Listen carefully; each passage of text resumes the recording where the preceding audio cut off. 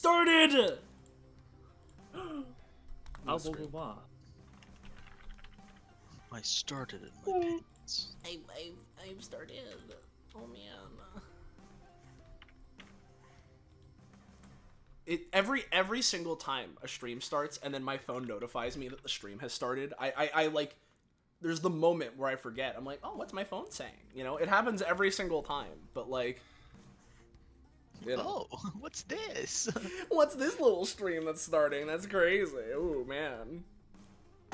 Would you look at that? Yeah.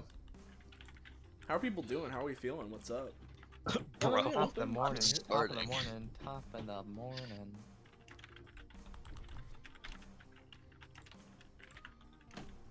All right, well. I comment my momentary anger.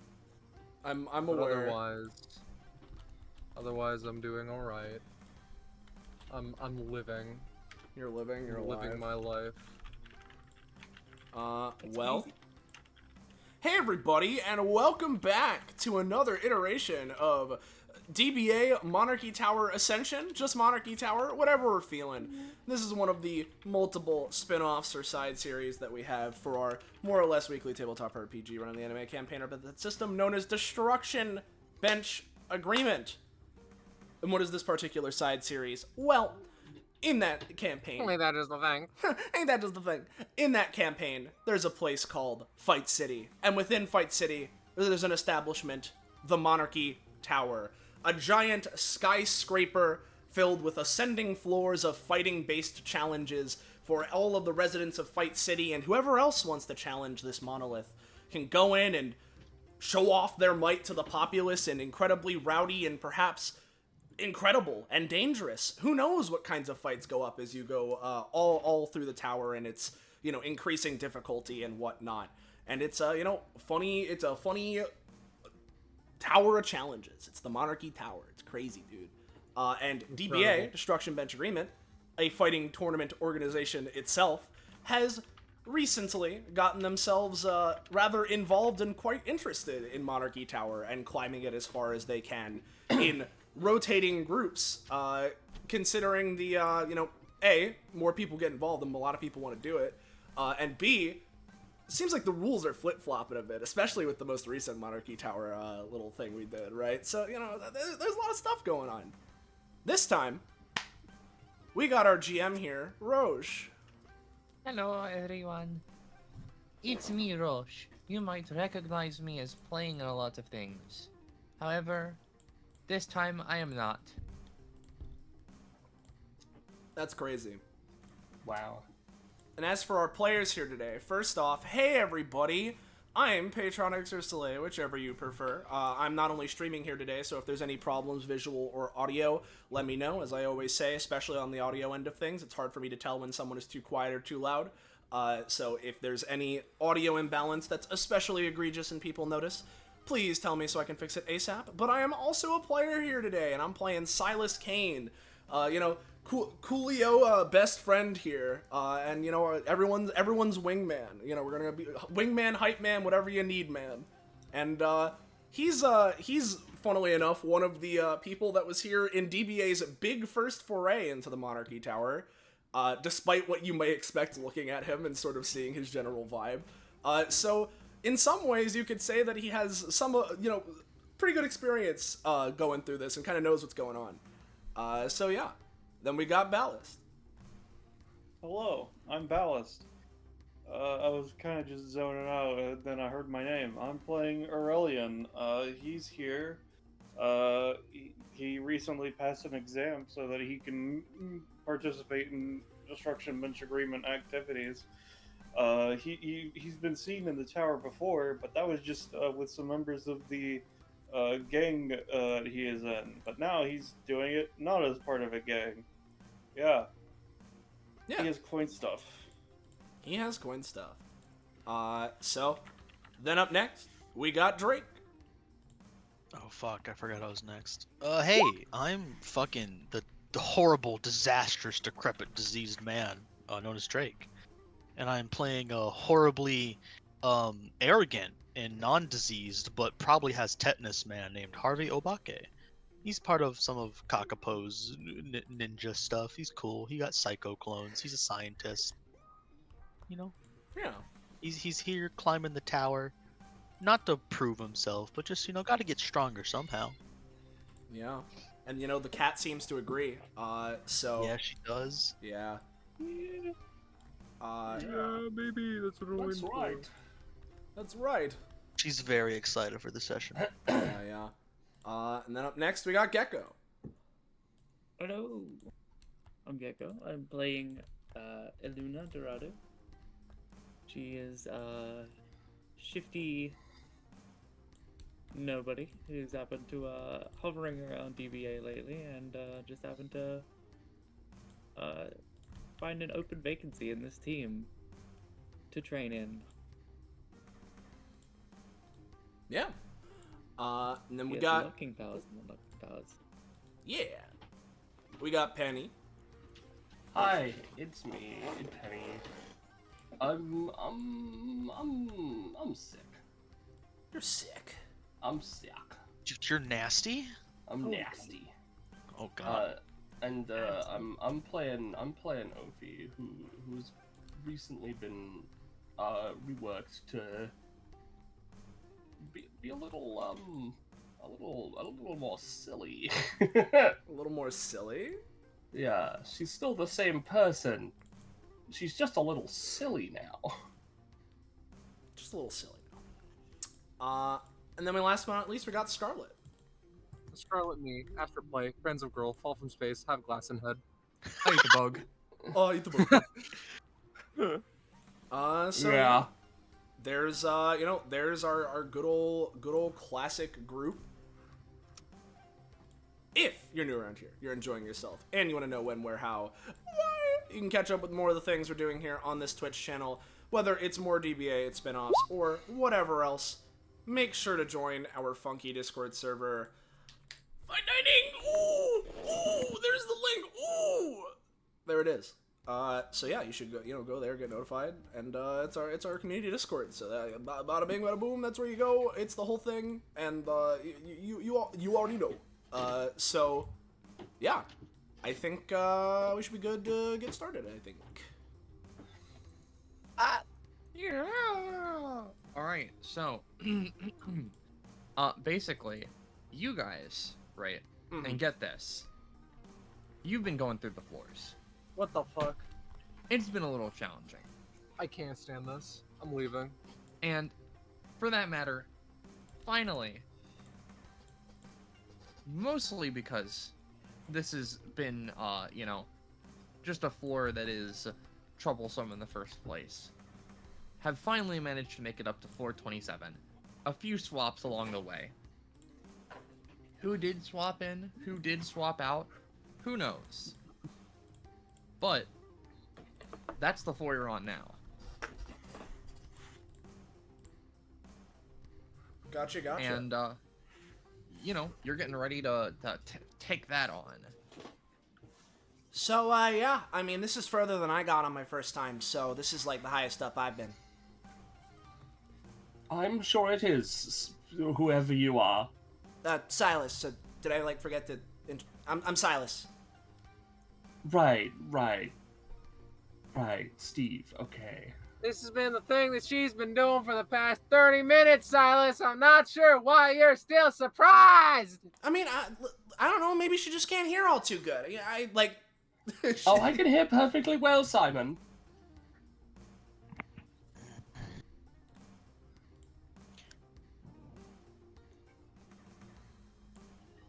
I'm just, not in the name-remembering business. Right.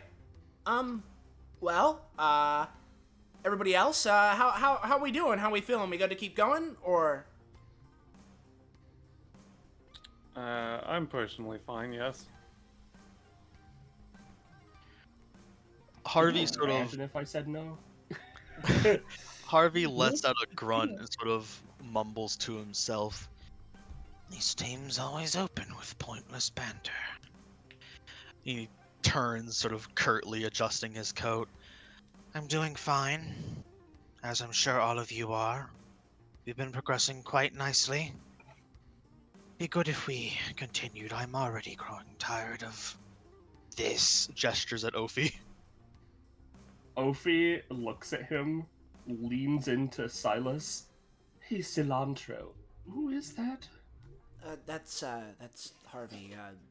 He's he hasn't really been all too receptive to the whole like group thing. I've been trying to, I'm trying to like foster a whole like team thing here, and it's not really working. Yes, and you're doing a great job. I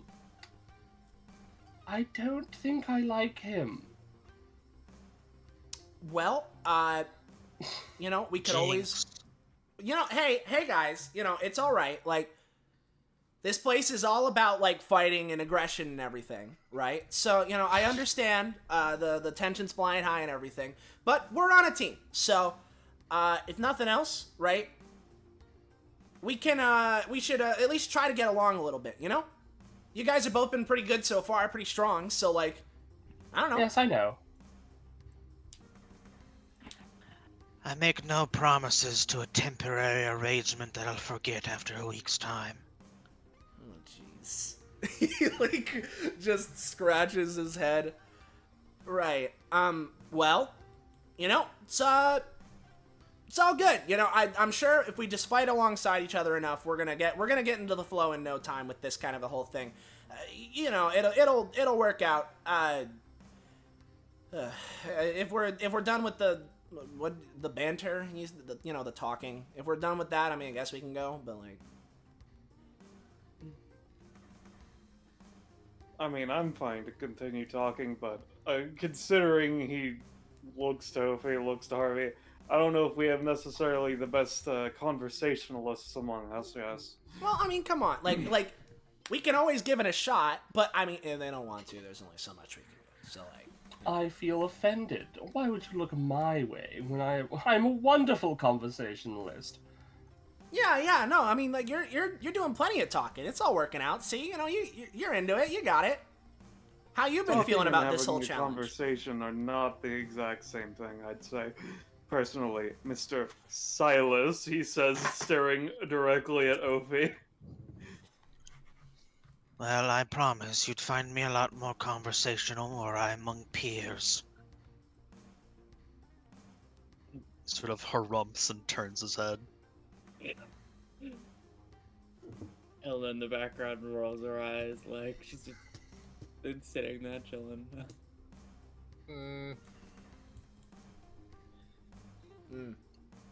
Well, nobody else has been this high up either, right? This is like kind of all of our peaks right now. As far as I've ever gotten. Prior to this, 22 is about where I capped out.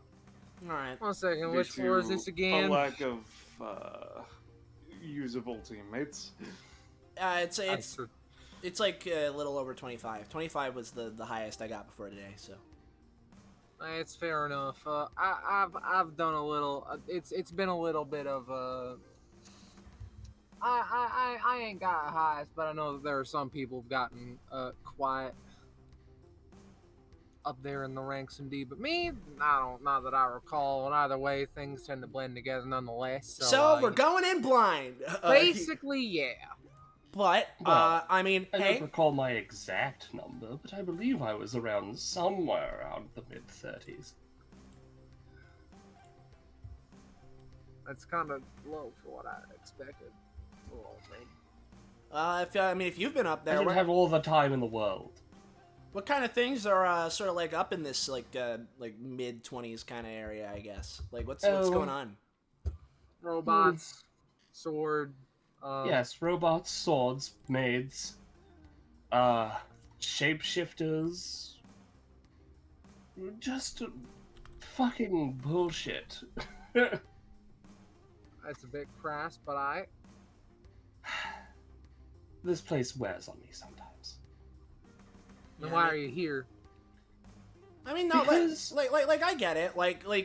Sorry, he like motions around. You think that when you got to like certain floors, they'd at least change like the color of like the tiles or something to be like, whoa, yes, you made it, so. Right. Well, It would be nice. maybe some actual decor. The flowers are, well, they're not flowers, they're just trees.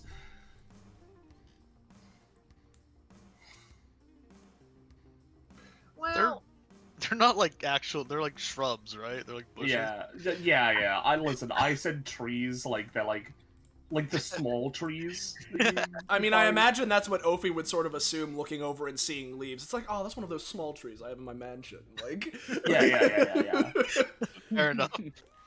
I just wanted to make sure I wasn't grossly misunderstanding. What's the fucking the name of the like the bushes that you like shape into things? like shrubs. Oh. No, I know what you mean. It's There's a specific name. The boxwoods? I don't know. Yeah, I don't know. It'll come to me. Never been a gardening expert. Can't really say. Yeah, I don't really know all that. Like, you know, it's like a plant. Maybe I could ask Mary for her opinion on the shrubs, but I don't imagine that they're very complicated. Do you think we could just take these into the Monarchy Tower challenge and just be like, sorry, we're using whatever we have at our disposal? I've Well, heard of people bringing in tables, so... yeah. Well, I mean, fancy that. when we came in here, right, we bought tables and a gorilla. So, like, I think a plant's fine. Has our communal scrutiny come under such degradation that this is what we've come to? I'm just thinking, because I've remembered the name now, they could have put some topiary bushes in here. Okay, you're picking this plant up, Astra. All right. Yeah, we're gonna hold this shit in Give megaton me- mode. Yeah, give me just like a cursory roll. We're gonna tiny from Dota 2 this shit. You get what I'm saying? With a 5. Okay. You get it. memory. Oh, you remember you like bushes! You ate a bush when you were younger! I'm gonna make a copy of this plant and put it on the GM layer. Understood. Fair enough. But, yeah, you know, we got more firepower. There's gonna be robots and metal and whatever else Ophi was saying. Then, I don't know, we've dealt with that kind of stuff before, right? Like, we know what metal is. I've dealt with plenty of metal. So I think we should still be fine. Your blind optimism is a show for us all. This is the least cohesive team I've ever been on, and I've been on like 3. Well, no. Come on, like, we all just got up for the first time here, right? Like, we're still feeling each other out. It'll all come together. Alright,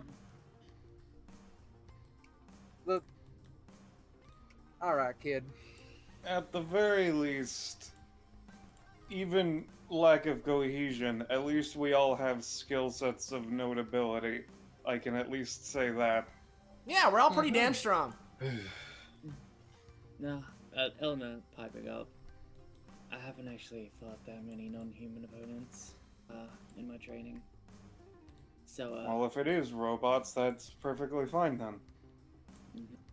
Yeah. But, I could assure you, she like stands up and dusts herself off.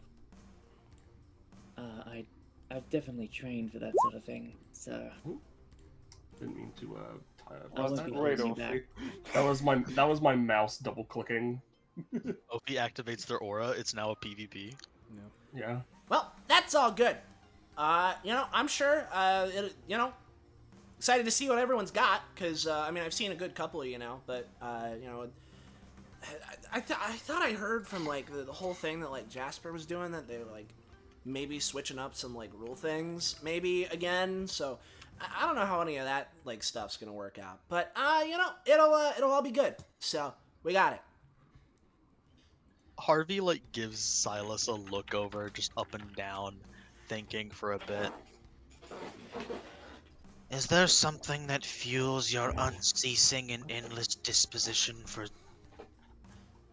jocular activities? Jocular. 1 second, I'll look it up. Yeah, thanks, I Jocular he like, definition, like, there's a sweat drop as he just sort of, like, turns an eye to Astra. Gonna assume you're calling him what? Stupid? And she like looks to Harvey like with a No, to quote the thing I looked up, fond of or characterized by joking, humorous, or playful. Oh, So I think it's a compliment for the most part. I don't know. It's just like the whole, at least for me, the whole like DBA like fighting thing is, it's fun. And we're going here to challenge and having a good time with it, get some blood pumping. So I mean, I don't know. I think it's better to just sort of be all like good feeling about it. I mean, we've been doing pretty good, so like. Pauses for a second. Pats on the shoulder. You must have had a good life growing up. How unfortunate. I'm sorry? I'm not gonna ask any more about that. She's the most delusional stuff I ever did here. wow. Yes, he is quite delusional, Asteroid. What? That one, Because that one, Ophi's not remembering people's names on purpose, Astra becomes Asteroid because it sounds somewhat similar. Oh, okay. I was like, delusional asteroid? What? if that... Alright, Silas, I gotta be fully Elucid. honest with you, right? If Huh? that motherfucker speaks my dead name, there will be hell, high water, little bit of A, little bit of B, and she will not survive, I don't think. Your dead name Alright, was I just- Asteroid? That is... Oh, you're jocular indeed. She pats him on the shoulder. Fucking We're- Eluna, it's just- Eluna I'm just- leans in. Yeah, sorry for eavesdropping. Are those asteroid bits in you? Yeah, no, that's like glass, I think. It's weird glass. It's weird glass that I can change the color of, for instance. Like, watch this. Red flavor. Ding. Fancy, right? I can do 3 different colors. So as long as your favorite color is red, brown, or purple, we can I mean, there's- start something magical. There's also the base white, right? Now, I didn't think of that one. There is also white. I'm white. Purple. I forgot. Now That's- you. Yeah. Yeah, that's for all colors. Nonetheless, I'm simply using you as someone who understands my current situation and just like a do not get in my way, all right, kid? No, I mean, no, I get it. Like, I'm All gonna, right, much I'm- appreciated. no, I'm That's gonna- it. I'm okay. Yeah, I mean, like, yeah. Let's just keep Let's going. just see. Let's just see how hopeless we truly are. Let's get going, No, but, boys. we've gone through stuff. I mean, it'll work out. Like we went through stuff, but the first time we went through stuff on the first floor, it's like we're gonna beat you up, and then I gestured at them and they fell over. Yeah. By the way, Esther, as you walk past, you're not very good at whispering, and I will formally and appropriately apologize in advance if I happen to call you by your dead name. That's not what I'm about. Wow, Oh, that's good. I just don't remember your actual name. heartwarming. The billionaire feels bad if they misgender me. Wonderful. No, please, I'm not that rich. Man, spending a move action while talking, how extra you are. Yeah. Anyway, Well, Rosche beat our beat, so I guess we're talking for a bit more. Oh man, Harvey's gonna love this. as a note, Ballast, they do. They remember when they were a child. That's one of their memories, and they were, I see. Anyway, one of my Man, favorite things. Who about is this weird child's memories that I have? That's not my name. That must not be sorry, me. pals. I got called at one of those very convenient times. When Yeah. when it would be the most convenient for it to happen. One of my favorite things in the whole wide world is when the Monarchy Tower doors take an extended duration to open. The doors open. Yeah. And you Eluna, guys. who looked like she was 5 seconds away from opening her goddamn self. Yeah. You guys are gonna get in there. Fuck yeah, dude. Yeah, baby. That's what I'm waiting for. That's what it's all Totally about. gonna get in there. We're gonna move you over.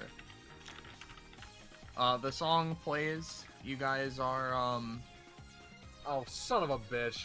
Oh, Moxie's Hanging not out. here. Moxie's not here, sadly. Unfortunate. However, what is there is, the grass. Wow, look. They still haven't got any goddamn topiaries, but it's nicer. Hello, everyone. Other teams are going to be in a moment. We're opening the doors. Figured we'd let you guys on first and foremost. Just, stay on that side. Don't touch the center platform yet. All Damn right. it. I wanted to Okay. steal the chair. We're going to explain the gimmick in a second. Plant life was pretty on theme, as to be expected. Good job.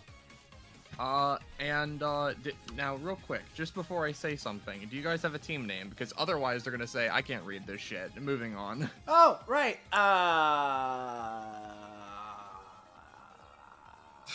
I think Astro would bring up the concept of naming their team Null Pointer to see if that will fuck up the system. Wait, Like- no. I got it. That's funny, right? But I got it.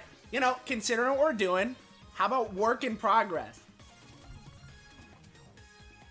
Oh. Sure. All right.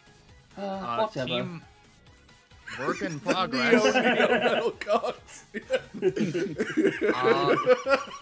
Welcome to the field. Next of all, we have a group of contestants. Well, not contestants. Sorry, that was the last. I got my wires crossed. The last thing I announced for was the weird dating thing. I'm sorry, what? Next is the Mishmash. Which God. Oh, it's another group of, a bunch of misfits. they come out. That's a term for it. Are you serious? Oh, we call no. ourselves the fucking Mishmash? I mean, Why that's can't what I we see are, one right? of their stamina bars? Oh, which one? He's on our Bye, side. bye. All right, super cool. Could you Thanks imagine for if we all letting me know. said bite except Drake, who somehow said Sable? What? Just the We're stamina joking bars. around. I'm joking. Yeah. Either way, they're bickering amongst each other. Everika looks kind of unsure. Sable wants to die. Bite's having fun, and Terrence is like, seriously? Are you guys fucking? Are you going to complain about this on every floor, man? I mean, yeah. I mean, what name is the Mishmash? Like, are you kidding? Terrence moves up. All right, Wow, that hey, one in the losers. middle seems very obnoxious. You're very obnoxious yourself. Or maybe it's just the light reflecting off of that gaudy fucking hair of yours. That didn't take long. I do not need to take this from some. Does it actually happen, or is it just a fucking bit? I don't... It like feels like it happens. Yeah. but, like, I think it's the impression He- you get. He Yeah. leers over you, but from that distance. Right. He gives you the nice hair, up and down look, and then his Yeah. eyebrows wiggle, and then I don't need to take this from a 12-year-old with their daddy's credit card. Oh yeah, 12? You look like you're fucking 500. 8, go back to the Stone Age. Do you even know when the Stone Age was? Long enough for me to not care. 10 Well- seconds and I leave. Anyways, Are I'm going to there my any side other now with teams my that are being crew. brought in? And then, Bite moves in. Let's have a good fight, huh? Oh, there we go. Yeah. I hate this. I am going to kill that one. Well, not literally. Jesus I'm going Christ, lady!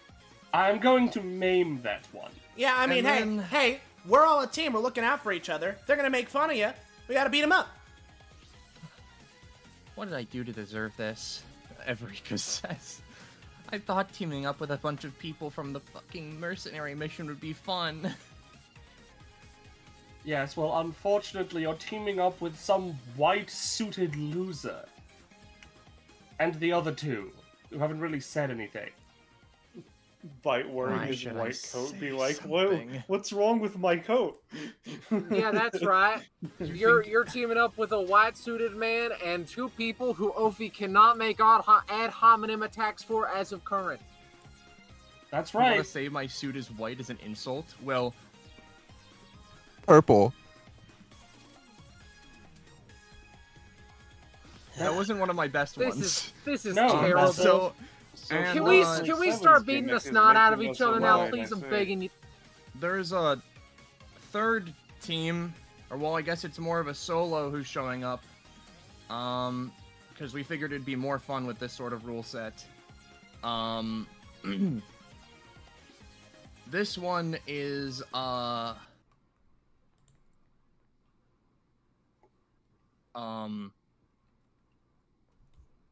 Nereid? Is that how Their it's theme said? broke immediately. Ah, I see. And walking out from the other side, someone with their hands in their pockets. Almost immediately, Evrika reacts, and their robotic arms start shaking like they're freaking the fuck out. I'm going to what? assume there's a. Oh shoot! Was this about the whole like fish thing? Why are you here? Nereid looks to Evie and sort of smiles. Shakes their head. Hold on, wait, how is this sanctioned? Isn't she like a war criminal? You think that matters on a lawless city? They More move over shitty to the state. side here. Okay, look, I don't know what you guys like know about anything, but she's like the worst. And like she pushes past Sable, who's like, and Terrence, who's like, what the fuck? She's literally like evil or something, and she like tried to nuke everything. That's great. I'm just happy that White Suit over there finally has a date for cosplay prom. Yes, please. Can we move on with all of this? This is getting tiresome. All right. Well, given that and the announcement that I had written down that I didn't need to say out loud, we're gonna tell you guys the rule set of this one. You guys might be familiar with the right of succession, but welcome to Chair of Chumps. Remember the regular old right of succession? No, you don't, loser. Fuck you. Parentheses, of course you do, but for the sake of this note, it's trying to be tough. In the center of the arena is the Chair of Chumps. Every team starts with 7 points, and the goal is to reach 0 before anyone else. If someone touches the chair, they store 1 point from their team within it, and if a chair is flung into someone, uses a weapon, or otherwise hits someone else, their team accrues every single point stored within the chair. A point is considered to be put into the chair every time someone attacks it. Don't worry, the chair is invincible. If someone is actively holding onto the chair, has it stuck to them, or otherwise is not getting rid of it, they accrue a point every round, and if someone accrues a total of 25 points, they are out. In the case that a fight will drag on theoretically forever or for too long, the referee can call the fight, or the announcer can call the fight and name the winner based on who has the least points. Interesting. Ah, it's like So, opposite of the succession one. Is that something they like read out loud to us and like explain the rulings of, but in less mechanical terms? Or Yes. Harvey would think for a moment and almost raise a hand to ask a question, but then he would just say like, "What if a facsimile of us touches the chair? Does that count for a point of the user?" Powers count. Okay. It's worded in such a way so that if you shoot the chair, it still works. And what about a facsimile of the chair? If we touch that, does it count? It's a fake version of it. So I don't think so. Alright. It's got to be the genuine chair, but maybe not the genuine you. Okay. Wow. At this point, we can roll initiative, I think. if you were all set and ready. I'm ready. I believe so. In which case, as we start here, right? Silas is gonna turn to Astra. Yo, Astra, we haven't done this yet somehow. So, wanna go for it? No reason to not. In which case, yeah, I'm gonna partner under Astra. And I don't have an icon drawn for this for, presumably obvious reason to those of us playing, right? But I very much so, the image in my head for how Silas would sort of, like, aesthetically change is pretty simple. I imagine that similar to Astra, his outfit would probably shift to be, like, similar kind of fancy suit, right? Like, that she's got on, except instead of green tie, it's the purple tie. And the button on his, on his collar probably changes to match the button on her hat, so... That's a monocle, but fair assessment. Still probably, shifts to be a monocle then. That's fun. Does he get any crystal? This is acceptably humorous. Maybe a little bit. And, Somewhere beneath that shirt. Before we sort initiative, right? When it comes to, initiative for, Silas and his partner, our initiative is basically advantage. We can choose whatever we want and start next to each other if we want. So, I think we can take yours. You think so? Alright. Yeah. Yep, and... Still right at the bottom, though. No, because Aurelian disabled turns rolled bad. Bonk. Well, Aurelian didn't roll bad. Alright, so this is the initiative, right? And as it turns out, Nereid has a start of combat. Yeah, Incredible. So effectively, right, Nereid, says, I hope you losers are ready, in a completely non-Nereid voice as they extend their arms, and a couple of friends manifest in the arena, as I'm going to post their passive. Oh, yeah? Oh my god. Because, this is something fun.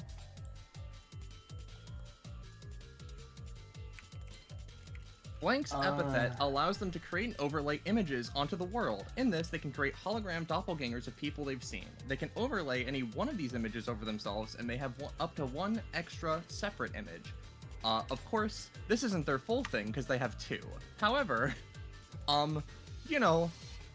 she sort of, gives a smile, as it's like, alright, let's get this show on the road, shall we? She could just summon the goop? That's not something she did before. As an ability is going to be used. What's the goop? It's bad. And I'm going to use, and actually 1 second, because I realize that I probably should have done this previously. They are going to use typecasting, and effectively, in one swoop, the Dimension Devourer, so to speak, even though it seems like a strange mirror image, or not strange mirror image, it appears to almost be like,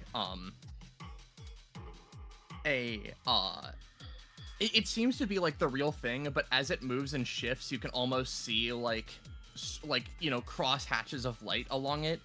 As it's going to just go for, like, a dimension-rending slash through the, Mishmash team. Which is going to be a 3 cost.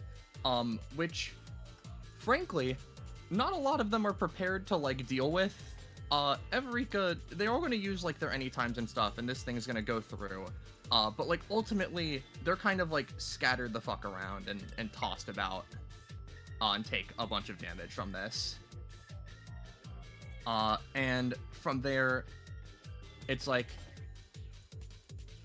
alright, that was a good one. Keep the cameras rolling. I want to make sure this gets seen. And they're gonna take a bonus action. Alright, cool. No? And bonk, 1 second. Whoops.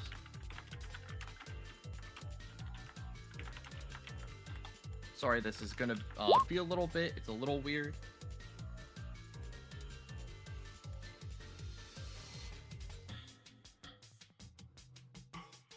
as they seem to summon another image next to them, and this one is familiar. Oh. Oh, you son of a bitch! Let's see how it looks when one fights the true self. And from there, they're gonna take a movement action.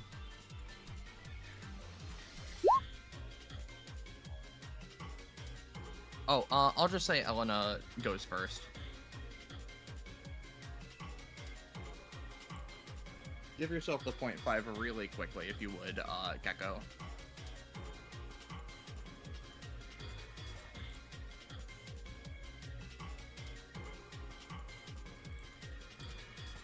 Yowza yowza. And yeah, that's the end of their turn, as they are just happily holding their hands in their pockets. A couple of these guys move around, but, you know, nothing particularly crazy other than that initial thing.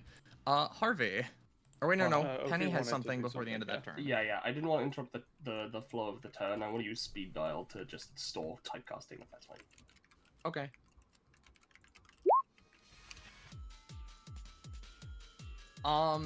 Just the action. I'll say you can get, like, Dimension Devourer Slash, but you're not going to be able to theoretically use it to trigger the holograms themselves to move. That's fine.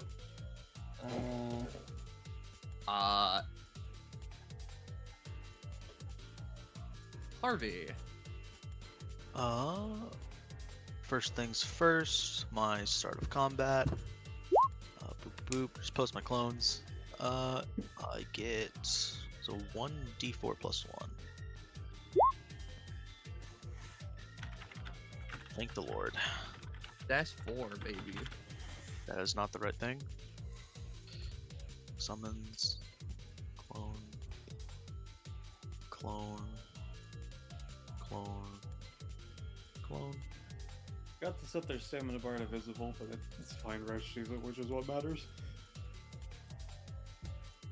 As they just sort of like Harvey, his form seems like shift and become ephemeral for a moment as they just sort of step out of him to either side. Here, there you go, kitty. And he's going. Are we able to understand that these are like images, or do these seem real? They seem very real, but like when they're like moving very specifically, you can sort of tell that they're like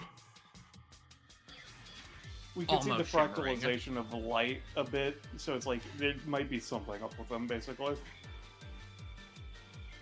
Interesting. Let me. Did not expect to go first. I'm so upset that I fucking wasted a goddamn 20 on this.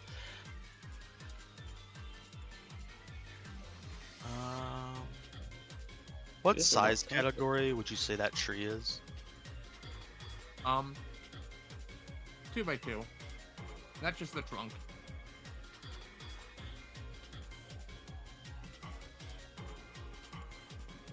Let me see.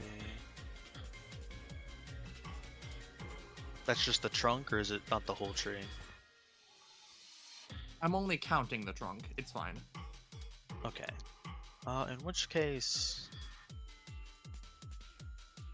we'll see if this works. This clone is going to step here, place a hand on the trunk. At least I think they get to act immediately. I'm pretty sure they get to act immediately. This would be bad. This one is... Let's see. The one in the back is gonna, like, fall into the ground. And just, like, disappear, as I'll just put him here. This one, 1, 2, 3, 4, 5. Nope, 5. 1, 2, 5. Harvey is going to... Is there a knockout? As in, like, knock out of the arena? Ring out is a possible thing, yeah. Okay. He still doesn't want to be by that thing. So he'll go there. This one will go 1, 2, 3, 4, 5. Well, actually, I don't think I can actually touch the chair at all. How would you rule? Because Harvey has the ability to make like apparitions of his appendages. How would you rule that for points? Considering that's something like a mage hand and not like being like, I imagine you would not be forced to accrue points by holding onto it with a mage hand for too long. But the announcer might be like, well, if you're holding the chair the whole time, that might be a little weird, you know? Okay, gotcha. Oh. 1, 2, 3, 4, 5. Okay. Now that they're all in position, the first thing I'm going to do is the clone to the bottom right next to the tree. I'm going to attempt to use mental mechanics as it just traces its hands along the tree to create an apparition of the tree that they can just sort of throw their arm forward with the idea that they're trying to, in case it is an image, it would fly through it, and if it's solid, it would do damage, but if it's not, it would go hit this astroclone. Mm-hmm. So let me roll that. It's a 2 cost. Well, that's pretty good, I think. Oh, Oh, you're so shit. mad you wasted a 20, huh? Well, I got So- this one. I'll take it. Alright. From this, I will let you know, basically, a very specific part about how they, work. Mainly because, you did roll with a 20, but, this shit is kind of fucking weird. So I'm just gonna straight up post their entire passive now, because you very much understand how this works fully. Because, and I'm going to say you ignore what would trigger on this, because you know that you would from this passive gain on touch status effects from touching them, or the clone would rather. But effectively, these holograms don't currently have something in them. They're basically just light, and you just pass through them without harm. But in all of this, you learn basically entirely how that functions. Let me read through this. Gotcha. Alright, so they can't be damaged and aren't physical until they are forced to do something. Yeah, and there's no level of damage transfer from hologram to her, right? Oh god, they gain the stats of whoever their illusionary thing is on themselves. That's okay. And touching each hologram gives you on touch effects. Interesting. Yeah, Harvey, I guess does the tree like stop on them, or does it go through and hit the astroclone? It goes through and passes through the astroclone. Okay, gotcha. And then it like dissipates. Harvey sort of thinks for a moment, like rubs his chin, lifts his hand up. Oh, I learned a lot from that. Looks to the rest, sort of like ambiently waving a hand. Don't touch them, they're holograms. They'll debilitate you if you do. And if we can, we need a method of dispelling that one's illusion. Points at the Nereid. I think, by my calculations, it's currently giving them the vague power of them. Do you know how strong slime is supposed to be? Waves hand. I don't know about the image itself, but I can definitely tell that one's relatively powerful. I'll kill it. The astro hologram begins to speak with the voice from earlier that was from Nereid. That's kind of interesting. You went real gung-ho on that one. That's not how I talk! I'm not copying your voice. I wouldn't use it. It's not important to me. Oh my, you started something fierce. Good. Show me more. Let's make it a spectacle. Oh my god, this sucks. And then following that, the Psychoclone to the left, next to Silas, is just going to Oh, you know what? I have a fun idea. The Psycho Clone actually ahead of in front of everybody is going to shoot out a hand to just go grab the chair and like toss it into Everika, and then the other one's gonna shoot another one so that it like bounces off of it and deflects it into Terrence. Mm. So let me 1, 2. Maybe does some damage. Yeah, in this instance, Just realized all my clones are connected. I'll just have to manually keep track of their costs.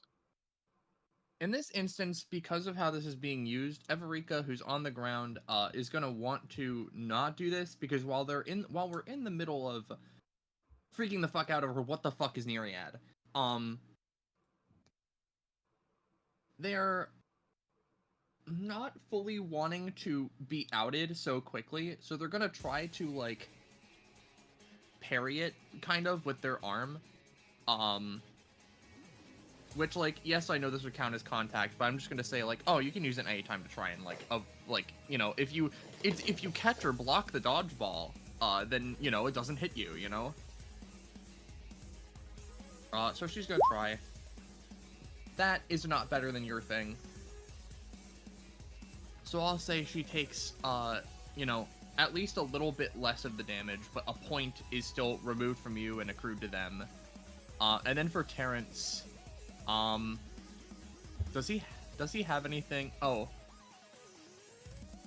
No, he doesn't. We should move the chair over there too, right? Yep.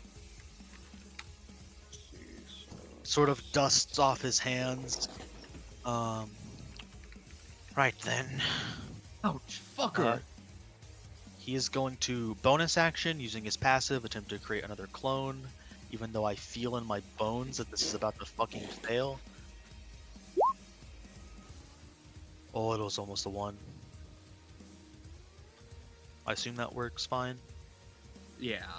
Does it get to act immediately? I'll say, on this turn, no, just because your clones have been pretty effective. Yep, fair enough. That is, I believe, 3 stamina. What is the range? Is Sable, like, knocked prone? He's kind of half prone right now. He's not really gonna have the detriments of prone, he was just tossed around. Okay, in which case, Harvey using his main action, this will be my last thing, he's going to create another paranormal appendage of just like lifting up his foot and then just stomping down to have it zoom out and just fully knock them prone and do some damage. And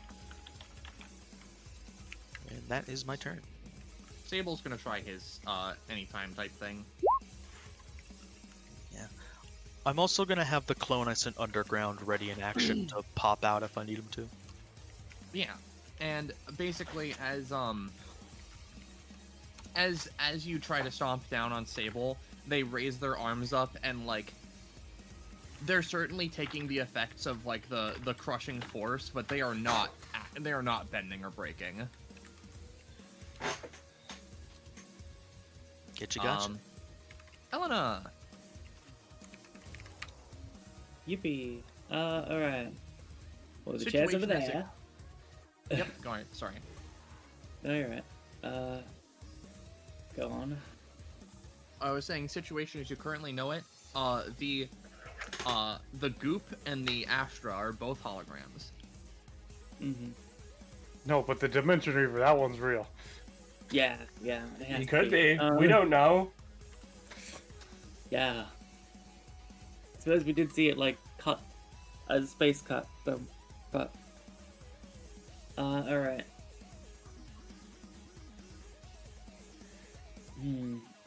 If you Yeah, could, let's I'd cover the stagger story. out the weaklings so we can focus on the real threat. Alright. I could do that. Right, she looks at the others on the other side here. Anyone got any particular plan? I'm cooking something up. Yes, I I've too already- am cooking something. thought of a plan or two that I've mentioned to a good buddy here, but other than that, not especially. Hey, coin guy. Hmm? Aurelian, was it? Yeah? Aurelian? Are you able to flick a coin at just passively in front of yourself? Sure? Alright. If you would then, I'll show you a little technique I've been working on. So she's gonna move up here, next to Aurelian. Wait for him to... Is he able to just, like... I imagine that flipping a coin is like, or like minor hand gestures and all of those little like bodily movements are just reactions you can take out of turn, like talking. It's just like a thing that it doesn't have any real mechanical effects. Considering he has too many times for throwing out coins, I assume, yeah, I could just kind of do an unaffected coin, sure. Right. So as he flicks the coin, she like kind of gestures to like here. And you know, as it like flings through the air, she's just gonna real quick, do a big dramatic kick, like a double kick. Ooh. So that's 1 and 2. Should have a fucking macro for this, to be honest, but All right. The kick goes. The coin goes up. You kick it with your foot. It's not a great kick, but you make contact. right. And then the second one goes through. Yeah. So upon kicking it, she manifests a golden lock on it, and it just kind of locks into space. And she's just gonna kick, and with the second kick, she just is building up momentum in the lock by quote unquote tampering with it.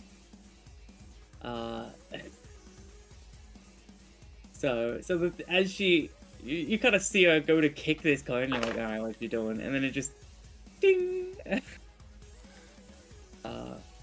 And it's just kind of hanging in the air, kind of maybe slightly vibrating. Alright.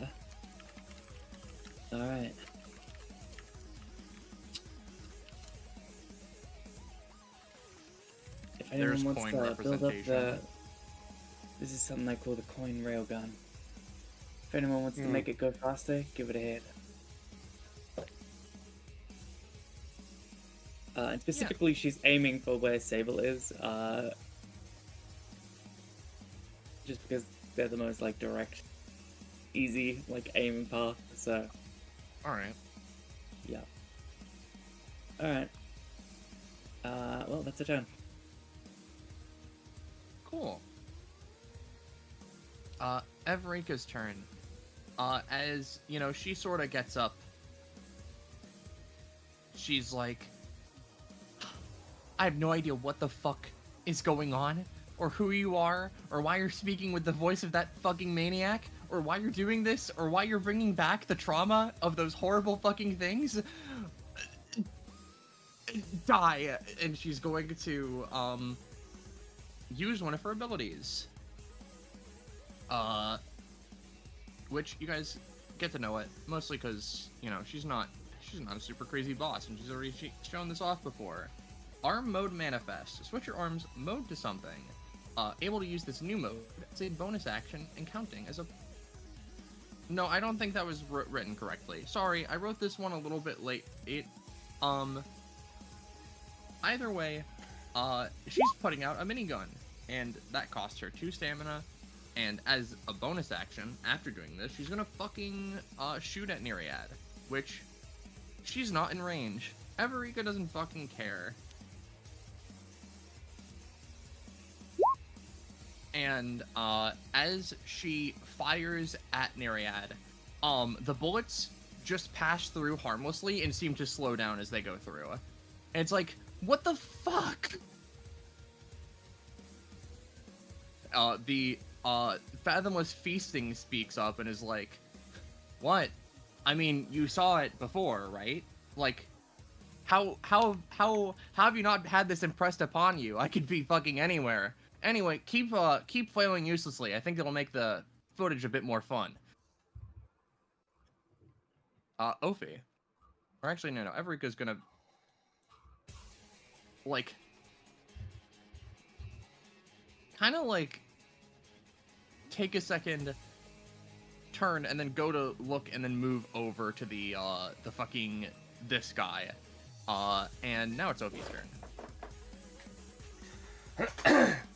Yeah, Ophi is just looking like, oh great, yeah, it's one of those people. She gets one of her fast healings, because, you know, she has fast healing 3. Still. Jeez. So, yes, I do think it's time. It makes more sense. I'm going to spend 25 stamina. Well, we We're not going to do that. The roll is this is still an outclass. It still doesn't need to roll. The roll is just to see if I crit. Yep. Nope, that's fine.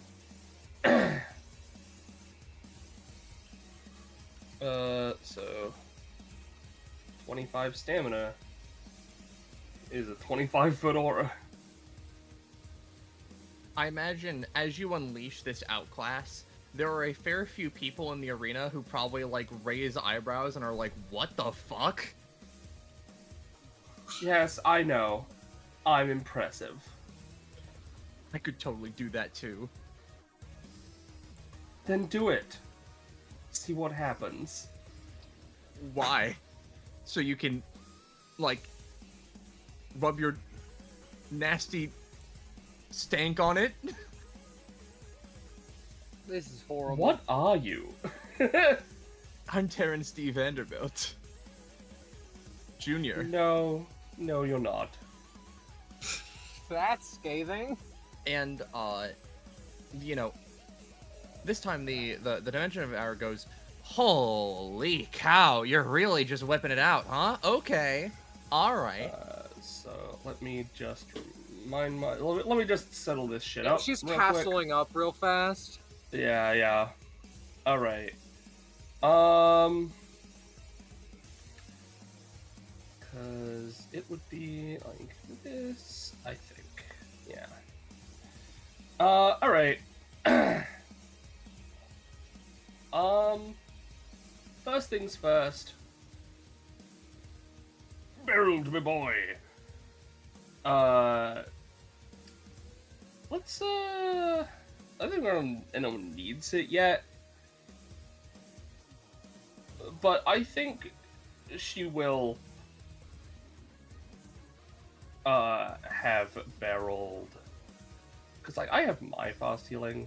I didn't actually take my fucking... I was like, oh yeah, my stamina cost didn't get taken. But no, that's because I didn't take it. No, that's... I didn't do minus 25. I'm a fool. There we go. Fantastic. Yeah. I'm just gonna... I'm gonna give myself more fast healing. Why? I don't... yeah, I presume I have to roll for this, Ballast? Yeah. Alright, I don't have a fucking roll for this, so I'm just gonna use Bear Smack as my option. You get 1 extra fast healing. Yay! Yay! Yep. Then Roosevelt's gonna fucking shoot me.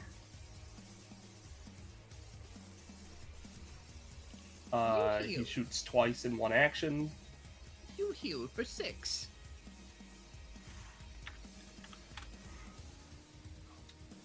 Then we're gonna have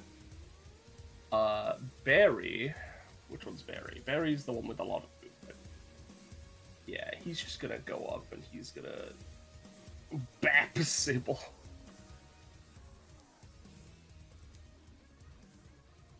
No.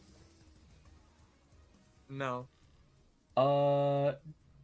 Barrington is gonna hang out here and hold his action for if anyone gets close to Ophi. And Teddy is gonna go up and bap Sable.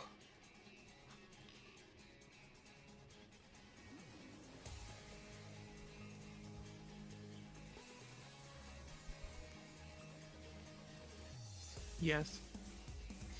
All right, fantastic. Here. Yep, The bears are here. the bears. All right, that's me.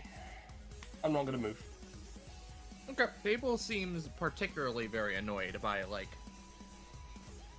all this epithet bullshit, but isn't currently talking. Astra. So, I'm gonna start us off, right? Okay, Scarlet? Yeah, feel free. So I'm gonna, start this off with a question for you, Rosche, because, I'm gonna be doing this, whether it's my main or my bonus action, right? But I'm planning on using my one ability that, theoretically, depending on what I'm using, if it's, if deemed worthy of being little allowed as a bonus action, right? It can be. If this is too much for it, that's fine. I'm still gonna do it regardless, right? But Silas sort of grits his teeth after everything that's been happening as he looks over to Nereid, right? All right, Buster. I don't know if you're a war criminal like she was saying, or if, my pal's right over here and you're like a hologram or something, but for one, if you are a war criminal, the hell, you're a monster, awful, and second off, none of that's gonna matter because you picked a fight with the wrong people, you hear? As he, takes a hand to his shoulder, sort of, winds up his arm as if he's reeling back for a punch. And, normally I'd say you made a good choice in picking Astra, considering how strong she is if you're gonna be copying one of us. But, I don't know, I think you're kind of incurring her wrath right now. And, of all people, a war criminal like you should know about the fallout of a giant explosion. And if there's anyone I know that can do something like that, oh boy. Astra's shockwaves ripple through the earth. Big space, nothing left. And the idea being is I'm going to use Hype 'em Up, right? Which is my give a buff to my partner ability, right? And specifically, I'm not even aiming for, like, damage, right? I want to try and increase the AoE on her attacks, right? Such that, for instance, Hyperspace Cutter, I don't know, it's like a random example, right? Because normally it's like a one space wide line attack, right? Trying to increase it to, ideally, I would like minimum like a 3 space line attack, right? If I get more, I won't complain, right? But I'm just trying to increase the AoE of Astra's general AoE, and if nothing else, Hyperspace Cutter, right? So that, it's just hitting bigger. And so, again, as I stated before, regardless of action economy, I'm going to be doing this. But if it's a bonus action, that's awesome, because I can do more. Yeah. Let me roll it. I'm gonna say, while you're rolling it, Yep. that, basically, it's gonna be a main action, and I was gonna say, I'll give you the choice between, like, bonus action for more general or main action for bigger, but I'll say, use it as a main action, and it'll be both combined. Sorry, for more damage and bigger? Yeah. Honestly, I can take that, so long as you're okay with having slightly less roll security, Astra. I'm fine with that. We'll work with it. Yep. Pay yo cost. Yep, I'll pay it in a second, and, as a reminder, this is, general buff, of course, and, could be buffs, properties, and potentially even temporary kit pieces. And they last a variable amount of time. Theoretically, if Astra fucks up super bad or something, the time it lasts can be reduced and decay earlier, right? But it all depends, and I rolled pretty good, so I'll take that. And now with Astra having her fucking AoE shockwave damage boosted up, take it away. Alright, you motherfucker, you goddamn nutcase, my jocular compatriot, thank you for pointing out that word. It is fucking correct. I present to you exceedingly large red bear. 1, 2, 3, 4. Alright, so this is something that she's never really done before. Iridescent Overdrive. Functionally, combine 2 kit aspects. I'm going to be combining Vermilion Supercutter along with, Bear With Me, to fire off a large projectile, yes, but at the end, where it would usually disperse into energy, it instead becomes a large, very red, very angry bear to hopefully beat the shit out of Nereid, ? This is, in total, a 6 cost, and, I can post both pieces of it if you so desire, but here is the roll. Not miserable. You know what? I'm gonna boost this up because as Astra goes for that, and you see, that's the whole thing. When I said a whole thing about a shockwave, I'm sure you weren't expecting a bear. As he flings his hand down in sort of an excited motion. But yeah, big shockwave beam and a bear being launched directly at your face, increased in size increased in size with the giant shockwave. So kind of the best of both worlds, if I say so myself. And we're gonna color commentary and boost that roll. That's Color commentary, huh? Color Now- commentary. She's Really? red and she's using brown. Really quick, basically, as Astra, you're charging this up, Everika calls out towards you, from over there, and, goes like, wait, no, I think that one's fake still, because I shot and it went through her, so I'm gonna give you an extra roll to see if you can course correct this. I was firing yeah. like up, Well, no, because again, Nereid is it's like they're like weirdo holograms, Yeah, because earlier Everika shot through this Nereid and it didn't do any damage, it just passed right through. So effectively Everika's like, wait a minute, I think the real one's over here. I say Yeah, that's why I was saying before, like focusing more on the area with like the other thing because they're like all Yeah. my But bad. you did pretty well. But that's a bad color commentary. Yeah, So yeah. what I'm gonna say is the bear flies basically up here, or the projectile flies here, and grazes past the hologram, and then like through some gracious miracle of God, probably the red power, it goes and like turns this way. And ends up hitting Everika instead and sending her flying as the fair. bear forms However- there. You can color it red if desired. Please do. You can summon bears as well. And I'll similarly ask that. I know that I crit failed there, right? But at least with the high roll on hype 'em up, right? Is the bear increased in size due to being increased with the yeah. AoE? Hell yeah. And I'll even say it has fucking 13 stamina. Oh 'Cause wow. that's about the amount of damage I would have made that Vermilion do. Alright, you motherfucker, I am sick of your shit already. I do not like people who can just switch bodies and be all illusory and shit. I'm gonna pummel you into the floor. Now hold on, first a second.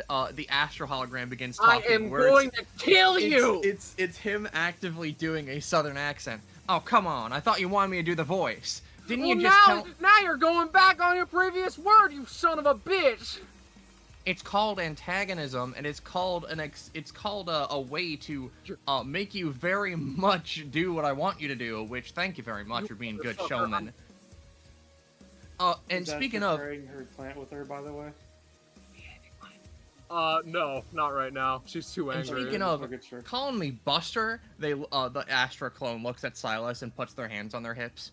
Don't you know that Buster Keaton was a hack? Didn't make a good movie in his entire life. Don't call me that ever again. It's like a fray. I'm not talking to.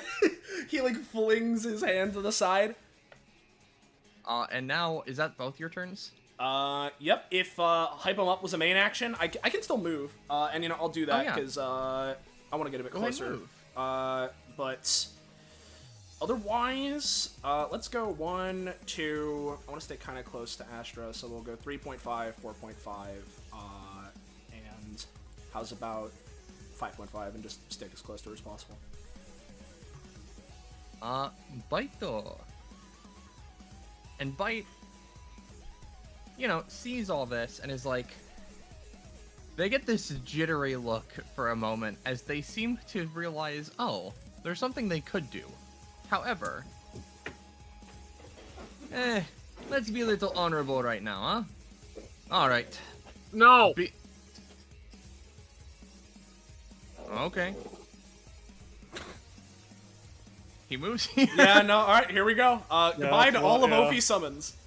No, it's not gonna do that much damage, but we're gonna see. As they're gonna use, fucking, what is it again? Which one of these abilities?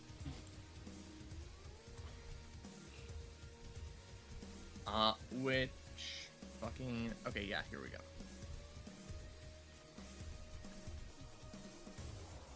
Yep, alright, they're gonna use their talent, and, you know, as they said, want to be a little bit honorable, so they're not gonna dump their fucking entire shit into this. But, at the very least, they're gonna try and target some of these holograms and try and target a couple of you guys. Bonk. That's a 9. The Zelina buff shouldn't be on there, but... So this would be doing 5 damage in a digitize? Before the shock or electricity spent? 5 damage I digitize?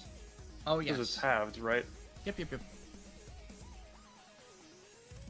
Oh, why'd that go twice? But yeah, this would be targeting 1, 2, 3, 4, 5, 6, 7,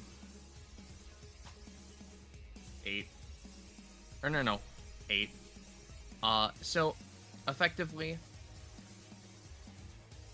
because they're able to attack 8 people, that would be not the Fathomless Feasting, but the Dimension Devourer, the Fathomless Feasting, the Astra Clone, Teddy, Silas, Astra, and Big Bear would each be taking 4 and a stack of digitize. What about Barry? I think I named 8.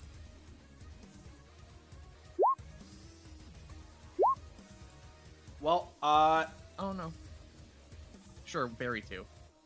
what I'm gonna do, right, so is, at least for my initial part of it, right, is I'm gonna try and, use my fucking, you know, Ka Duang gang, right, to fucking, have one of the silhouettes, manifest and shove me and then into Astra, so to hopefully push the both of us back, but I want to prioritize protecting Astra, and if I take it still, that's fine. So, let me pay my funny cost, and do I have a... I don't think I have a token action for this, so it's just silhouette manifest and shovey.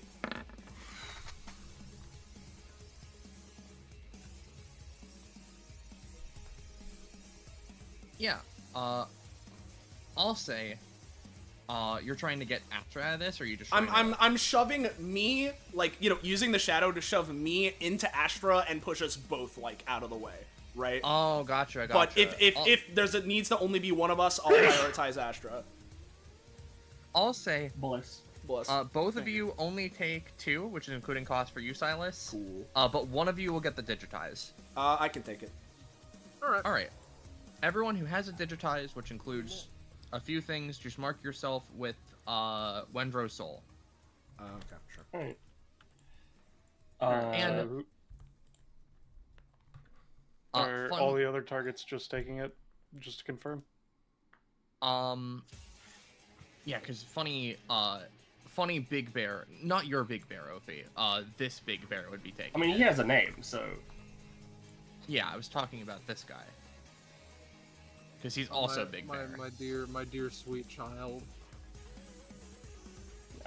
Although I can't do anything to stop it, I can, since it's been my turn, and you know, this is pretty good. Never mind. See, like, what I'm saying is, I'm not targeting him. Oh. I was targeting this one. It just so happens that they're both Big Bears.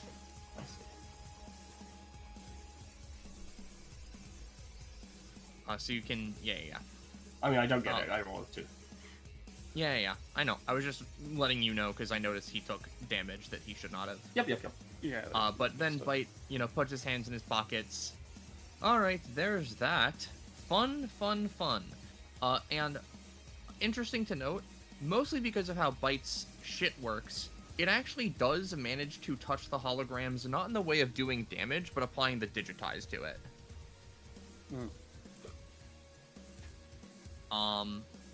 Which the now somewhat glitching Dimension Devourer goes like, huh? What? Okay, what? Weird. Ugh, that was a bit too Borderlands of me, Aurelian. 1, 2, 3, 4,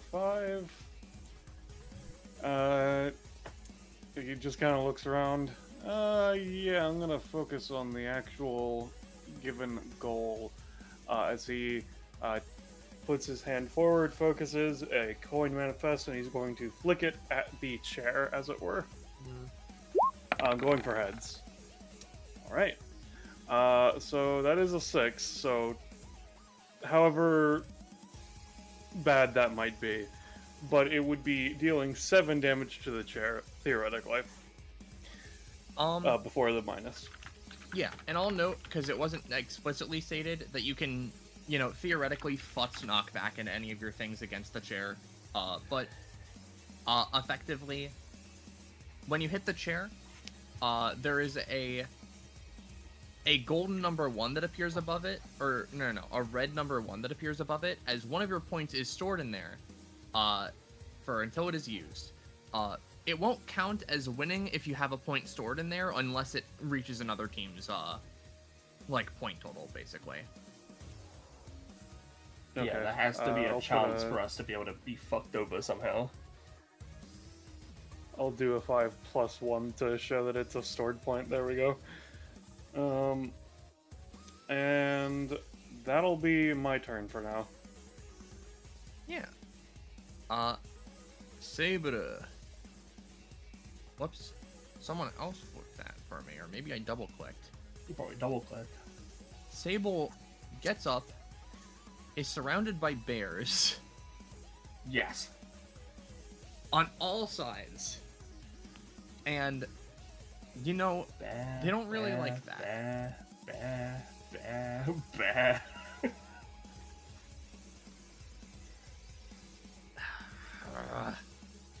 Fucking frustrating epithet bullshit. And Just pretty because much, I have an epithet does not mean you can take it out on epithets in general. he is going to basically pick a berry and try to throw them as hard as he can at the Dimension Devourer.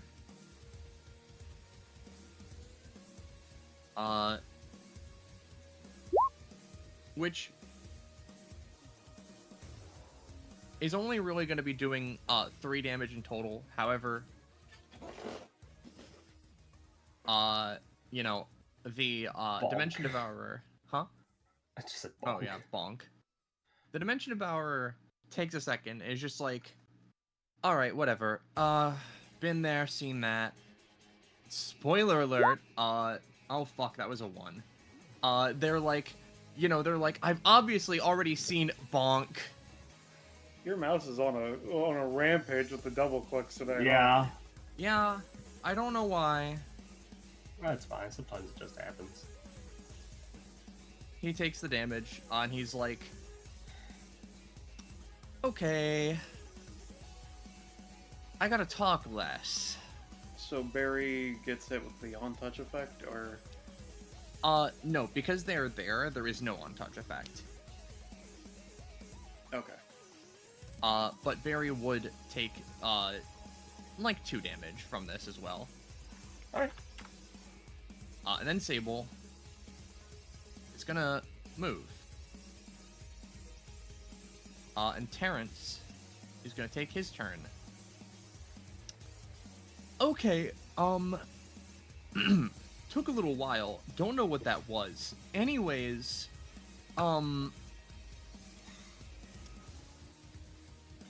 yeah, sure, whatever, man. Like, fuck all this. How do I think about this? This is kind of new to me. Good thinking. No.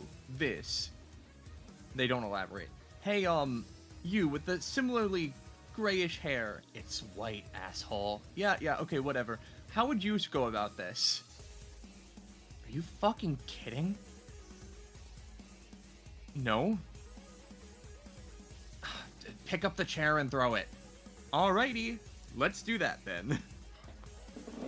He's going to pick up the chair, or no, rather, he's going to look at the chair, and he's going to use an ability.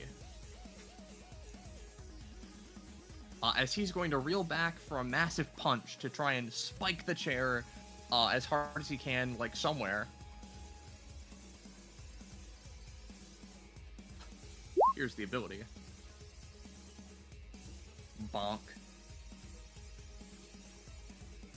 As he, in slow motion almost, makes impact with the chair, and the chair fucking zooms, and would effectively graze the bear, which would do like 5-ish damage to it, and it would basically give your point back to you, and it would transfer one of their points over to the Dimension Devourer. This is bludgeoning damage, yes. I don't know how much DR the bear has versus bludgeoning, but apparently it has it. Scarlet Gecko. Hmm? The bear got hit with the chair for 5 before DR. Oh, I don't imagine. Wait a second. Let me check. It has Maybe bludgeon it's DR. that. Yeah. Yeah. But it is vibration, so if Rosche consents, then I'll bump it down to 3. But still. Sure, bump it down to 3. All right. Huh. Oh, my own power escapes me sometimes. And now, that's the end of his turn, because he's pretty strong, but he doesn't have a lot of action economy. And now, it's this guy's turn. Okay, alright, how about... Honestly, I like that spice. Let's go for this. They're gonna try and use a bonus action. Not this time. That's okay.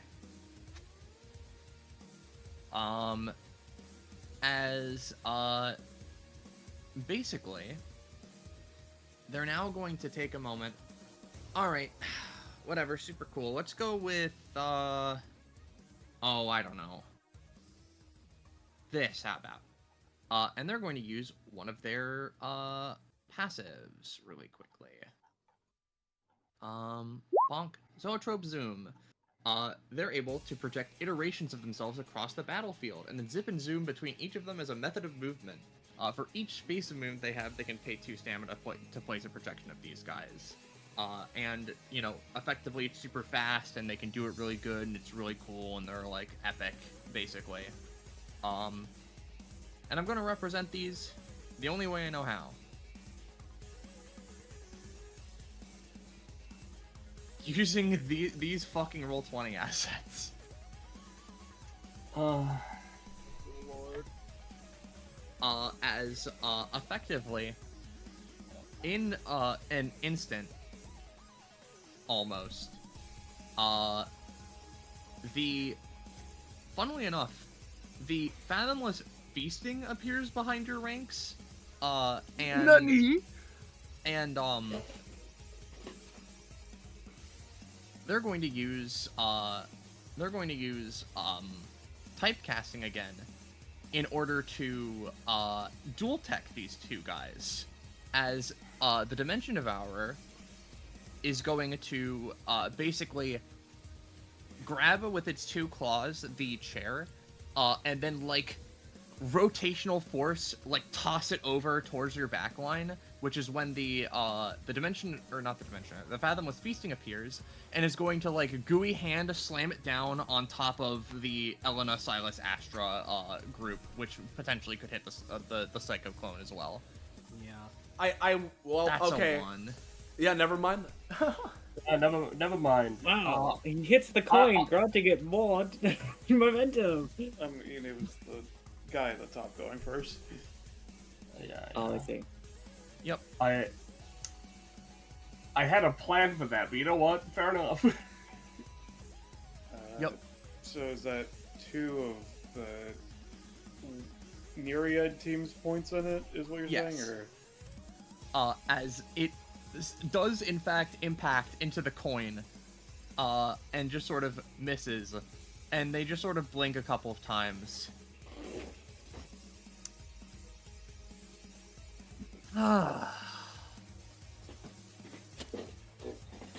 Fucking epic. I gotta stop. They mutter a couple of times as now things are gonna start moving around. The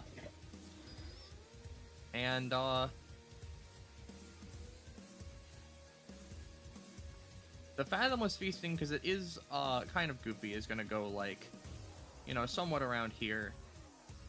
And you know, from there, I think, let me just check something really quick.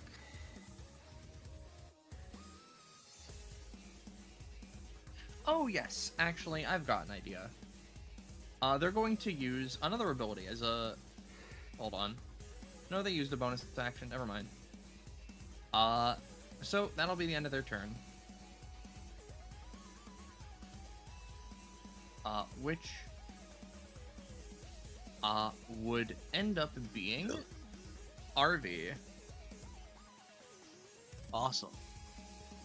Do the bears count as being alive? Or are they counted as objects or constructs or whatever? I assume constructs. Ophi's things are constructs. Yeah. Awesome. Let me look at something.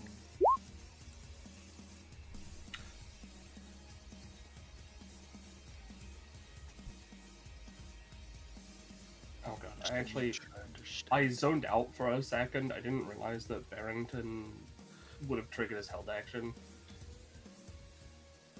Oh. Because the guy moved next to him. Oh yeah, go ahead. There's fish. He smashed the ground. You hit into the you swing your bear paw in. This one seems to be hollow now, as Barrington gains one.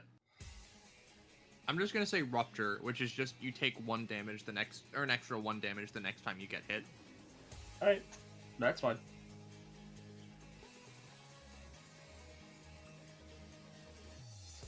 Harvey. Alright, so Harvey, yeah. I went to get dinner, so what's this bear? Is that an ally bear? That's a or... bear summon of Astra. Yeah, that's Astra's bear. What's the friendly bear? Oh, Astra has a bear, okay. Yeah.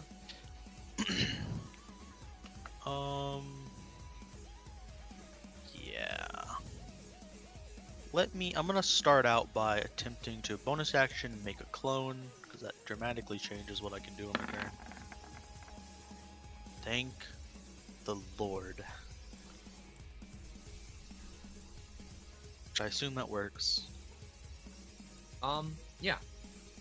In which case, I'll just make it there. That one, okay. Let me think for a second.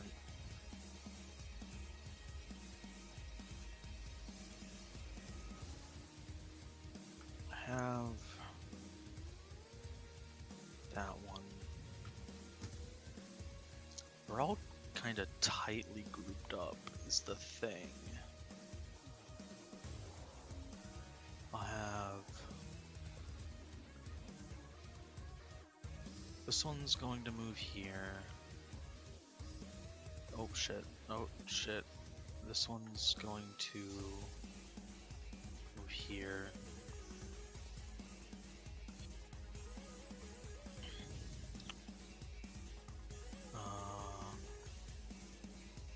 One, two, three, four. This one's gonna move past. What is the aura? Is just for controlling your bears. It doesn't like. That's the aura that Ophi heals their bears on. You don't need to worry about it. Okay. Yeah. Do that. This one is going to 1, 2, 3, 4, 5, 6, 5 actually. That one's going to move there. Harvey's going to move over here. I think, because it's 1, 2, 3, 4. Okay.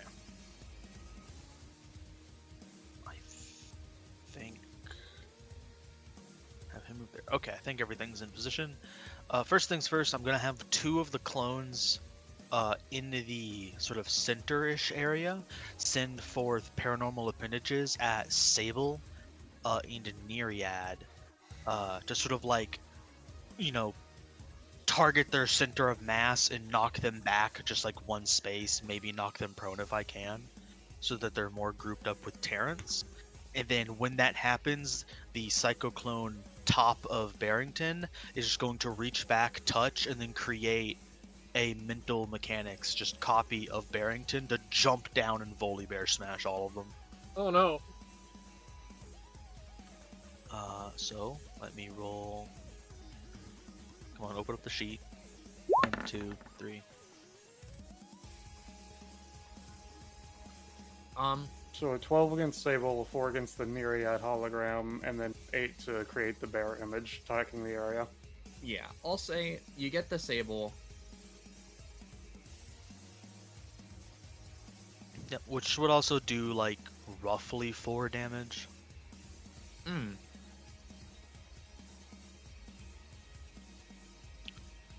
And you know what? Just because I had a backup one in case this happened, I'm gonna have one of the other clones shoot out thing at Nereid. Okay, go for it. I clicked the wrong ability, but you can just use the roll. It's a 3, never mind. Yup, that unfortunately misses.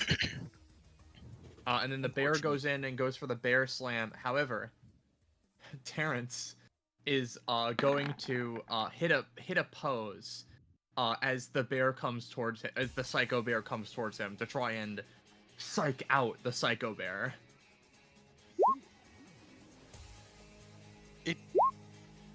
I'll tell you, it doesn't have a mind.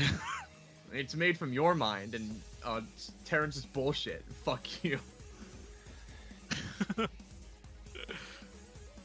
Would Harvey get scared? I don't think Harvey can see him. I'm gonna say he takes a little bit less. Nice. What about the clone that you had hidden in the ground? It's just doing its thing. Gotcha. And then with my last thing, because Harvey himself hasn't taken his action, I'm going to... How many points are stored up in the chair right now? It's currently 2 points from a different team. 2 points from a different team? Cool. He's going to shoot out paranormal appendage to shoot past and grab the chair as it flies past, and when it reaches its end, it's gonna throw the chair at Nereid.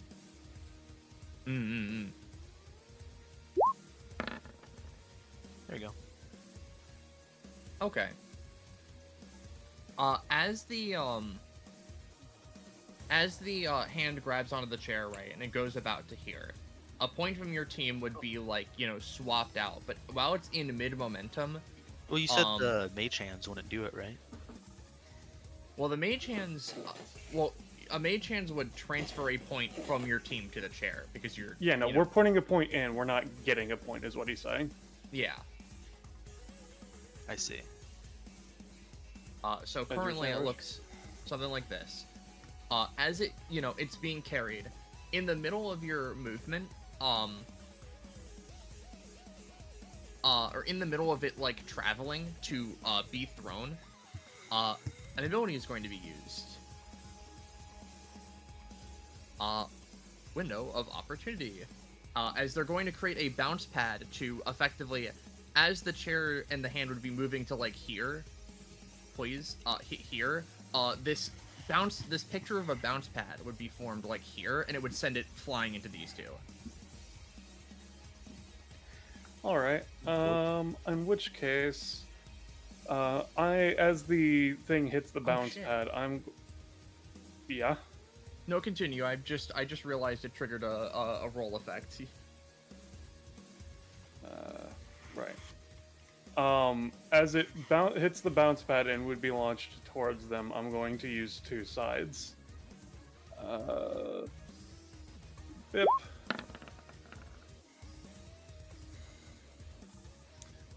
So the energy from the chair hits the coin and disperses.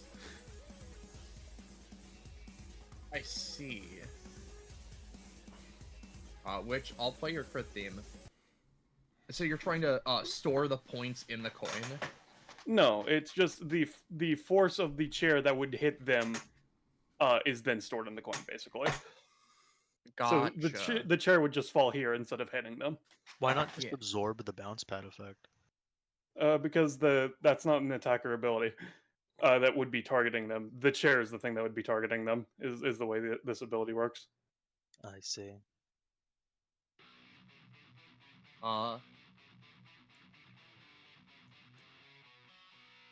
Yeah, I mean, So it's, logistically, the chair is like over here now. yeah. Which I'll give all players control over the chair so that you guys can move it as you would, mostly for the sake of that being a little bit easier, I think. And yeah, the chair, the force from the chair is harmlessly dispersed from it hitting the bounce pad. It's almost like physics stops working for a second, as you know, it just sort of like scrapes along the ground, and you know, considering basically how that works, considering they rolled the 15 plus, they're not going to be able to bounce the chair into you guys anymore. Yeah, No, I just had a thought. they're at the very least going to roll to see if they can't create another bounce pad. Nope, that's cool. How much force would you say is stored in the coin for the sake of it, by the way? I'd say about like 6 force, thanks to Harvey. Okay. Harvey, do you still got stuff to do?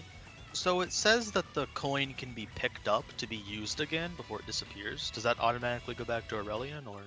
No, the coin from where it is now is just on the ground, and if somebody picks it up, they can use it. Theoretically, I can go get it, but it doesn't automatically return to me or anything like that, no. If I want to do that, I have to use it on attacks that are literally aimed at me, so it's at my feet. Can the clone that's next to it just stretchy limb pick it up and then immediately use the anytime? Well, it would be whatever. It would be an action to unleash the action of the coin. Oh. But you could theoretically force this, so stretch you and pick it up if you want. Yeah, I'll do it. Let me add. I'll do this for coin.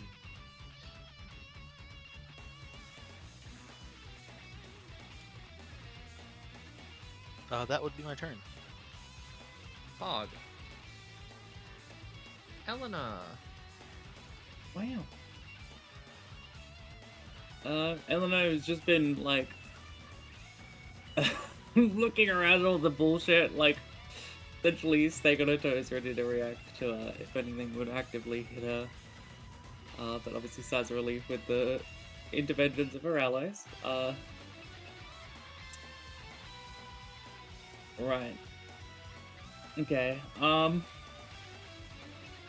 Well.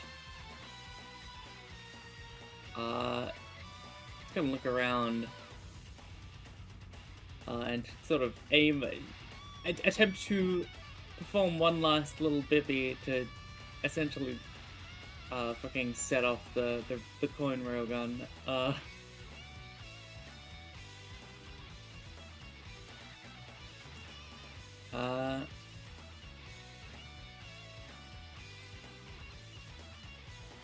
Now, I have a wacky idea.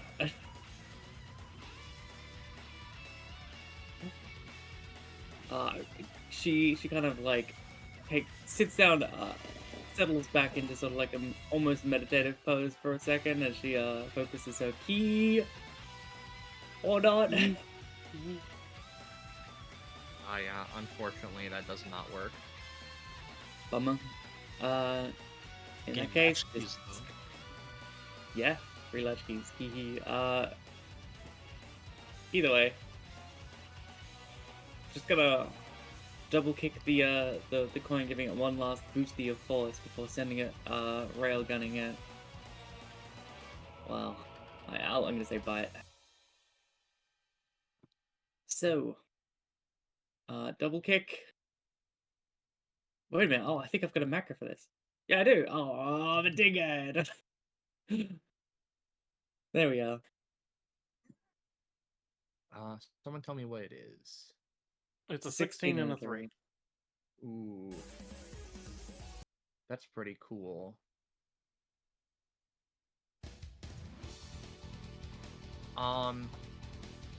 As it, it finally goes, and it's gonna, like, you're unleashing it now, yeah? At bite, yeah. Yeah. Yeah. The kick goes off, and it goes flying, as, Bite sees this and is like, oh, that's a good attack. Show me. And he is going to, he's just gonna fucking take it. He's a freak. As he lets the He's a coin freak like fucking that.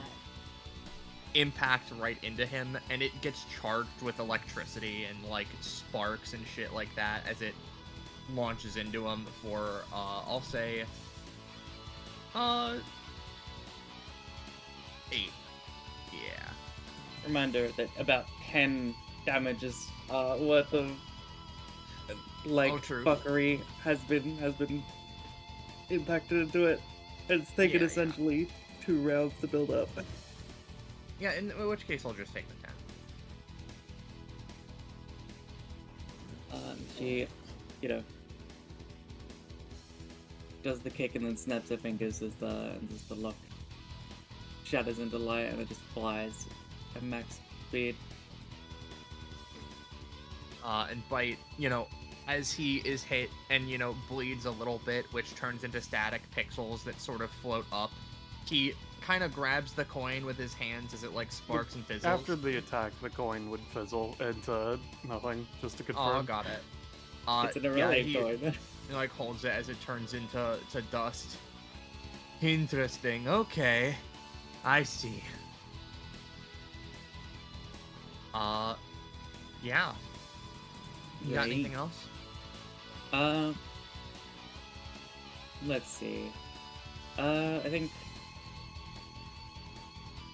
Let me just look out what my options are in terms of space. Alright. I think Elena's just gonna, like, A lot of free kinda real move. estate up here. That's true. That's for real estate. She's gonna move up next to the chair up here. Just tap it.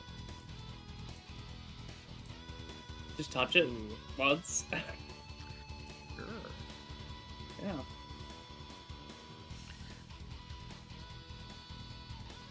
And then, just for funsies, just gonna steal this rock. Just like steal it. Put the rock into space. Just Okay. steal it as a reaction. Yeah, you just take it. Just put it in there. Yeah. Yeah, fair enough. Good eye. Right, that's it done. And now it's Evie's turn. And Okay, so another point of ours was stored in. And Yep. real quick. Sorry. Evie,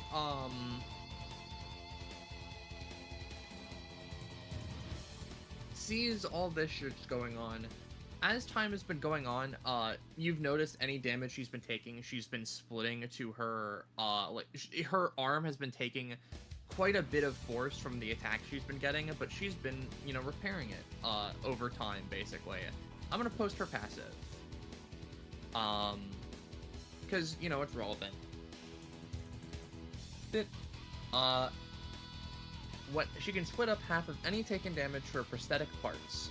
She can also theoretically give them maximum stamina, aka just durability, if she were to, like, win a combat. But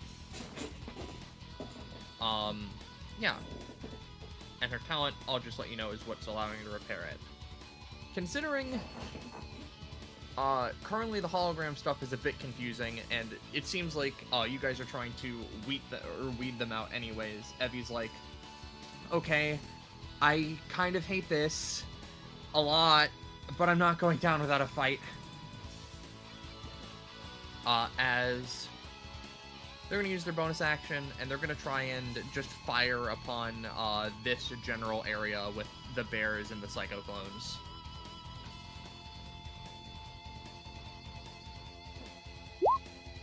Nope. Doesn't do anything. But they're gonna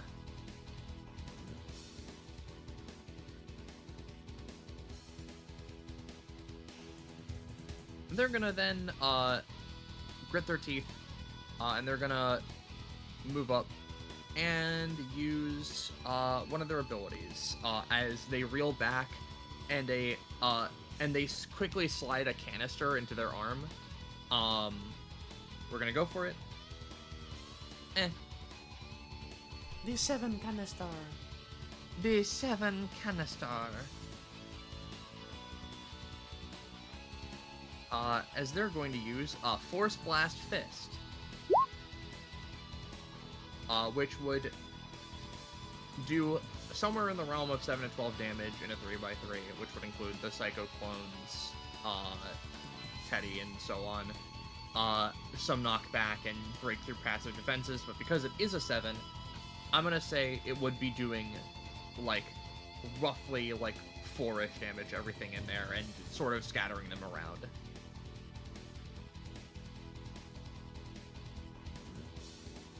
Why is this one taking damage? Because it's... oh, it's a 3x3, Penny. It's not targeting that 3x3. Yeah, because Where is it? Targeting this area. Gotcha. They die. It would be 4. They die. Okay. Barrington is big large, so I don't know if he moves. He does take the 1 extra damage, though. What I'll say happens, because I think it's funny, is, this. Sure. Teddy, flies over here. Okay, I'm not completely useless. That is really bad.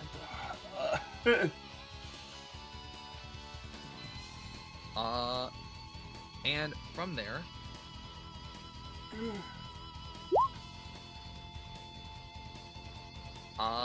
yeah. Ophi. Yeah, because you moved Ophi 1 space, he doesn't heal. Barry, that is. All the other bears, though, heal for 5. Ophi heals for 4. I should do that first. And Teddy, specifically, gets to cleanse Digistatic, because I get to cleanse a debuff of my choice in the area for my bears. Barry is unfortunately not in the goddamn area anymore. But that's fine. He's gonna get up. He's gonna get in the area like a good little fucking bear. Good little freak. Freak. Alright. Well, Barry was gonna do something else, but now he's gonna smack Enrico. Okay, he's gonna... Well, he has Dexterous. Ow. Ow, hey. They look at you like that. That is what you get. I'm getting pummeled by fucking stuffed bears after going through an awful... Well, no, it's not awful. I shouldn't say it's awful. That would be kind of rude to an entire culture. Oh man, now I feel bad. They're gonna move through Enrico. Ghosting. Yeah. Then they'll move down here. We're gonna have Barrel move up to here. Ophi is gonna move 1, 2, 3, 4. Yeah, here. Barrington's gonna move back here. Roosevelt's gonna move next to Barrington, and it's gonna shoot Ophi.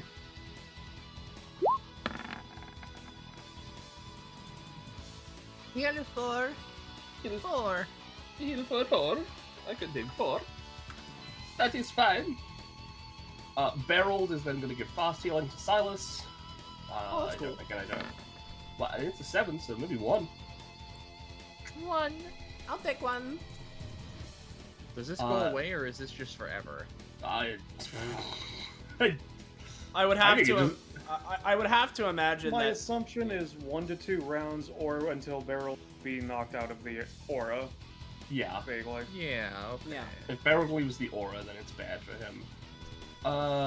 Then we're gonna have Barrington is gonna hold his action in case anyone gets close and comes to attacking. And more specifically, if anyone gets close to attacking Ophi or Roosevelt, or Barreled, I guess.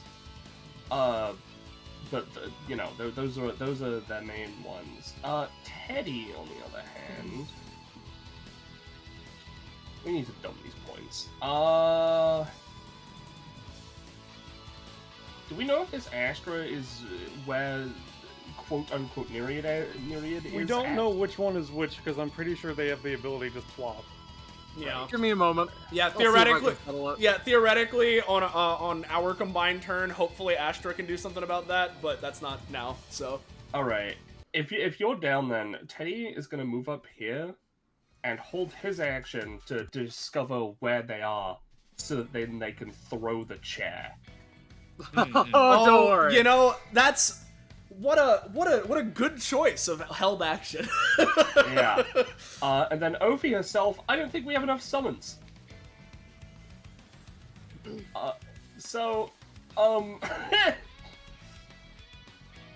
I am pretty great.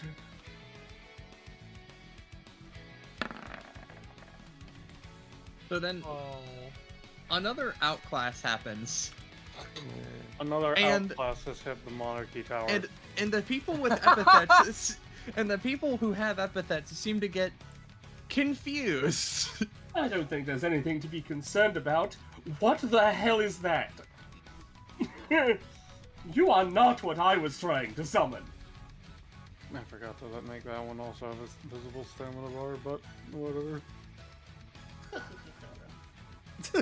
Little. So this is Terrence Gremlin makes that Ophi. expression and goes, What? You little bitch! Okay, I'm gonna summon them here. So they are. Let's see, So, what abilities? what ability they're gonna have? Yeah. What abilities should they have?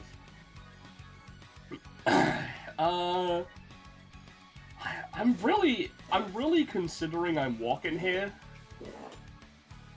because I think that's really funny. I think the dog shit version of I'm walking here is they just do an Christopher Walken's version. Potentially. Does Well, it still works how I remember. It's just not good. Does Sorry, a I- shitty version of Bada Bing Bada Boom exist? Because Probably. honestly, with how many people there are, that might just be better. So you can because making a direct line might be kind of hard with how many guys are around. Now, here's the thing though.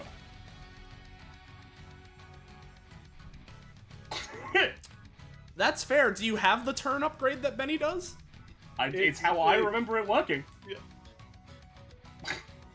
Okay. It works off of vibes, Sure.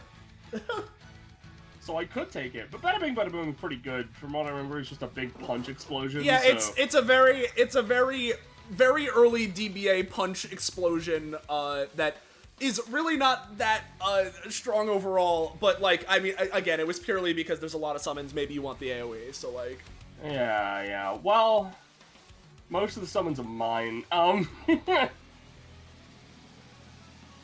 You know what?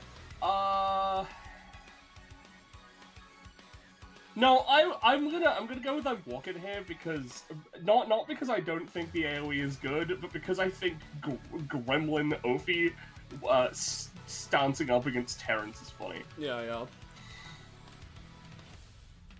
So it's gonna move there. And then she is gonna use I'm walking here.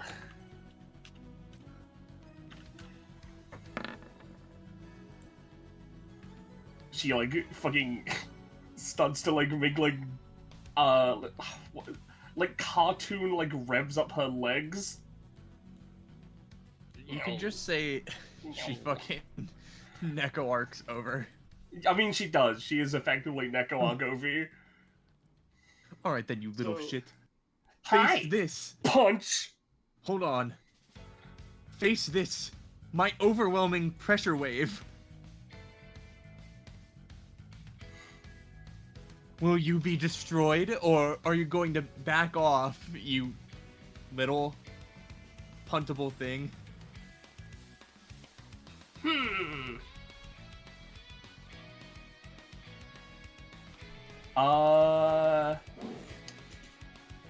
You know, they don't really want to be destroyed.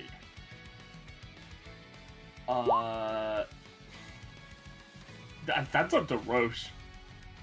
I'm thinking about it, you know, we'll see. You know what? She's gonna put all of the energy into the ground, that she, built up by walking, so that, you know, technically they backed off.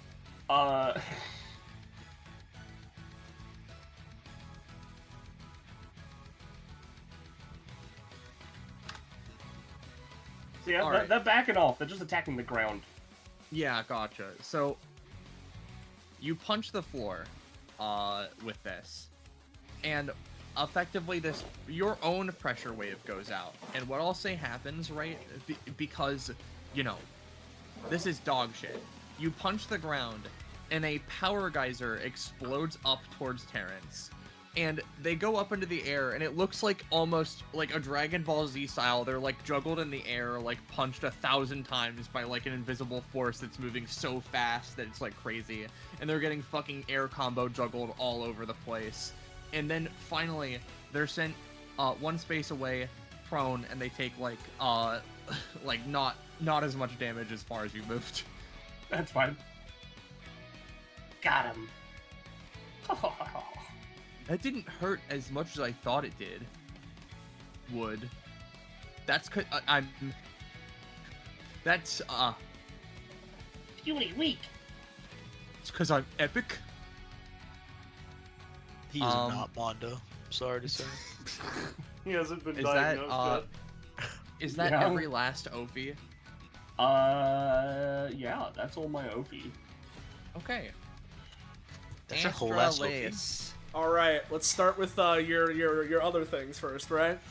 Welcome to the fucking trenches, boys and girls. So, I'm gonna go as fast as fucking possible. Seeking Stone is all about Astra's ability to sense, like, wellsprings of epithet magic, key, energy, and etc.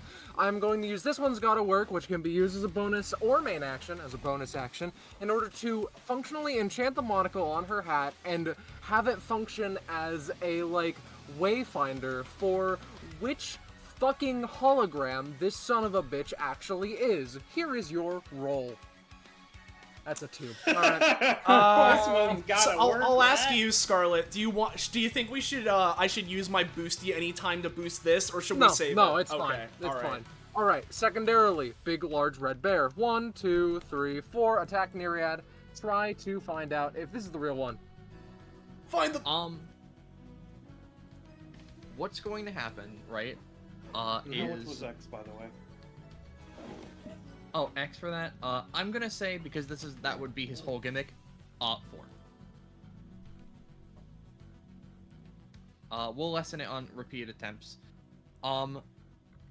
When you attack the Nereid, it actually impacts. Oh, it actually hits. Oh, okay. Well, we found the target. All right. At this point, I think that it's your turn, yeah? Yep.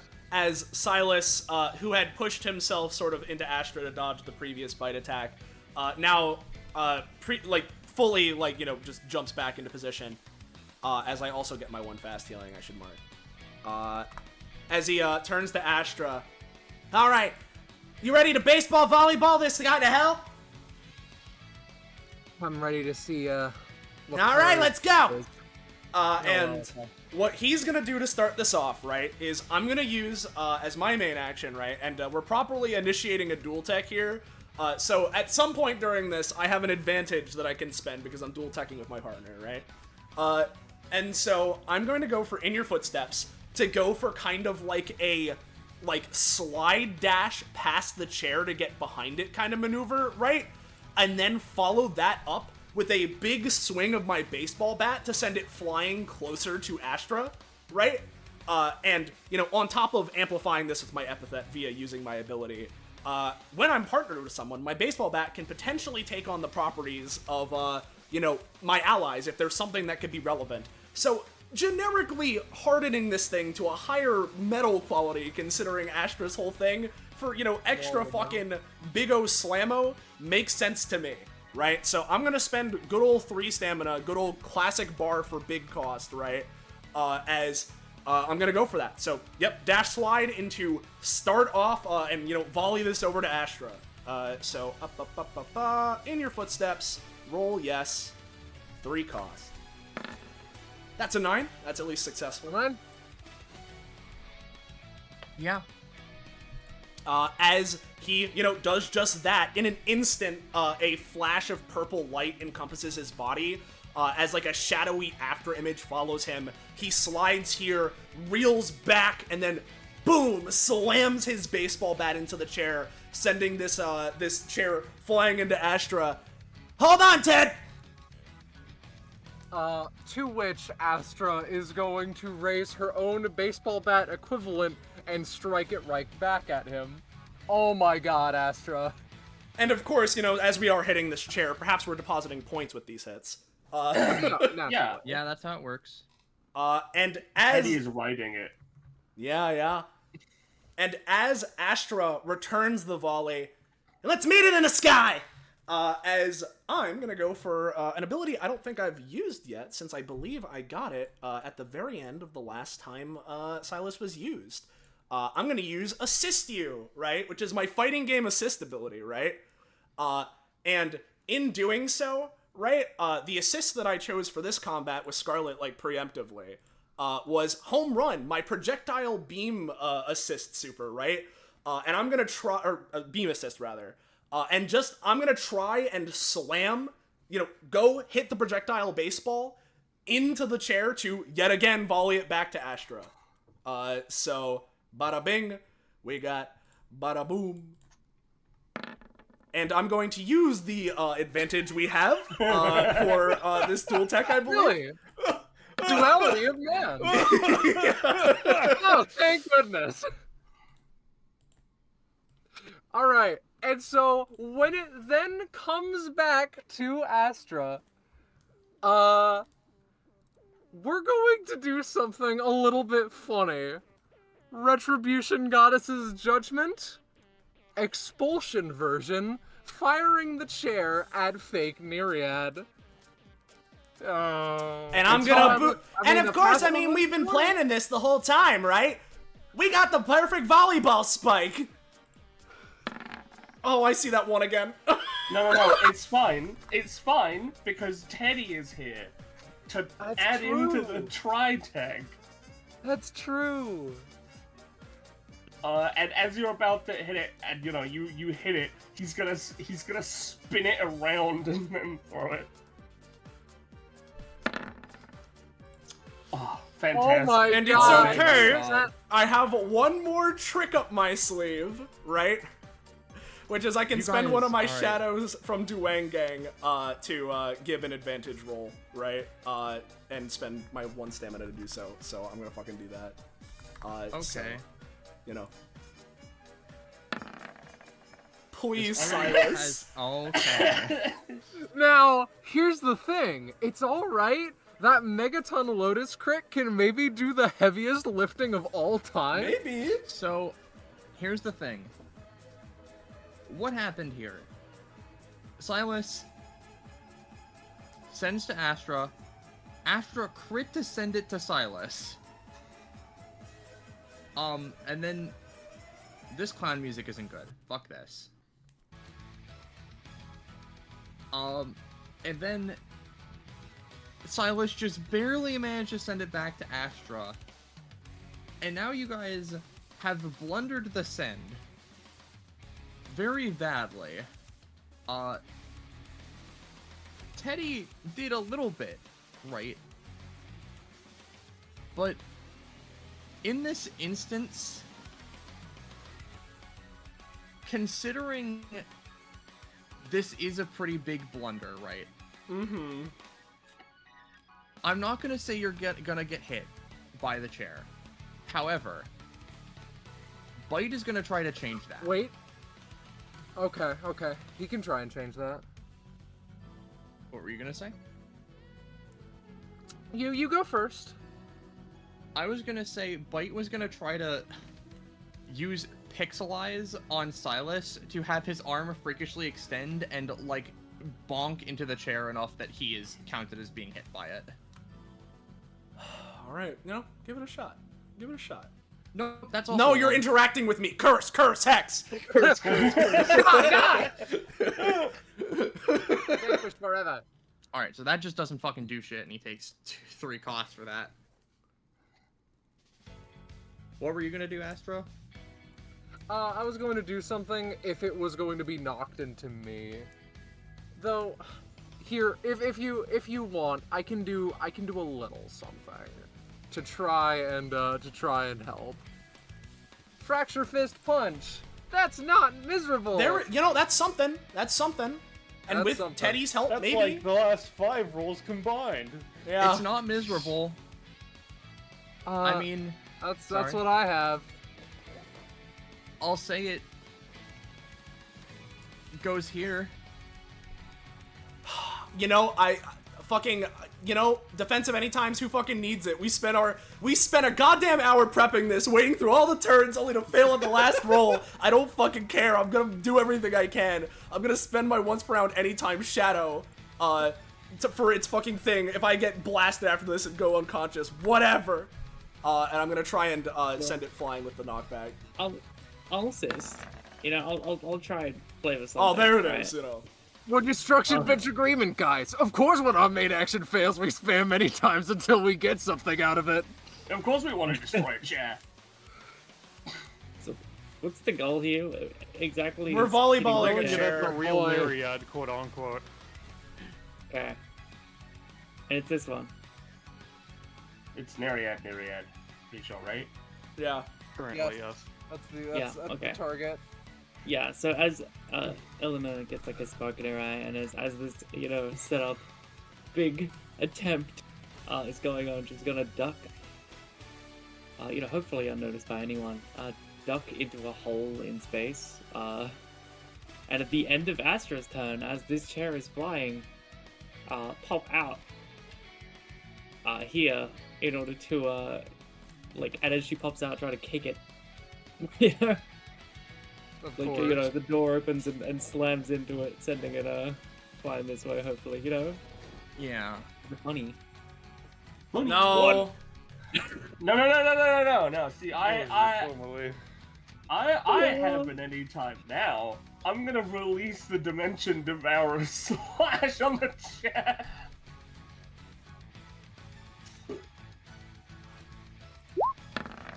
There we go. Alright. I'm keeping in mind the 3 natural ones when I say that. It's okay, I would say as I said, I got the extra advantage, I'd say I'm keeping in mind the 20 Megaton Lotus, but we're so far past that now.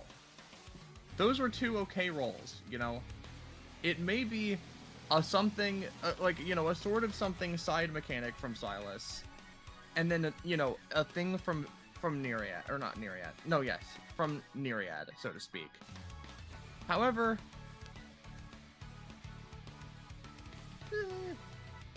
what we're going to do is we're going to do some anytime spamathin of our own. Mm-hmm. They're going to try and do their other instance of window of opportunity to do the bounce thing, which, if this goes particularly bad for you guys, I'm gonna say it's gonna hit Eluna, because she'd still be here in this instance because of that one. We'll see. Yeah. All there it right. is. Did I put another point into the chat, by the way, by attacking it? That was all the points you could put in. Oh, Don't worry, it's gonna get. It's the going right fucking back to shit us. back at us. Yeah. yeah. Yeah. And because that is an 18, I'm gonna try another anytime just to be fair, specifically. We have Because what I'll another say one point is to with theoretically put in, but yeah, whatever. Huh? What?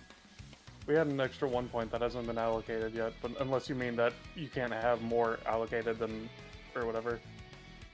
Oh no, I mean, you guys have only 5 points now. You gave 2 over to other people. If this No, had we gone only through, managed to transfer 1. I've been keeping track on the sides. I see. My bad then. Then all of your points would be going in, basically. Okay. In which case it's six. But they're still going to use a second anytime, and I'm going to see how that looks. Okay. In this fucking insane flurry of movement, so much fucking shit happens. And what I'll say,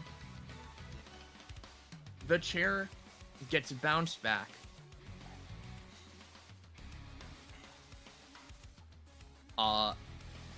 That's a thin line. Why is that doing that? And because she was there, it ends up hitting Eluna. I'm gonna say Eluna takes 5. Nereid takes a little bit. And effectively, because of what happened here, I'm gonna say you guys go up to 7. And Nereid is forced to take one of their own points back. So effectively, it equalizes. Shaking my head. Yeah, nah, all good. So we've returned to the beginning Yeah. of combat. All right. It's not anything like weird with you, Rosche. It's just these are how the rules were. It sucks, but Yeah, I'm really sorry. I was like, It's I'm ready for them to win this combat, and then the terrible ones came. the Lethal League fucking sucks. Let's move on. Yeah, I'm gonna. I don't have anything else for the rest. I've used every possible thing in my. I'm gonna bathroom and BRB for a bit. Bite is pretty excited.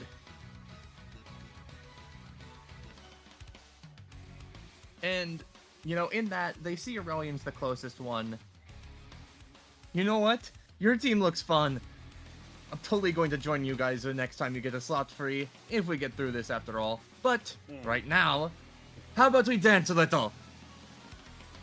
And he extends his arm, and a blade of lightning comes from it. He's going to spend 6 electricity on this. He's going to use his basic attack on you, Aurelian. Alright, now instead of dance, how about we play a game, heads or tails? Heads. Alright. Like it. I'm gonna say, let me double check. I'm gonna say I want tails for the sake of the passive thing. Alright. And it's 50-50 split, right? Yeah, it's 50-50 split. You said heads, so yep. Alright. So obviously it's a 10, but and however much you would say the most of the attack would go to a coin clone that was created, theoretically. Yeah. But of course it is a 10 against a 20, so Because I forgot how spending electricity on this works, and I didn't realize it scaled just so terrifyingly. What I'm gonna say happens is the blade's range is extended by 3 and the damage is increased by 3. But how that translates is it becomes, because it was a fucking crit, it just sort of goes out like a fucking line-ish attack, and I'll say it hits the coin clone, takes the majority of the damage. Aurelian, you're gonna take 5, and the psycho clone is gonna take 5 as well. and it drops a coin on the ground. Yeah. And then Bite swings his arm back. Ah, that was amazing.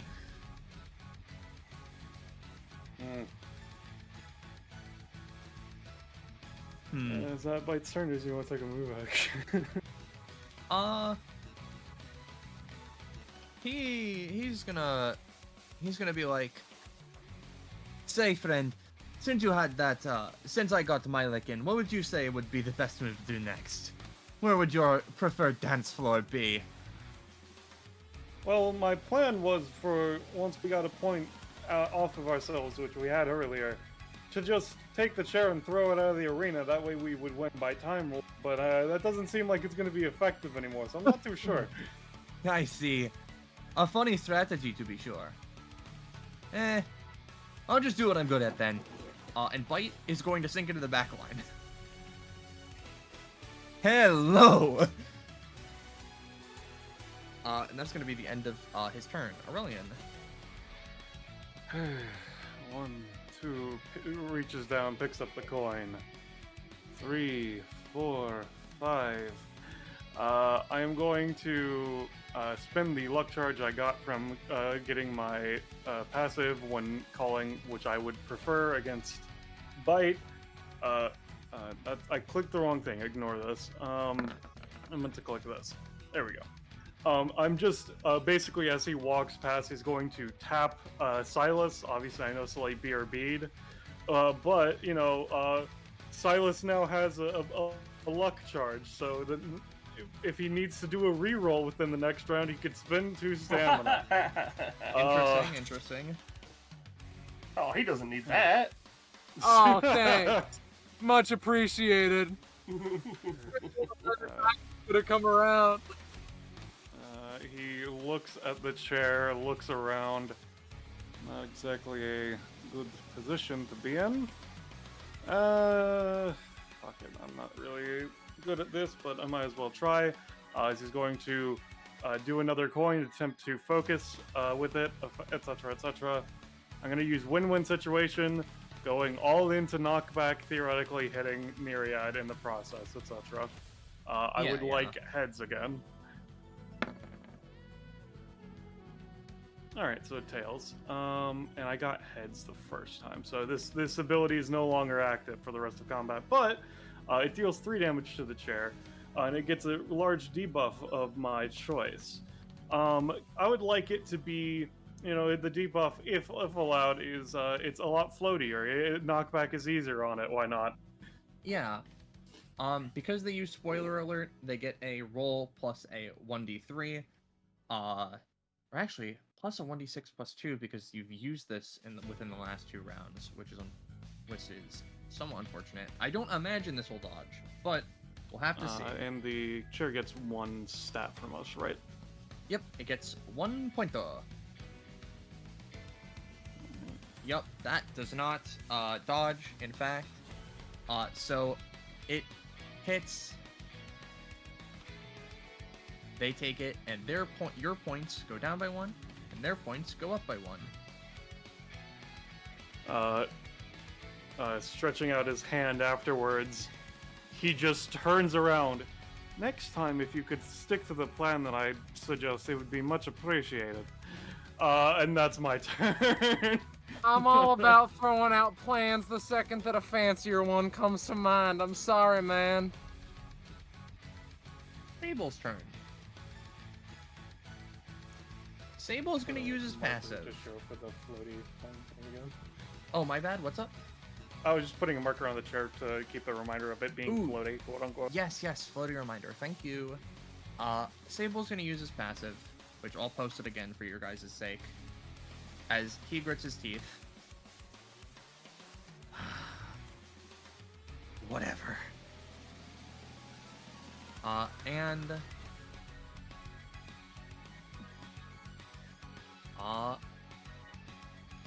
yeah, so he's gonna get...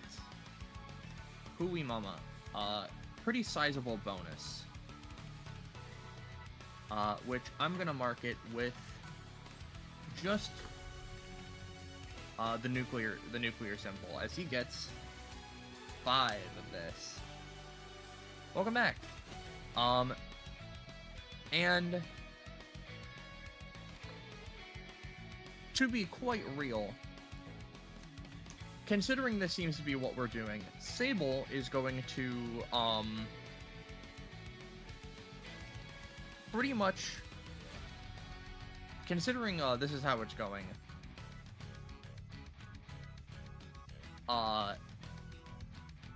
they're gonna go around the bounce pad, grab the chair, and because it's more floaty, this will be a bit easier for them. And they're going to try and just straight up slam it into Nereid. And they're gonna try and use a riot starter to do it multiple times. Let's go. Nope. Puts a hand on the chair. 1 point is taken from their team, placed on it. Don't they have roll bonuses? Oh, they do have a roll bonus. It's a +5. My bad. They hit Nereid with the chair. Their points go up by 1, their points go down by 1. And Nereid takes a hefty chunk of damage from that, which is bad for them, as Sable is going to continue now with a lessened roll bonus, because Riot Starter, how it works, is it gains half of his damage bonuses, which would be 3 at this point, and it halves his Sable's roll bonus for the round. If he has 0, it adds a -1 that increases by 2 for each successive time it is used. So this second time, it's going to be a +2 to the roll, which hits again for a pretty fucking chunky amount. And then he's going to go for it again with a +1. And he fails. And at this point, Nereid is going to kick the chair back into them, which is going to basically, you know, trade points with them. Sable's going to take a bit of damage from that. But he grits his teeth as he keeps fighting on. As Sable looks like they can keep fighting for a while, but also kind of pretty bad.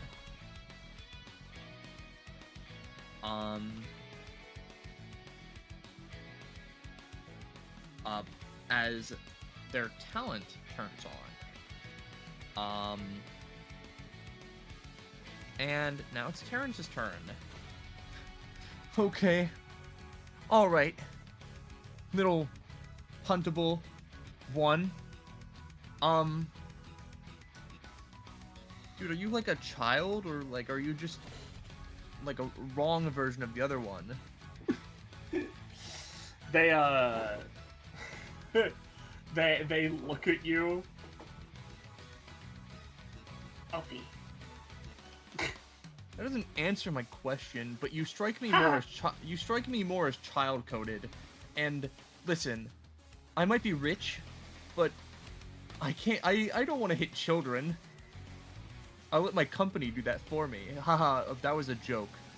For real, that was a joke. I'm not like that type of guy. She Anyways, stands there, like looking at you. I don't know, benthic layer. You're fucking, you big bear thing. You're. Open your fucking eyes. Get a look at the world around you. You're ugly. Shit yourself and die. As he's going to basically be projecting this downwards, mostly towards this larger bear, but considering it's a bear-based comment, some of the residual might affect the bear line here.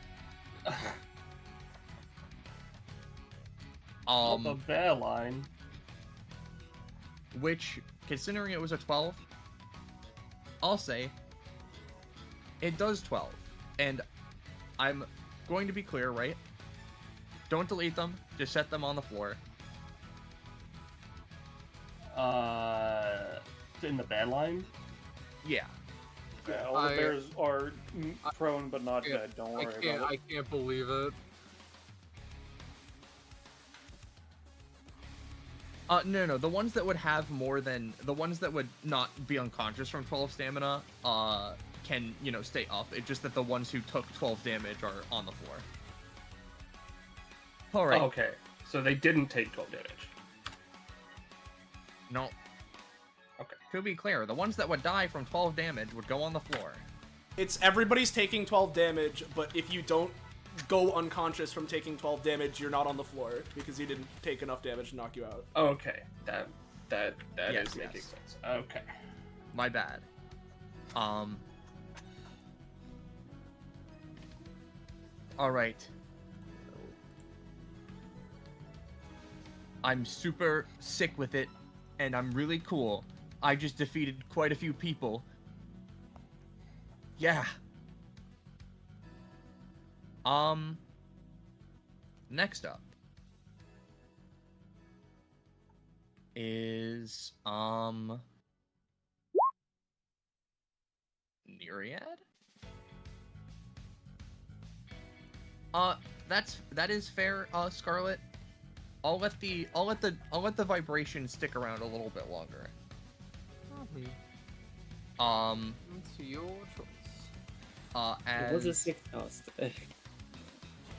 yeah, yes. It was also I like understand. It's fine. Sorry. It's alright. noting. So yes, Rash. You know, let me just check something really quickly.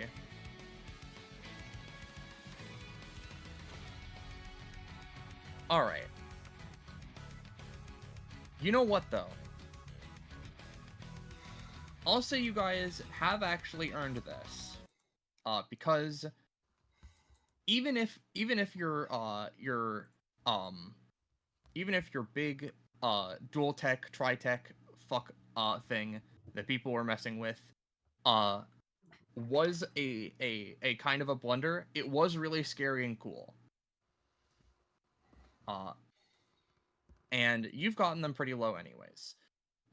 As they're like, okay, very, very, very interesting. One more moment. He's gonna try to make a hologram. No, Oh no. that's Sorry, fine. you're near the chair. That's fine. This is just more reason. As he puts his hands forward. You all are really interesting. I originally thought that this all would be a wash and all of that, but hey, teamwork, fighting, force, 2 outclasses? Who knows how that works? I certainly don't. I've been watching you all from that plant you've been carrying around, and I think that's a pretty good enough angle to figure out that you lot are worth this. And he's going to use his outclass. Where is Isn't the good. plant? Oh, it's underneath Barrington, isn't it? 60 FPS interpolation. No. So, as he reaches forward as the sound of a rotating film reel and an animation frame around them can be seen. In a blinding instant, something seems off with them until people notice that they begin to move much, much worse, but like sickeningly fast. Imagine those Ghibli movies they put into 60 frames per second. Question marks consolidates every hologram into themselves, and gains 7 temp stam per hologram, so that would be 21, and has effectively combat-wide movement. They have a move action for every one, and they gain ghosting and dexterous. When they are able to act, they effectively leave onion skins from where they're moving and what they're doing to where they are, but they are insanely, blindingly fast. So, like, you can't, if you're being targeted, you can't, like, do anything other than the free avoid roll that you're given. And their actions are far more stretched and, like, speedy and weighty. So I'm gonna get rid of their holograms, as they are, as mentioned, all consolidated onto them with their various properties. I'll put them off to the side for the sake of it, so you can, like, tell which ones are in there. Alright. And so they get 1 extra move in main, right? Because it's for every 2. Gotcha. Well, this is certainly something. Ophi's eyes just glow. Right then, let's begin. As they are almost immediately, you see them going to leap up into the air and create just a bunch of slides of animation reel that span from this edge of the arena to the other, which are going to have like rifles poking out of them. It seems like it's going to be setting up a massive firing squad line across the arena. Which I'm going to, because it's going to be targeting everyone, I'm going to let the party specifically have all of their things to be able to try and do something about this. Wow. Which, to be clear, you specifically get at any time with which you can dodge, block, figure out a counter, or some other thing. Counter Okay. punch? No! Here, let's see if I can help my partner here, because if I'm getting an anytime sort of response, right? You know, as we all know, I'm the wingman, haha. So, like, what if, right, I was able to dash over to Astra and try and lift us into the air? What if something Go like for that? it. Oh, no, okay, I saw a single digit, but, this one's a usable one, maybe. This one is conceivably useful. If the question is who am I prioritizing between me and Astra, I always assume it's Astra. No, it's fair. We're gonna check. In fact, I'll even roll the window of opportunity just to let you see. All right. Cool. Everyone else, your things. All right. So what exactly are they doing again? What's the action in mind? Basically, they are creating a massive, like, pane of animation frames that you can see soldiers and, like, rifles poking out of that they are going to be firing, like, guns from, that are going to be, like, blitzing over the arena. I see. In which case, at least for me, I'm going to, because it's like, it's not a real anytime, it's just you get, like, an action to counter with, basically, right? Yes. Okay. What I would like to do is use my heads and tails to basically, as the guns are being shot out, put forward a sort of blockade of coins which parry out the first few bullets, which then themselves shoot into the rest of the bullets that would be aimed at Aurelian, sort of deal. Yeah. No, I see. I can go fuck myself. And then... I gave my luck to charge to Silas after all. Yeah, terrible Yeah. news. You're near the chair. Yeah, sorry, pal. Ophi. Yeah, what's up with this situation in terms of summons? I'm gonna say you can do one big one thing for yourself and one collective thing for the summons, and your thing can influence the summons. Okay, Which is going to also be for Harvey as well. that's a good. I don't really have the stamina to do anything except basic attack or move. Again, it's not like use an ability. It's just like you get a free roll to try and go against this. Alfie doesn't do anything else.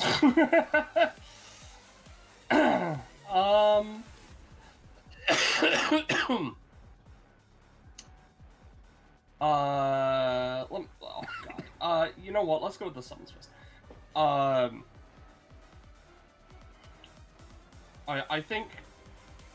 I think first things first. Grim Ophi up there.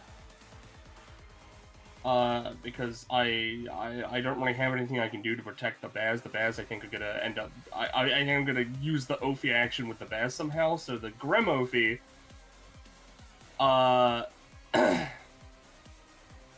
is going to do the only reasonable thing and scramble and try and jump on top of the Nereids and like run across them to do something about it.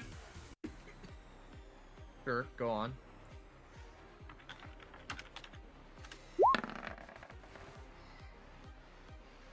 All right. Hibbity hop. Maybe, you know, I know it's an outclass, but, you know, we get this thing to stop, to interrupt it in somehow, so... She's gonna get on, and then she's gonna jump, and then she's gonna run, and she's gonna get out of the fucking way. Yeah.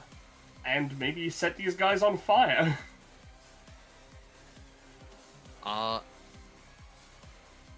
The bears. Yeah, Ophi and the bears. It is just gonna be a classic case of bear get in way, bear get in way, bear hide,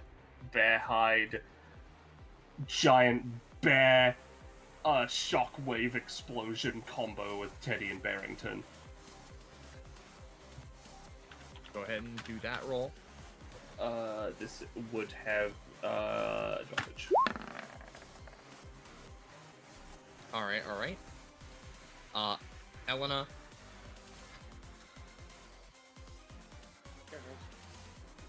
Oop, sorry. I think you're safer than people usually would be because you're behind the bounce pad, but you get a free roll to try and avoid taking the effect that they're doing. Yeah. Elna's just gonna duck roll out of the way. Of the firing line. So she is there anytime already. Fortunate. And Harvey and the clones.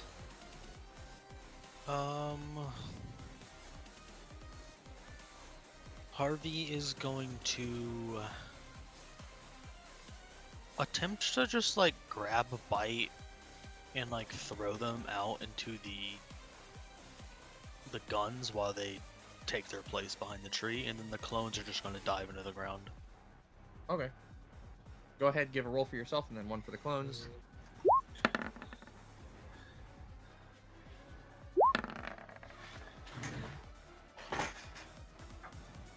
Okay.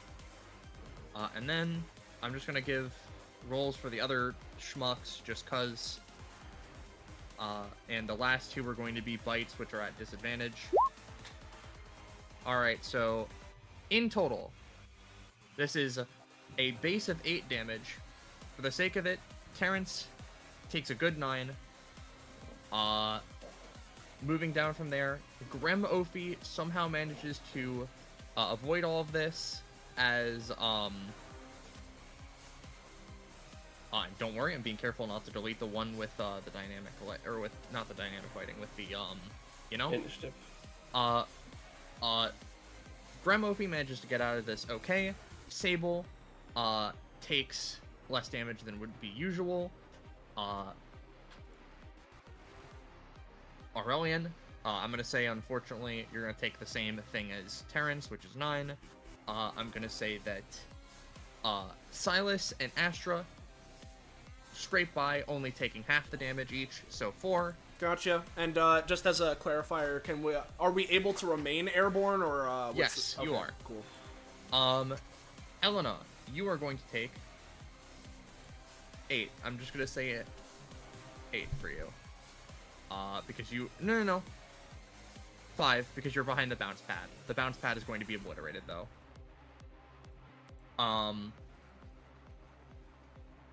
Psycho clones dive into the ground. Teddy and Barrington, I'm gonna say that they're gonna average out. Barrington is gonna remain at 1. Teddy's gonna be at 4. The rest of the bear conglomeration is going to survive, with Beryl taking an additional 4 damage, but that's about it.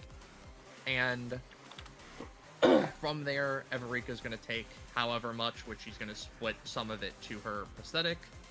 And Light, considering they rolled a 15 even with fucking disadvantage, they turn into loose, like, pixels as they're, like, going through and only take 2. As the end of that clusterfuck turn is... It is now the end of that clusterfuck turn as Nereid extends their arm and just goes, "Perfect showmanship! Come here!" Okay. An extra action as well, right? Or is it not? Their outclass was a main action. Oh, Yeah. okay. Gotcha. Before the start of my turn, I'm just gonna anytime. So Harvey can swap positions. The clone. Yep. Swap with this one.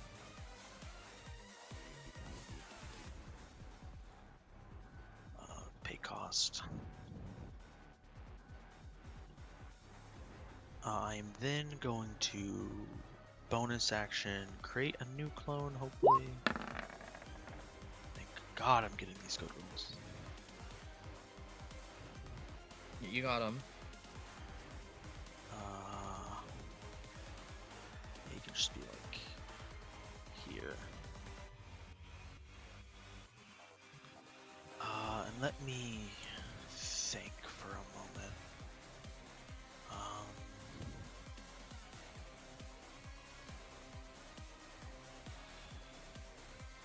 What is is there a turn limit on how many points can be put into the thing at once?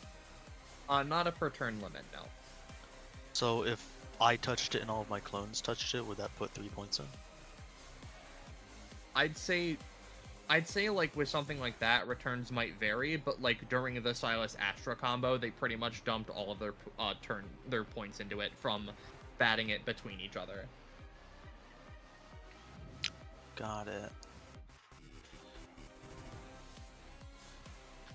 Let me think for a moment.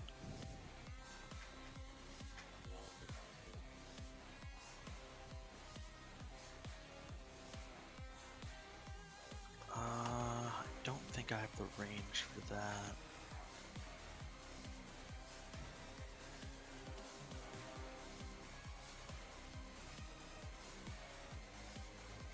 I would have the range for that.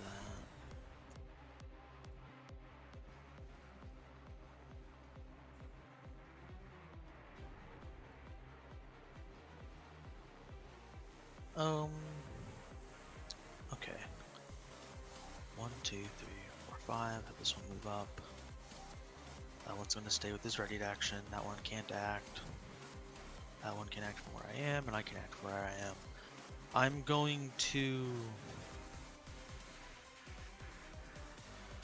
ready. I'm gonna have one clone ready a paranormal appendage in case someone tries to interact or anytime what I'm about to do. And I'm going to have another clone shoot out a paranormal appendage. And I can normally kind of like flavor how the ability works by like orienting the limb. So for this, I'll just say like I want it to have like a slight bend, because what I want to go for is as a psycho clone shoots it out, it grabs the chair and kind of slams it into Sable and Terrence and then curves into hitting Nereid, so that it stockpiles points along the way. So like, you know, hits, gives them points, then hits again, gets points, and then hits again and stores points. If that I see. works. Yeah. Not really going for damage, more so just the putting points on different people. So let me do that. 3, that's fine. I'll just have the other one do it.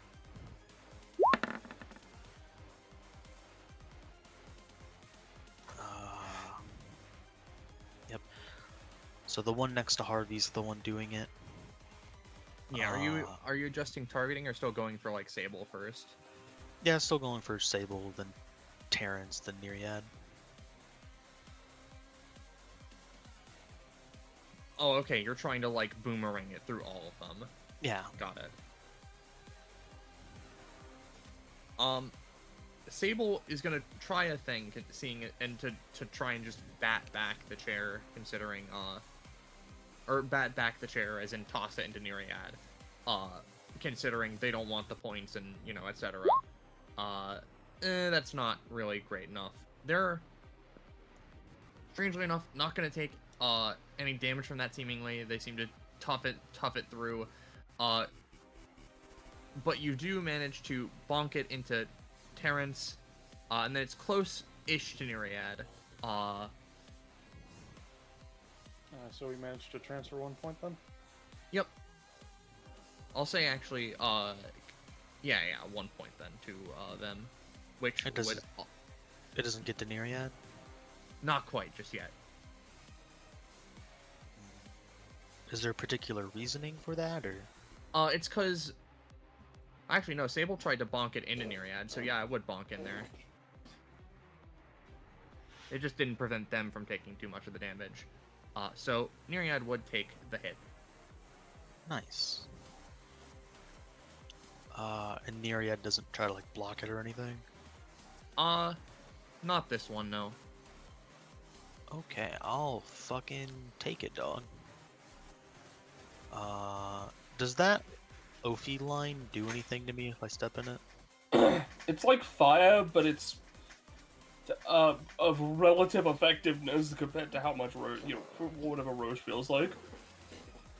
Okay. I will choose not to step in it then. And I will have... That one should have full stamina. I'll have my last thing be... Do you think... No, I'm not even going to try it, because I'll probably just waste my action.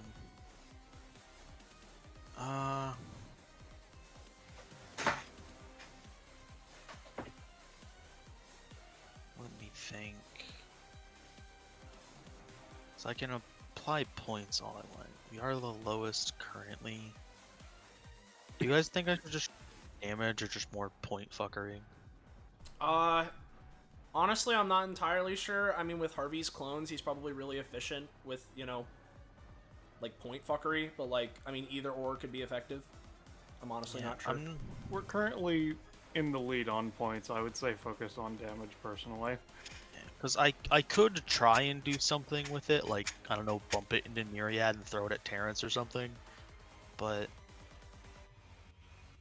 I'm not like in a great position to do it. I'm just gonna have the clone is gonna touch Barrington again and just have it like charge through and like slam into Bite and Everika.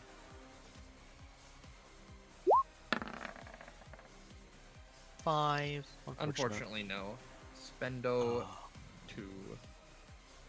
Harvey is going to go down here. And that, I believe, is my turn. Okay. Eluna. Right. Alright. Well, I don't suppose you have any plans, Ballast. None particularly. Okay.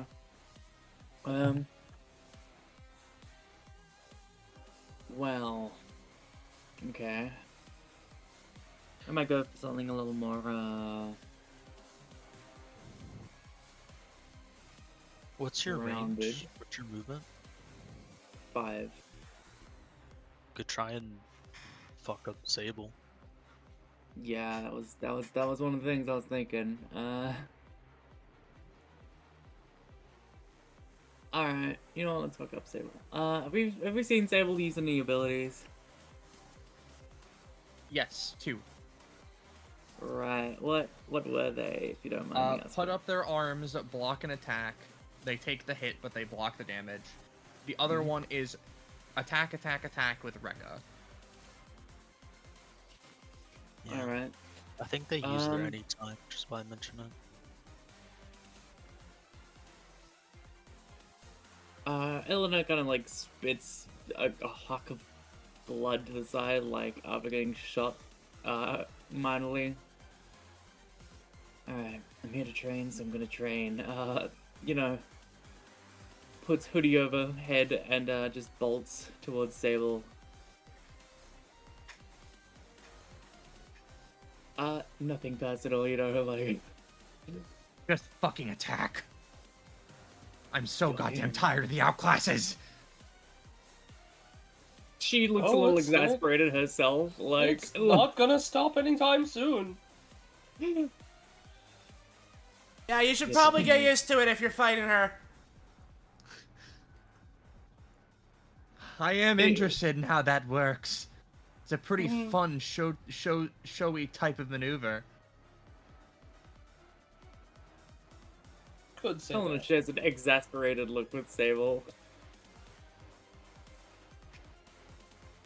Alright. The two of them share a single blistering moment of fucking agony, unfortunately. You know what, Well- actually? Roll it with advantage this time. I mean, I'll take it.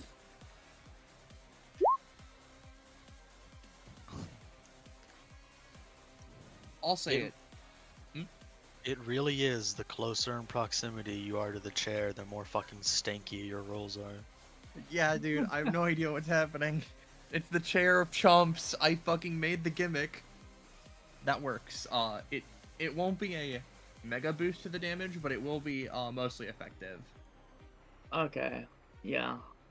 I mean, it'd usually be next attack is advantage, and then Yep. if it lands, it gets 4.5. But we'll, You get we'll that. Yeah, we'll just bump it a little bit. Yeah, I'm fine with that. Okay. So, key flare. Like, the key, the lock fucking, birthmark, like, epithet mark lights up as she, reels up. Oh, sesame. Pew pew. So, are we doing advantage? Yes. Okay. Whoa, Double 9s. crazy. Alright, so essentially 3 damage, 4 space knockback. After a Yep. flurry of And I'll say that punches. goes with the 1.5 times damage. Okie dokie. So I'm knocking them into the vibration bear. It's sort of like a funny, yeah, follow up sort of thing. And I'm locking the Rekka ability. A click. Sable impacts into the bear, and though the bear is unconscious, the vibrations of it do certainly fuck with him, and you can see it takes a little bit more. And Eluna, give me another roll real quick. Sure. Oh yeah. Oh my god.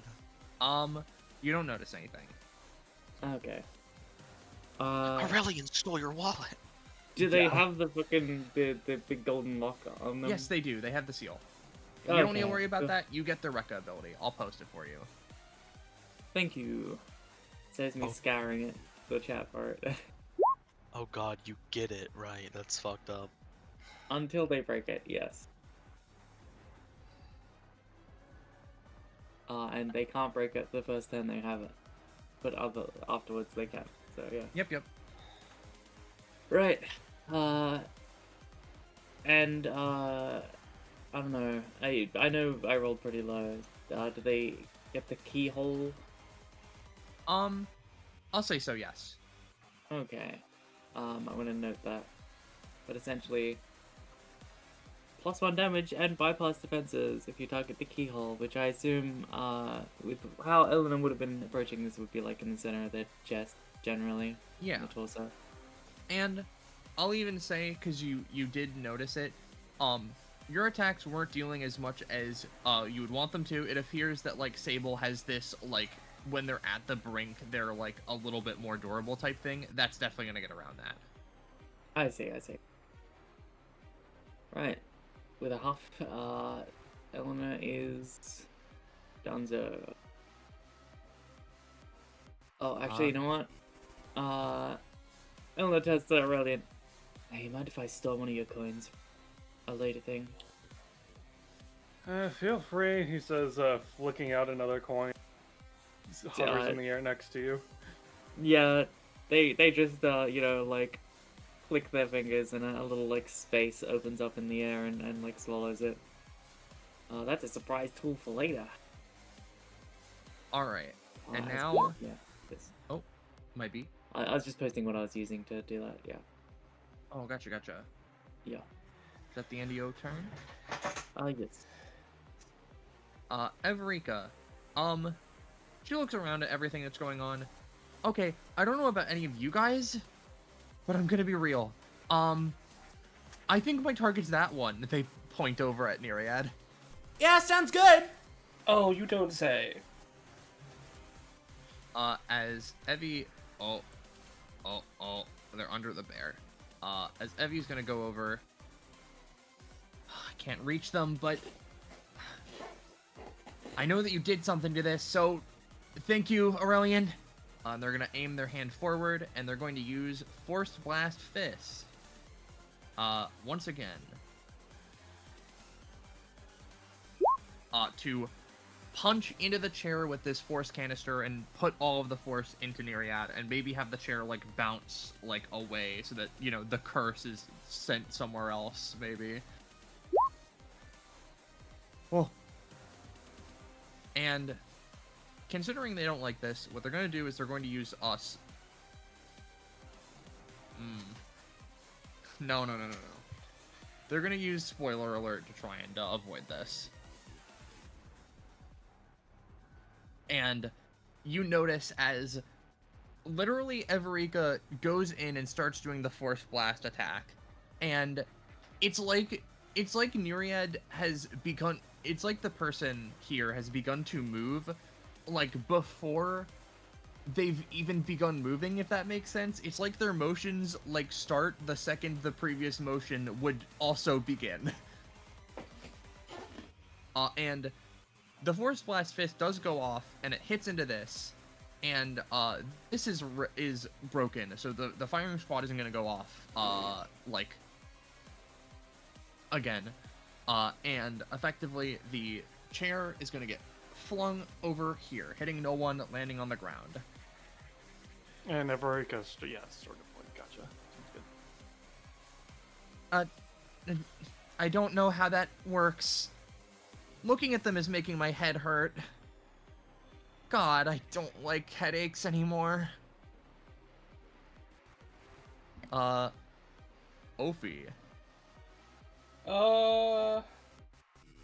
Yeah. Well, start of my turn. Does my downed bear heal? Yes. Okay. All the bears heal for 5, and we can finally get rid of the digi stack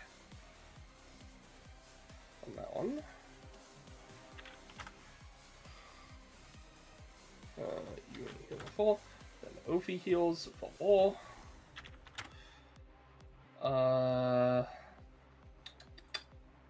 Small Ophi doesn't get shit.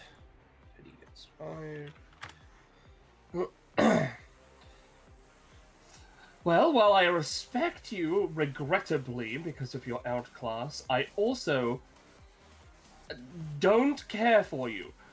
Roosevelt, shoot me. God damn it, Roosevelt. 2 healing. Then we're gonna have Barreled. Barrel's gonna give should I give Roosevelt heal? No. Oh god, this is gonna be rough. 1, 2, 3, 4. Okay. Barrel's gonna walk up here.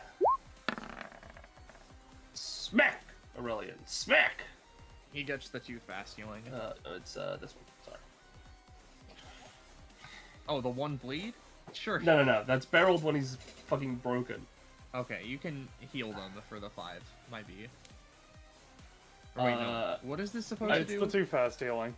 It's okay. the 2 fast healing. You posted like 5 things. Yeah, and I no, said that the was me fast healing, and misclicking you twice. told me no, so I was like.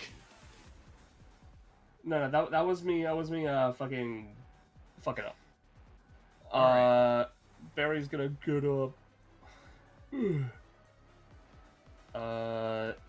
Barrington. What is Barrington gonna do, my good buddy? No, let's find out in a minute. Teddy, woo! Teddy's gonna go over here and he's gonna smack the shit out of Bite. He's so bad. He's so bad. Where he splashes through, Bite turns to pixels. Seems disappointed. Alright. Barrington will move up. As will the rest of the gang. What is Barry gonna fucking do? I don't know. Yeah, I mean, Barry may as well.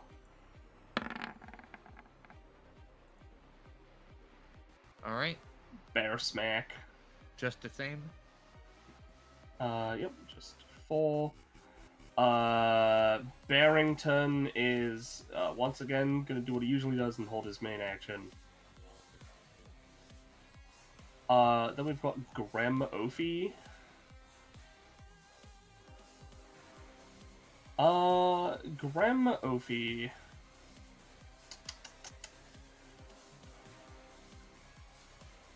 Because they would be here, I guess. Grem Ophi's gonna.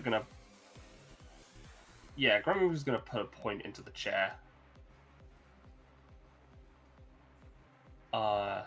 If that's okay, and then yeet it. Sure. Try for it. Go for it. You know, they like Terrence the least, so they're gonna yeet it at Everika and Terrence. Dogham, I'm not the crazy outclass user. Yet. Son of a bitch. I don't control that one. You made them. God, I don't know who they are. Everika's gonna try to basically backhand the chair into the Nereid instead. Why did I do that? Anyways, here's the anytime they're using. Ooh. So, Lethal League, right? It hits... It, like, impact with Everika. Another point from their team is stored.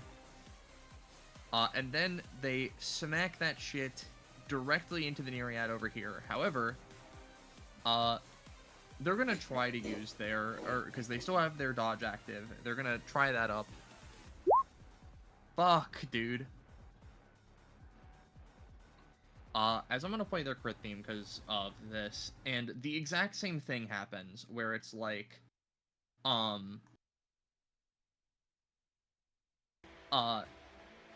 like, the chair is going towards them. Movement is like made. They are instantly just around and like shifted, as it like just sort of lands here, and it's like, come on. Yep.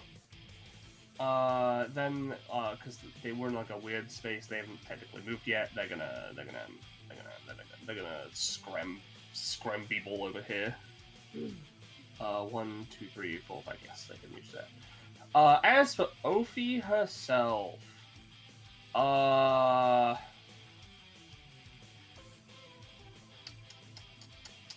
it feels like class system still wouldn't be great, though it may make it insane.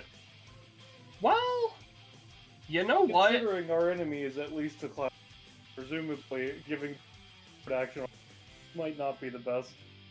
Yeah, they don't get like any extra action economy, but they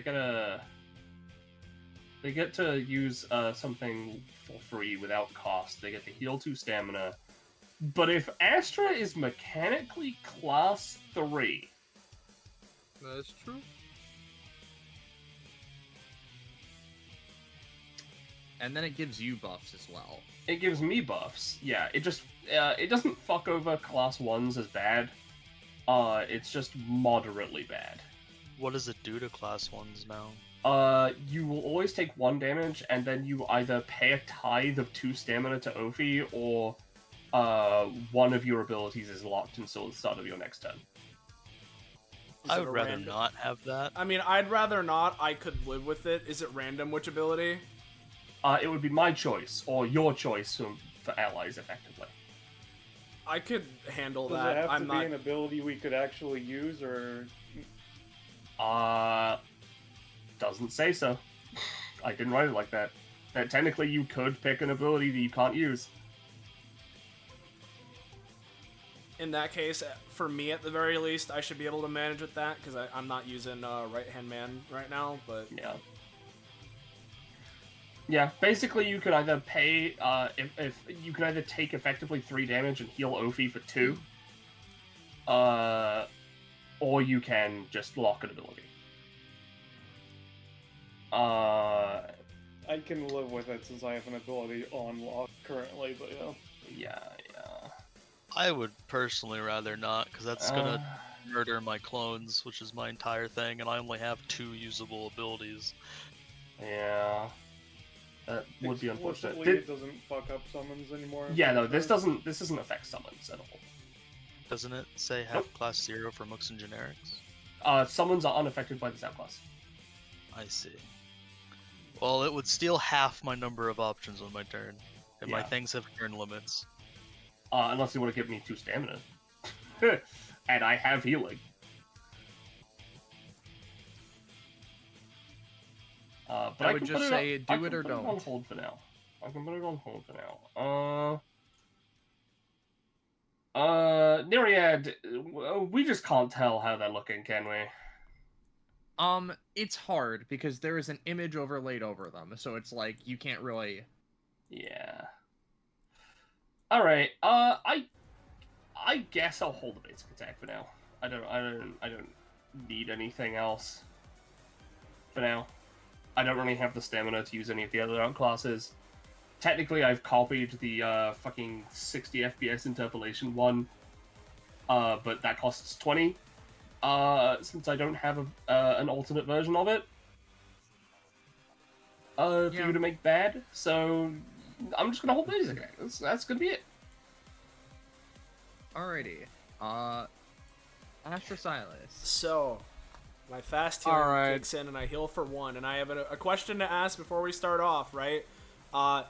Yes. You know, my apologies because I know that Ophi already did this, right? But listen, I know Terrence, right? Is Astra's bear kosher to move?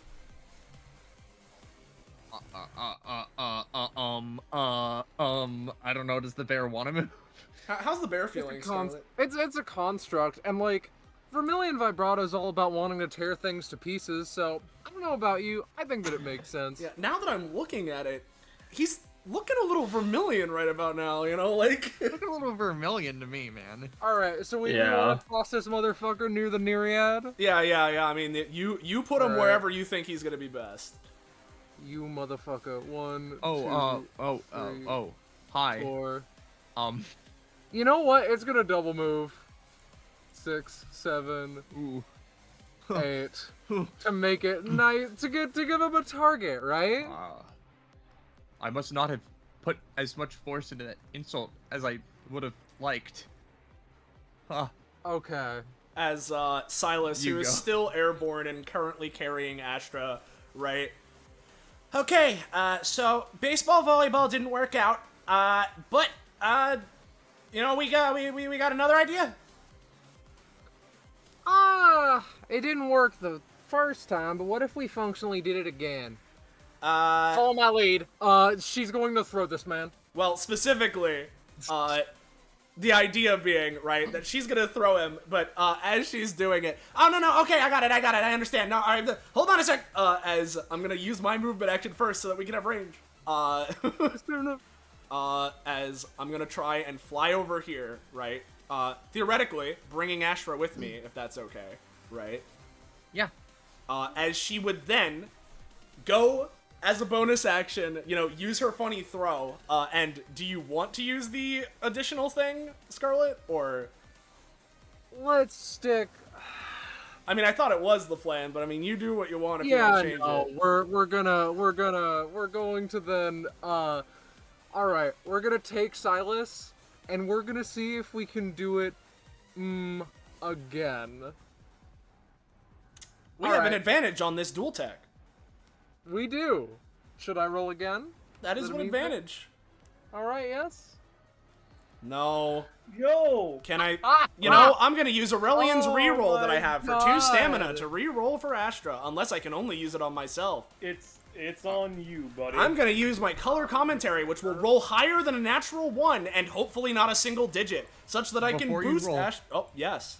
Close your eyes so you're not looking at the chair. I can just move the camera. You know what? That's a single digit. It's a 9. Oh my It's the God! highest. Yeah, It's the highest the single camera's digit. off screen. It's incredible. Should I roll again or? Well, it depends. Do you want it to be a reroll, or is the boosty enough to make it work? One second. I'm going to fully zoom in on Astra. I'm going to Shift Z on Astra, so I'm only looking at Astra's face. All right. Okay. So that it's an impossibility that the chair curses us once more. All right. Okay. Ladies and gentlemen, I present to you without further ado, Retribution Goddess's Judgment. Okay. Well, dual tech over. Unless I can. Holy shit. Somehow use In Your Footsteps to... You know, Clay, I'm gonna be honest. I can punch you at Nereid, and that may be the final thing I can do. No, I think the best I can do, right, because I still have my main action, right, is... No, hold on, I get what you're doing, hold on, I can... Let's, reverse real quick, reverse! As... He's going to try and adjust midair, and, you know, as Astro was trying to throw me as a projectile, what if instead I use In Your Footsteps, and instead try to, you know, turn the tables, do a quick little spin to build momentum in the air, and throw her instead? What if I do that, you know? What if something like that happens, right? How much does Retribution? Yep, 3, that's what I thought. I'll pay a similar amount. In fact, I'll pay 1 more, because Silas isn't the most physically strong in the world. So, you know, let's just do a little bit of that. 5, no. Alright, cool. It's fine. You can spend 2 I can stamina spend my to reroll. reroll. So let's go ahead and spend another 2 stamina down to 15. We can't stop losing. We can't stop losing. Maybe. It fucking does it. Oh, There you go. I gave you Okay. my luck. And so, Alright. just because again, you know, we're kind of needing to redo this on the fly, right? But Silas trying to match, you know, and sync up with Astra, who's fumbling a little bit from the current position. Somersaults kind of midair, his wings, like, he sort of flaps and does a weird maneuver as he instead spins around like cartwheels in the air and then throws Astra down, you know, as if spiking a volleyball directly towards Nereid. And you know what? Just like the power, you know, if you gotta have the power to go for those big shockwaves like I was talking about earlier, you gotta be fucking heavy. And I'm gonna try and use bonus action, hype him up, to increase Astra's, like, you know, like, weight, right, her mass, such that, you know, hit a little harder. Just hit a little harder. A little tiny bit, and I'll go for a bonus action, and, you know, let's spend 3 stamina. I don't need it. Okay. Scarlet. Hey, bestie. How's it going? You rolled 3 dice for Retribution Goddess's Judgment. Roll me 3 more dice and take the highest one. It will still have an effect. I just want to see these. Oh, Okay. thank fuck. And there's a number in there. Damn. I see God trying to give me more single digits, though. I'm going to play this one. Or I'm going to play this theme because it's the closest thing to the Arlia crit theme I can get. Even though it is not the Arlia crit theme. Right. Is it Astra's, though? Astra doesn't have as one. mentioned. Yeah, no. So, you guys, like Icarus flying, trying to get a glimpse of the sun, you guys fumble around in the air, swap position. No, wait, let me toss it. Nah, I'm gonna toss. No, let me. All right, no, That's spin fine. around. This is bad. What? Mumbling? Just keep going. And until finally Silas decides we gotta take the lead on this situation. Spins around, tosses Astra with pure force. You're pretty heavy, aren't you? And, like a fucking rocket, Astra zooms towards Nereid. And they're gonna try their thing. But this is a fucking 20 that is hyper boosted by Silas. Nope, not the fuck at all. So, Retribution Goddess's Judgment. Were you looking to just dive in and do a massive fucking smashing attack Yeah, through the bear? the and original Gecko? idea was going for a fucking meteor extinction event, right? Where, you know, she was gonna throw me, and then I was gonna increase her weight, so we were gonna both fucking go down. I was gonna use my main action and harden us both. And it was gonna be this whole thing where we're gonna double meteor with the bear. Now it's just Astra going as a singular meteor with the bear. So. Got it. So. A Retribution Goddess's Judgment is typically up to a heavy damage attack. And last time, I was gonna have it do 13, because of the bear, and the bonus from Silas earlier. So this would be doing a crispy amount of that. This, however, they're going to attempt at any time, not to avoid this necessarily, but to try and mitigate this. Oh, come on! As, you can put yourself over there, Astra, as, you know, you're bearing down upon them. Like here-ish. Yeah. I'm willing to kill the Don't bear put for your this. damage on me, man! As we're gonna go for, bonk. Alright. Mm-hmm.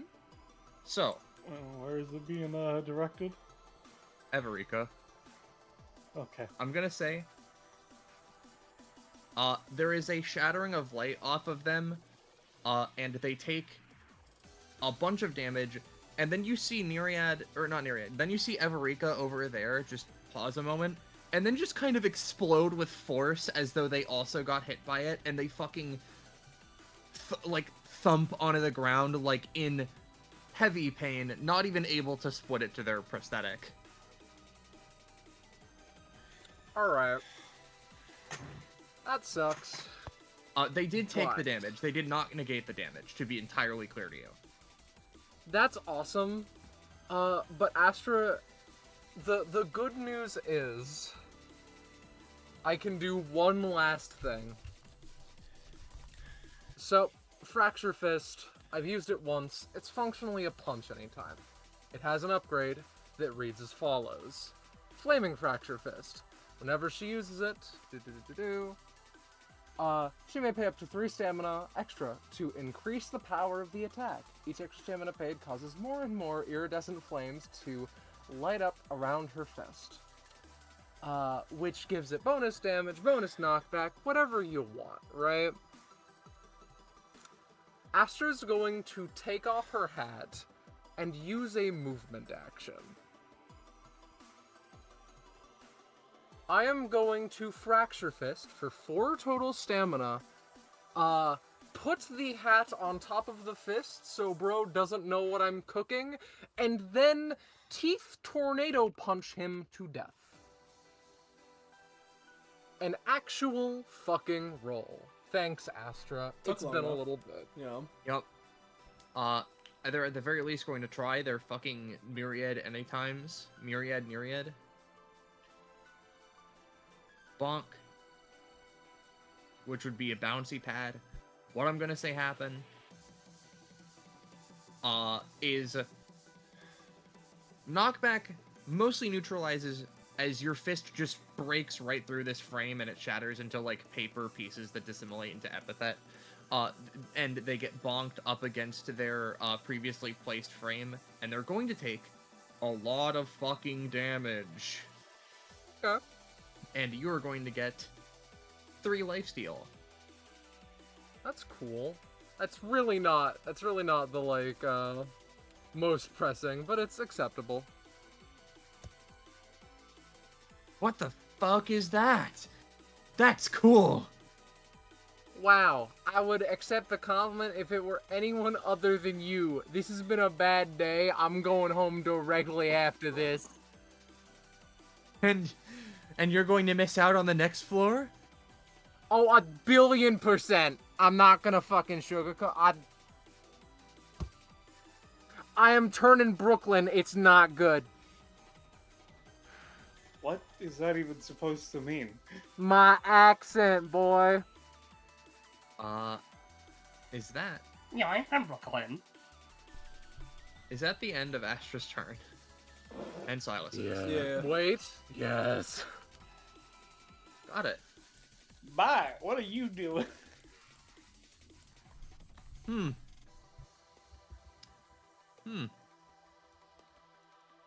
Let me take a look here. Well, the person I was moving up to last time before the gunfire hell blitz happened to move away. So, and to be clear, they point at Ophi. I'm not caring about you. I'm going after that one. They point at Harvey. As they lightning zip over to you, Harvey. And they're gonna try and go for an attack because they've taken an interest in you.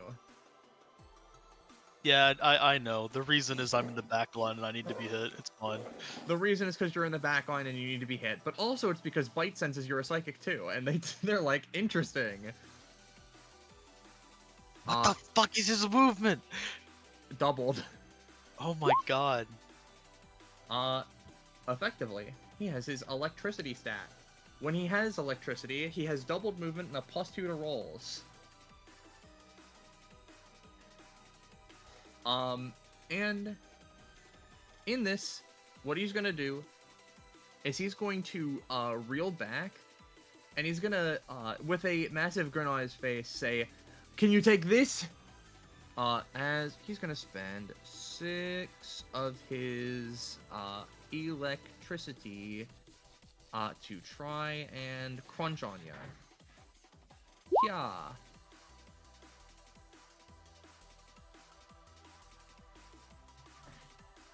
Let me see what this does.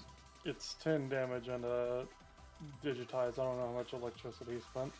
That's It would cool, be 3, Ballast. Shaco. I'm able to read. Okay. Oh. Oh, I see. Is he spending any electricity on it? Yeah, he spent 6 on it. Okay. I'm gonna try and trigger my ready to action I've had this whole time just on this. As he goes to reel back, the psycho clone that I've just had in the ground, sort of floating about, which doesn't ultimately matter. It's sort of just been following Harvey around, is going to pop up, using its ready to action and just have a block of dirt swallow Bite and disperse the electricity, as well as like contain them. Pop up. Mental mechanics. 4. I'll say because this has been a ready to action cooking for multiple rounds, you can give me another roll. And I was Thank gonna you. say that before you rolled a 4 anyways, but No, alright. I looked at the chair. I'm sorry. The chair. That one doesn't die. That one doesn't spend anything. Yep. I'll just say anytime. okay. There you go. Yo, that's the digits of the previous two in a different order. Sure, yeah. Which one are you swapping with?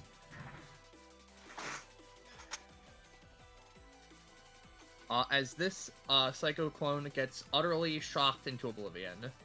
Yeah, it dies. Huh. Interesting. As he shakes his hand and turns around. I could sense that. There's something similar about you that I like. That's the end of Bite's turn. Aurelian. No thanks, I'm not interested. I'm gonna move up, heal my 2. Okay. Let's see. So you said when it got hit earlier that image of the soldiers dispersed, but this pain is still in existence, correct? Yes. Okay. The chair being literally one space out of melee reach is pretty frustrating, I'm not gonna lie. Alright. So what I think I'm gonna do is I'm going to reach into my coat and pull out the coin that I created earlier when the chair was launched at Astra and Silas, the kinetic force coin. And what I'm going to do is I'm going to aim it at the leg of the chair, hopefully, with its current effect, causing it to bounce off the ground, spinning towards me. And if so, I know this is technically kind of like a 2 actions and 1 thing, but if allowed, what I'm going to do is, if it does get towards me, I'm then going to grab it and kind of like a hammer toss thing, and then I'm going to then swirl and try to throw it outside the ring, if possible. Okay. I'll at least throw the coin I'm at gonna it first. I'm allow for it. I'm down. Okay. So I you throw can the coin get it. at the first. Sorry, what was that? You can get it. It moves closer to you for sure. Alright. And would I be able to store 2 points because I hit it with the coin and then touch it? Yeah, sure. Alright, That makes sense so to me. Let's just make it sure. Alright, so 2 plus 3. Alright, and so what I'm then going to do is I'm going to do like a turnaround toss, try to throw it outside the ring. No, I don't get that part, but you know, at least we're getting points offloaded into it. Yeah. You just spin it around and then you're like, eh. And it lands out of your hands, thankfully, but not too far. Alright, well that's my turn. I was so ready for that to work, though. That would have been really funny. Sorry, no, I physically touched the chair, you see. Another Tand touches the beacon. Sable weighs their options. And you know what? They have the lock on them. They're not really fully sure how to go about this. Do they hate this motherfucker or Ophi a little more? Let's roll. Alright, they're hating motherfucker a little bit more. So Sable like gives this glare at Ophi, and then goes, "Here's how you fucking do it!" And they're gonna pick up the chair and try to toss it over at Nereid. And honestly, they are going to try and use Window of Opportunity to launch themselves away from here, basically, because they don't like being up against the corner with Astra. Oh, fuck. It's one higher.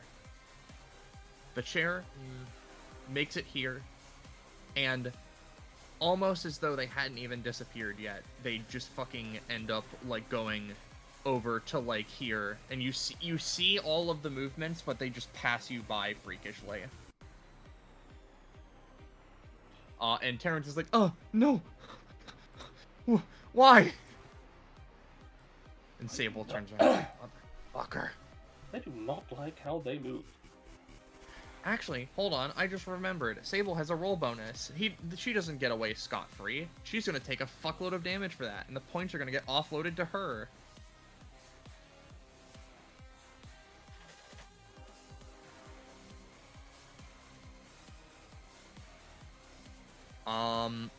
Which isn't good for them. End of Sable's turn. Terrence. What do I do? I just realized something. Hey, Roche. So Yes. each team started with 7 points, right? Yeah. How would someone reach 25? If you have your are hand held... making prolonged contact, you gain extra points. I see. Okay. Yeah, if you spend too... If someone glues the chair to you, you constantly gain points. Okay, got it. Terrence... outside of their usual maneuvers, is gonna try and to like look over at Ophi. "Hey, real recognizes real, right? How about this?" And they're gonna try to like grab them and like judo toss them over to the Barrington corner.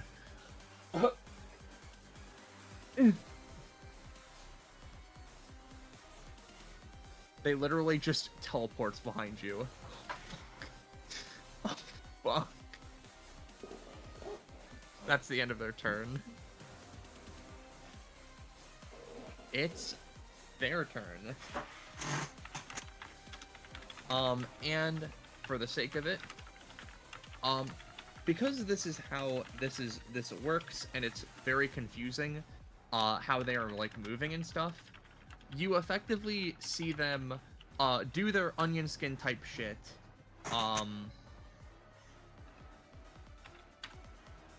And like go over here and they start up an ability, and then they leap, or they're going to start up an ability where they're like punching forward a bunch of times, which would effectively go through this sort of conal area, it would have dimensional rift properties added to it from the Dimension Devourer. So we're gonna start with this first, as they're gonna roll for it. They're using their ability. Now with real 4D action. As they do a punch rush from this location, that, doesn't hit anything, but leaves the 3D imprints of their fists. And those 3D imprints, faster than they would usually, because usually it takes, a couple of turns to, start moving, would begin just going. And they wouldn't necessarily impact right now, but, and, here's what I'm using for the fists. They would... almost immediately be kind of like this and moving forward a little bit. So you're going to get to have your sort of reactions whenever this would reach you, but this is sort of happening. And from there, they would be moving down and would effectively try and do a type cast to go for a typecast with the dual tech type thing, as they're going to about, let's say,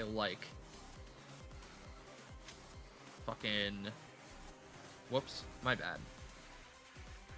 Here. As they effectively turn their arms into blue, slime-like stuff, which has the Astra crystals all along it, and those dimensional rifts from the Dimension Devourer all along them, as they're going to go for just a whip sword slash all around them type of thing, which is going to have an immediate thing you get to do. We're going to roll for typecasting, which is going to cost a decent amount. No! It does not go off. Even though you see the motions, you guys are going to be able to do your rolls as if you think it's going to go off, but, it doesn't end up happening, ultimately.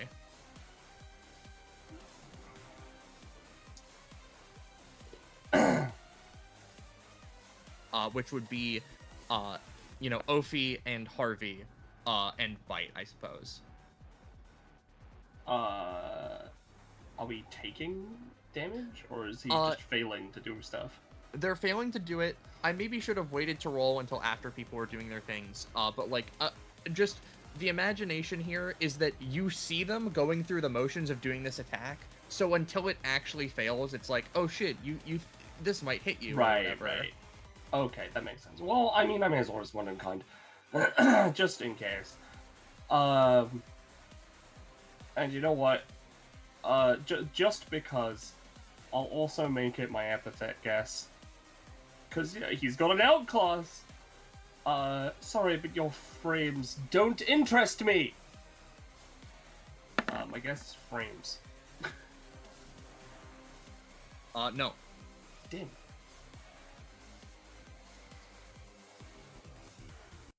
Harvey? Oh, do we actually have to still counter it? Yes, as I mentioned, it's for Harvey, for you guys, you see the slashes going through you because they're going through this whole motion. It's just that they haven't hit you yet, and you don't know that it's a natural one. I just flubbed up a little bit. I see. Could I have a clone walk out of me and do the the Naruto thing where it picks me up and throws me? Yeah, that's fine. Do that. And then Bite is going to do similar, where they're just going to duck, or turn to pixels and dodge. And ultimately, yep, stuff happens and goes through just fine. You all pretty much avoid it, and those tendrils that were made initially, Ophi cuts through them, and it just is a bad time all around for them. How far do I get thrown? Let's say 3 spaces. 2. And from there, that's the end of their turn, which would then cause Harvey to need to make a roll for this clone to not get immediately pummeled to death by these fists, or this clone not get pummeled to death. It'll attempt to just dive into the ground and reposition. No. It is like impacts of digital nature are made into it as it is completely dissimilated. How much damage? It would be effectively 10 damage. Dead.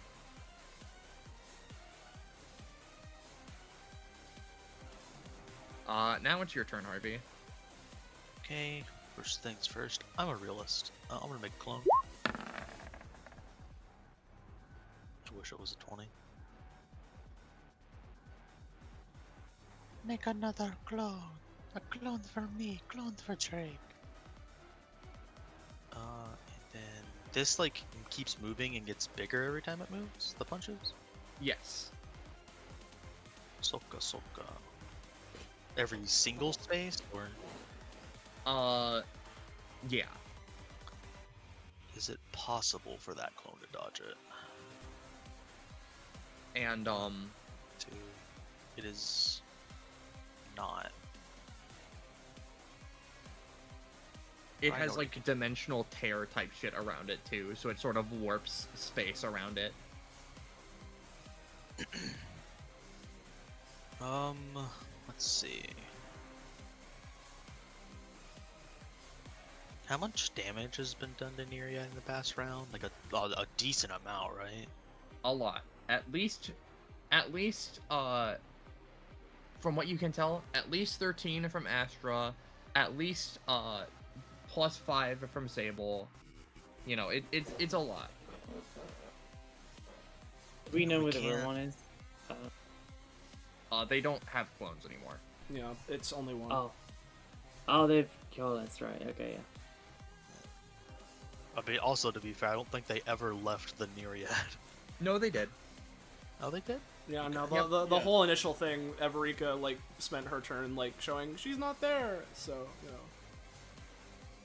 They were at See. least in the Astra or the Dimensional Reaver, but for a little bit.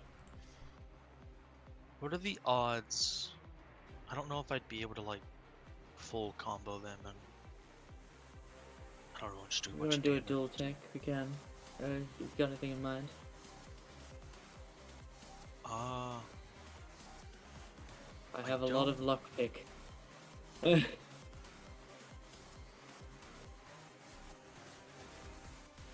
see. I also don't remember how much damage has been done to the other guys.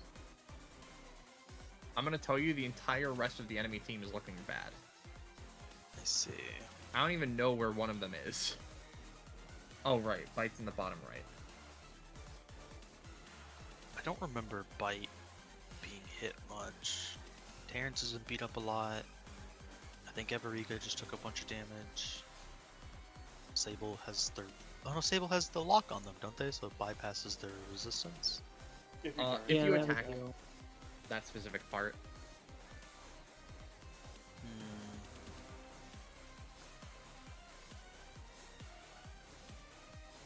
Where's the chair? Top right There's corner. up in the north area, northeast. Okay, I don't need to worry about the chair. You say that. I mean, she's got 15 points, or they have 15 points. That's not the points. Is not what I'm worried about. Actually, because it's if you reach 0, you just win. Yeah, right? we Yeah, have we're two very more to offload close. and then we win. Because it's not... So just to clarify before it comes up, right? It's not just that we need to deposit the remaining points. We need to deposit our remaining points and then transfer them to someone else. And if we can manage to do that, then we win. But, you know. Well, assuming rolls are on my side, I can do that. But that's not fun. I also only have 2 chances to do that, which statistically isn't as great as me doing anything else. So I'm gonna have the clone to the far right. Where is the lock on Sable? Yes. Session. Their chest. Chest? I'm gonna have that clone aim a paranormal appendage at Sable and it's going to make like a pointer finger motion because again, I can orient my limb to theoretically get bonus effects with the idea that it's a pointer finger. I'm pointing. It's fast, slender, so that they can't like anytime it, or if they do, they can't block it as well. And I aim for the lockpick, try and just boop them out. Paranormal appendage. 17. And God, the range on that is fucking insane. Or wait, no, this is from the one by Silas? Yeah. Oh, okay. That's a little more reasonable. I was like, I thought you were doing it from like literally the bottom left corner. I was like, what the fuck? I mean, I probably could. It's 10 range. Almost. Do it from this one. But yeah, as it does that, Sable, does raise up their arms, but the thing passes through, and then it pokes into the center of their chest, and they, like, take a minute. Silas and Eluna, give me a roll. This is for, the Sable thing, I don't know. Well, I was gonna say, I don't know if being in the air means anything, but with that, no. No, probably not. No. Eluna, you see just, like, a twitch in Sable's eye, but then they just sort of, fall over. Oh shit. Okay. Fucking sweet, dog. This clone is then going to 1, 2, 3, 4, 5 move up 4 and then just go into the ground. I should have So copied with real 4D action. Then Harvey is going to 1, 2, 3, 4, 5. 1, 2, 3, 4, 5. I don't want to touch the punches. I actually don't want to touch the punches. 1, 2, 3, 4, 5. 1, 2, 3, 4, 5. So is the what is the punches like a 4x4? Is that what that is? Yeah, it's effectively, an imprint of a fist, or like a bunch of punches that are being like blown up and ripped I know through, what like, it looks like. yeah. I just like what's its size category? Like, could I stand It's a here? 4x4. Okay, I can't stand there. Oh, I wish Barrington was like one space closer. What does Roosevelt and Teddy do? Teddy has fucking advantage on all attacks and crazy crit power. Roosevelt is God's greatest gift to man because he heals. What is Teddy's damage? It's just 4, but if he crits, it's crit power +2. I could probably... Because I could make like a copy of him, but I think I can just do more damage by launching a tree at Nereid! Roosevelt does 6 damage if he's outside of his area. Oh. But these are also outclass summons, so I don't know if you can copy them. I mean, I've been doing it to Barrington. Oh. I don't get their special properties. I imagine I only get what their physical things are. That's why I asked. That makes sense. If he's outside of his area, what's his range? It's like 4 or 5 in front of us. Actually, I can just go. Teddy's the one with the 6 damage? No, Roosevelt. Okay. Roosevelt has a gun. Yeah, hold on, let me post Roosevelt's pass. Oh fuck, I don't think I could get him out then. Roosevelt has a gun, Barrington smashes people in with 9 damage. Teddy does 4 damage, but has really good crit range, and then all the rest of them just do 4 damage. They're gonna attack. Actually, you know what? I had an idea. Not crit range, crit power. This clone will go up, it'll touch Roosevelt. I'm gonna use mental mechanics to sort of make a copy of Roosevelt and just send it out past Nereid as a feint, as Harvey uses paranormal appendage to just send a punch at Nereid. So if they try to like block, there's attacks coming from 2 different directions, and they've got to like choose one. And Nereid's gonna fly outside the aura, shoot them in the back as Harvey like punches them in the face with an open palm.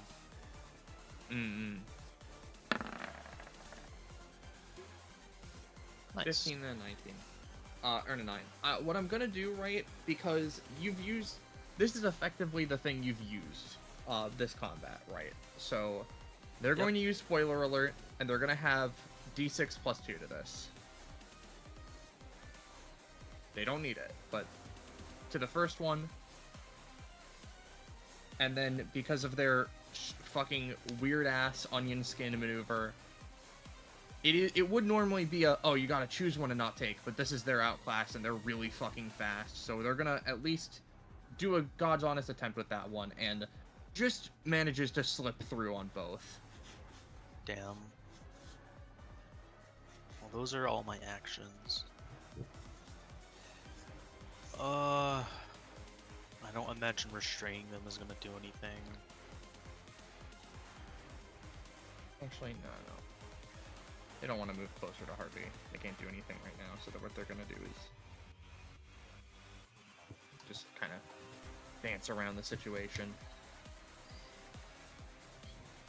Yeah, I'm gonna... Can't use that again.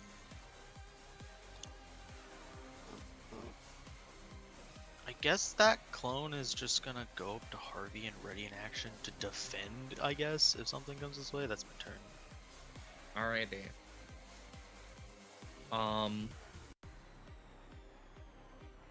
We turn to Elena's turn. And then danger would happen, because this would go in towards these guys, which would give them their free things to do.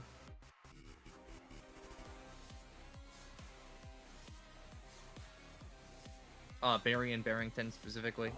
Yep. So, Barrington... Does Barrington get to do 2 things because he's held his main action? I will say one? so, because the outclass specifies any times, but they were specifically prepared for this sort of scenario. Yeah, okay. I'm just making sure. Barrington is gonna do, in that case, his own bear punch rush. It's a punch rush of 2, you know? Which Barry will help in. So, Barrington smash. Barrington smash. Barry smash.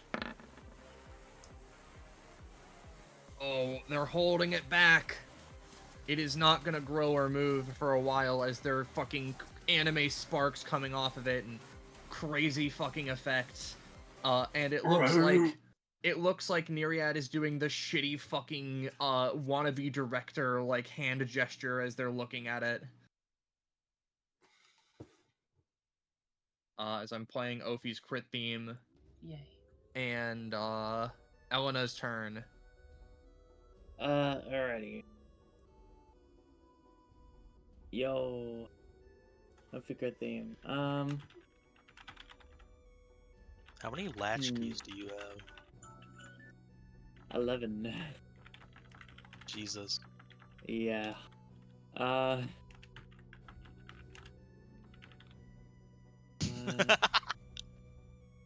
If you used key unlock or key overdrive. Key overdrive? Oh. This is her new version of her old talent. I see. So she's getting 2 prof. Got that. Yeah, so... God, Ballast is throwing a wrench in my thought process. Whoops. Well, I looked at a compatriot's sheet. How dare I? Fair enough. Huh.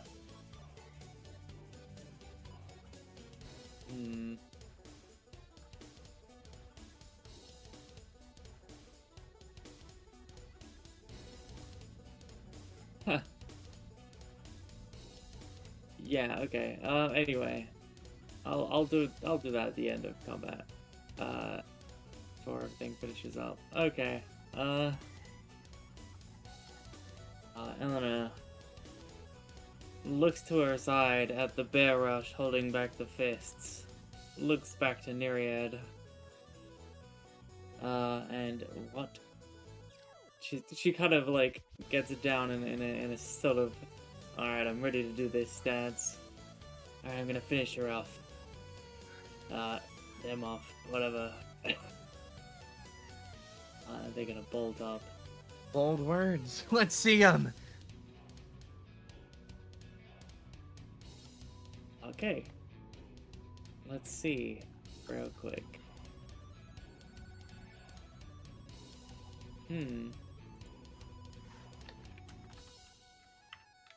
So,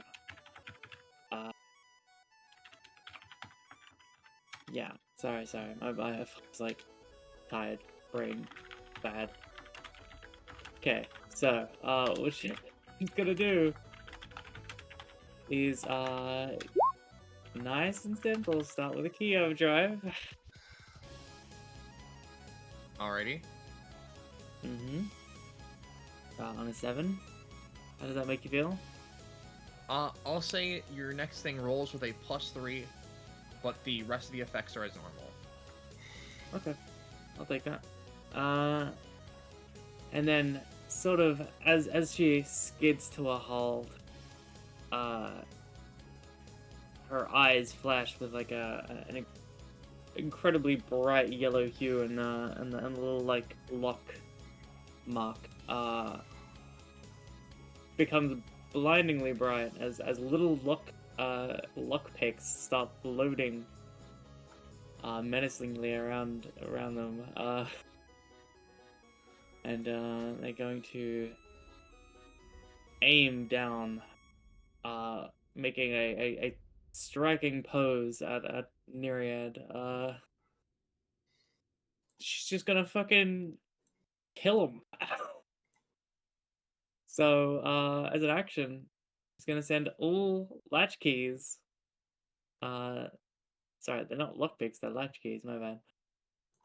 At flying at Nereid in a fucking flurry of like arrow storm, sort of effect. So this deals 1 damage per latch key that I have. Oops, I have 1. That should be 1, that should be 4. Okay, 14 of these things. So, turn them into a pincushion. Fuck them up. God. Don't forget Did you you- have advantage. I have a Cool. +3, yeah. +3, yeah. So 12 Got it.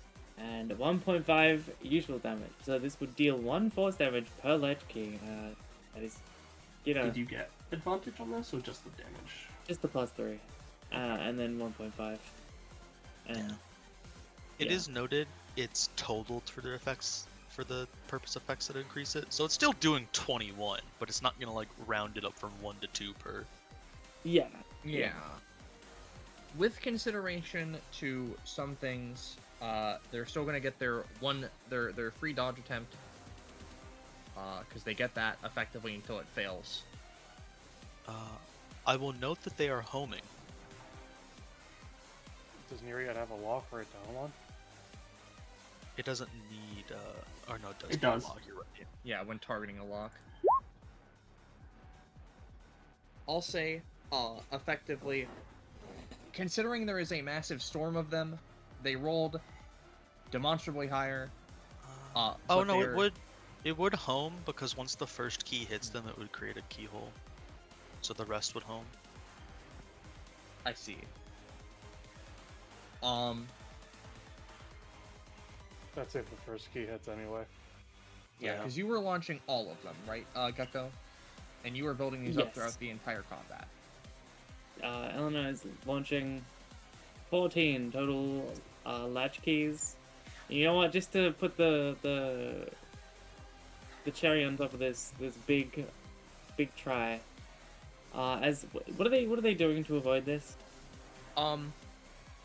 Effectively, their spoiler alert allows them to do their dodge type thing, and effectively they're moving with that blinding fast insano speed, 60 frames per second bullshit, and it just effectively weaving all around and between and all of that.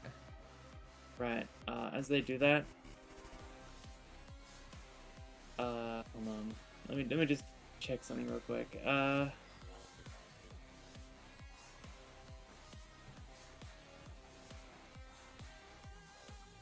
think, yeah.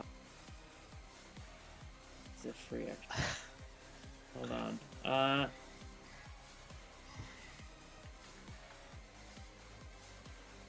Alright.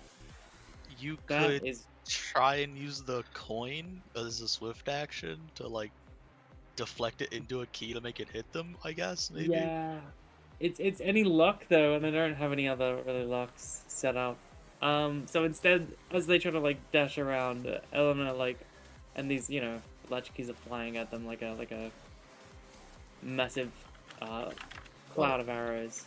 I'm just gonna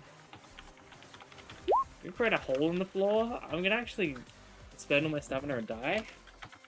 Oh no. I'm gonna say.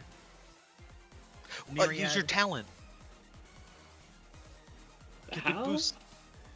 Unlock your inner power or something. I don't know. I just want you to succeed.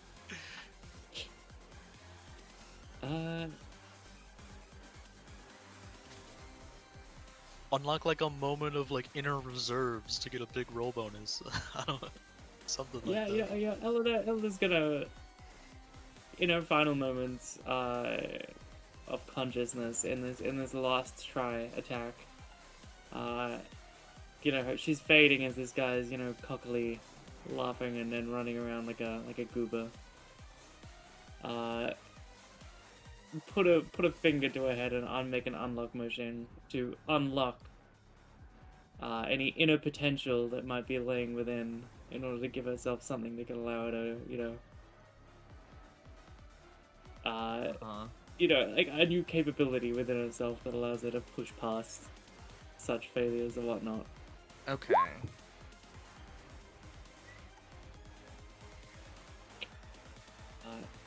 Right. Yes! So, I'm going to set a precedent for this. Yes. Because I want this to be notably strong. Effectively, how this is going to work, and this might seem a bit odd, considering the wording of, oh, you're unlocking your inner potential and, like, putting out, like, a burst of your own strength in order to force this. We're not going to care about this right now. Gain 3 proficiency, perform another roll that ignores that natural 1. Okay. Oh, Jesus. Okay. What I'm going to say is that they move around, and as they're moving, a hole is created.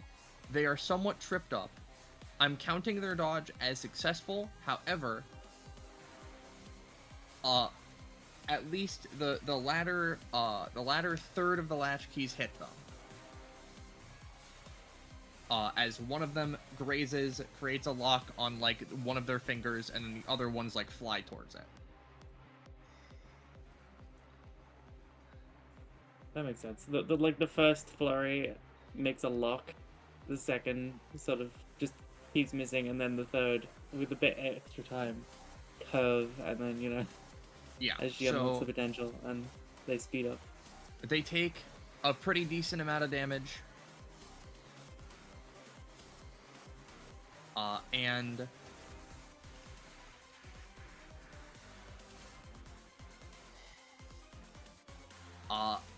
Eluna, with a little bit of a heave and some wooziness, they stand up a little bit. Damn. And then they fall over as their hologram begins to dissimulate. That is fucking pretty epic. And from this, right, what I'm gonna say, because their outclass is technically still on, I want Barrington and Barry to give me one more set of rolls for the fists, which are gonna be countered. Just to see how that plays out, because they're gonna, it's gonna be one out, but like we're just gonna see. All right, Barry is reduced to a head of teddy bear and cannot be recovered as they are flung away. Barrington stands strong at 1 health as the fists are obliterated. I'll say he can't heal the next time either, but like, he maybe doesn't need to. That is fine. Sorry, I know you have a kill. Yeah, no, I'm you sorry. stole the kill. I was gonna outclass the shit out of him. Sorry. I mean, I really held back the fists, otherwise Eluna wouldn't Oh have, yeah, no. been able to, like, Listen. do it. It is what it is. I already got an outclass. I don't care. Mm. Oh, yeah. That is Elena's turn, and she's sort of the incredible power that her epithet is releasing, like really an unreasonable amount for someone at like 10 proficiency. Her body like goes limp as she like kneels and then collapses. Interesting. What is Eluna at, by the way? Stamina wise, Yeah. -1. So I could revive them and knock them out and get skeleton tea if I felt like a real dickhead. Did they unlock anything with the 3 proficiency, by the way? We're not caring about that right now. I'm sorry. Oh, I did have my speed dial. Sorry, I wanted to use that. Your Yeah. smile. Because I wanted to get key overdrive. In speed dial. If I could. Sure. Everika. She sees this. She's like, the evil has been defeated in her head. And then she looks around and sees everyone on the opposing team is okay and goes, oh, man. God damn it. Are we gonna lose? Yes.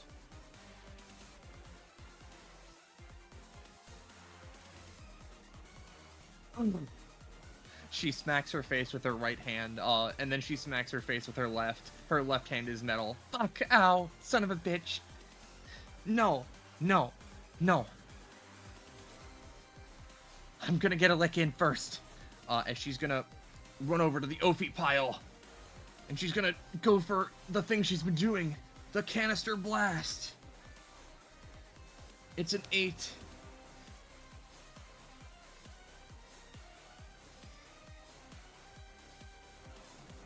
Do you have anything for this, Ophi?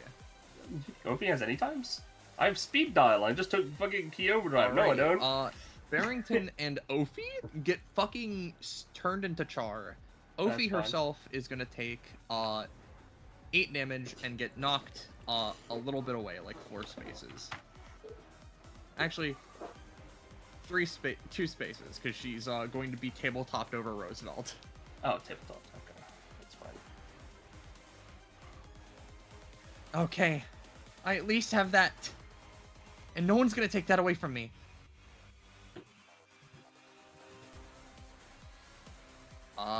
Ophi. All right, time for you to die. Oh, beans. All right. So first things first, we're gonna have Roosevelt shoot Ophi. Finally. Oh, I also get my heal as well. So do I get my full, my full 6?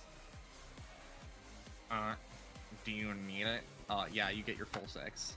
Fantastic, because I got my plus my 4 from my thing. Plus 5 there. Plus 5 there. Let's see. How can we do this in the most efficient way? 1, 2, 3, 4, 5. Okay, that's fine. Yep, Teddy is gonna go up here. And Beryl is gonna go up here. And they are going to, here's their passive. They're incredibly good at grappling. So I want, I want them to be held onto, if that's okay.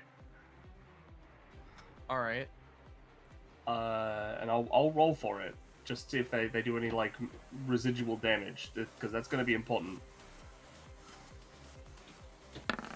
Bear Smack fucking sucked. Bear Smack fixed. Did okay.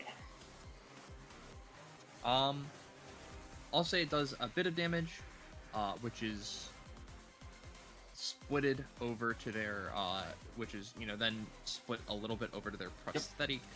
That's fine. Roosevelt gonna get out of the way. I'm gonna bonus. Well, I don't. Bonus action. I'm gonna anytime release Speed Dial Key Overdrive. Okay. Which I believe makes my next attack 1.5 times more effective, and rolls with advantage. So that doesn't really matter. It might matter for crits. For my prof's sake. I'm with you on this. I should have taken the cost for those. And then we're gonna use the other outclass I have saved. And Ophi's gonna start walking. Okay. We'll roll again just to see if we crit. Uh-huh. Again, no, that's fine. Crits don't increase the effectiveness or anything. So yeah, she's just gonna walk forward, up to Everika. Alright, die, stomp, 15 damage normally in this, to this space specifically. 5 damage to everyone in this space. I see. And everyone gets knocked prone. Can people react to these, or are they, like, straight up, like, fucked? They are still outclasses. Alright. Well, Incidentally, this does knock me out. Because I've increased the damage, technically. Everika is knocked out. So, you get your thing. It friendly fires yourself? Yes, Yes, because explicitly. this is a weakened form because Ophi was reworked, and so there's a lot of drawbacks to her stuff now. Yep. So she gets knocked out. I'm gonna say, since the bears are actually stronger, the bears are gonna stay around, just inert. Well, that's Ophi. Well, not quite just yet, because as I'm just taking my damages real quick, this.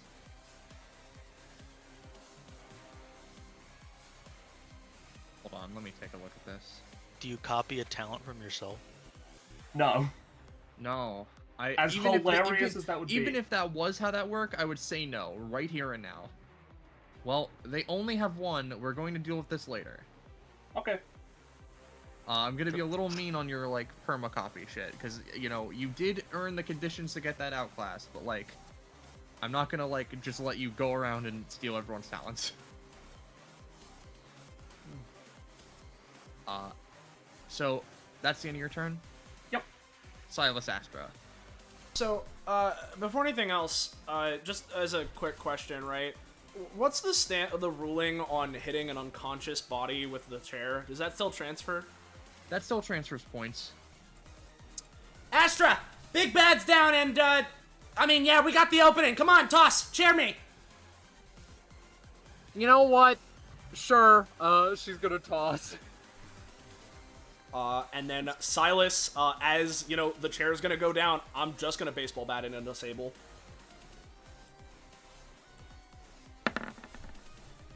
Now, I want to ask, are you trying to specifically damage him, or just... Just trying to We're giving transfer them points, points. brother. I don't want to kill them. If I need to choose Everika instead, I can do that. I'll do Nereid. I'll do anyone. I don't want to kill. Alright. We'll I'm send gonna it I'll to never kill fucking- again. We'll send it to the Basically- audience if we fucking need to. Yeah. What happens here, right, is Astra tosses the chair over to Silas with the force of fucking Zeus, right?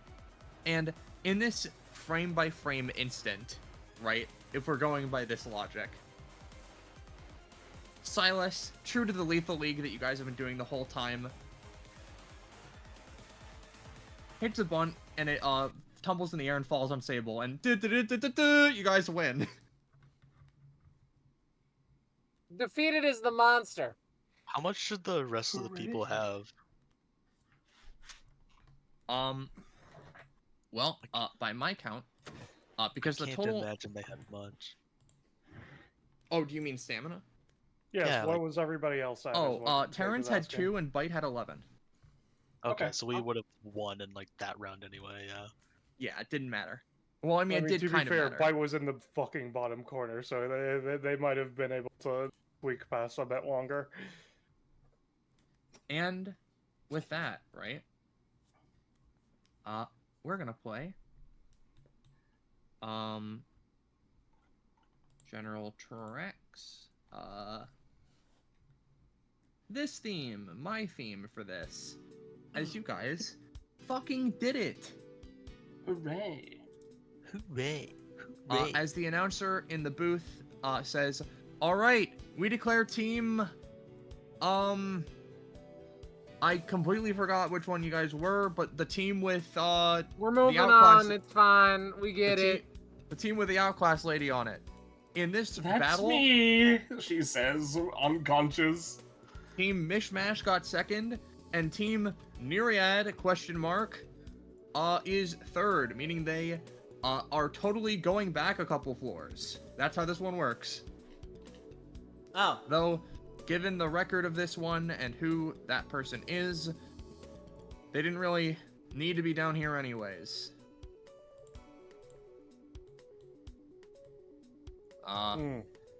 Y'all have a good day. Alright, Terrence, maybe picture. No. Damn. Terrence takes a seat like cross-legged and is like, huh. Is it Scream? Eluna says, slowly No. pulling herself to her. As you guys are looking at them, I don't have an icon for this. But basically, Nereid, their like hologram begins to form off of them, and instead you see like a guy who has like brown hair that is pulled into a ponytail. He's got like a big jacket with a bunch of pockets, and he has red glasses with like he has glasses with red lenses on his face. Just looks like a guy. The one guess I'm gonna throw out is cinematography. No. Alright. Eluna's. If it was cinematography, it was a whole bunch of wonky cinema. What was going on with how he was moving and all that? I mean, just because it is cinematography doesn't mean that it has to be good cinematography. Cinematography has all of the elements of making a movie, which includes the films, which is what other people were guessing. Bite crosses his arms. Be it as it may, I would love to keep fighting. You guys did rightfully win, so go ahead. Yeah, I mean, hey, you did pretty good, and I mean, this place is basically always open. So I mean, if you want to just keep fighting, there's more people around. I've not yet met opponents that piqued my interest like you all, though. Yes, I'm sure, and I'll put your outclass to good use. That wasn't. Sorry. I was don't bite have talking, one I'm of afraid. those. I'm sorry. I saw Bingus and thought it was him. No. Whatever. Yes, I'm great. You were actually the one I was the least interested in. Well, Fuck you. fuck you, honestly. Blue electricity boy? I don't even have. I am too tired for insults. Don't worry about her. Silas says, sort of, wrapping an arm around Aurelian's shoulder, to which I imagine Aurelian backs out of because I don't think he's into that. Just looks back down to Bite. If we really piqued your interest, I mean, just keep on fighting, and if you get to go climbing faster than we do, then we can meet up again. Of course. Next time I should bring my team, though. Be a bit better than the ragtag group I ended up with. Was this not your team? No. A more specific team than that. 3 of my friends, if you would say. They're not as gung-ho about fighting, so I went here myself. Alright, well, yeah, I mean, if you got, like, a whole group, I mean, that's probably gonna work out better for you. Nod.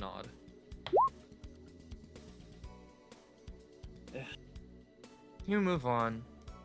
I'm going back this way.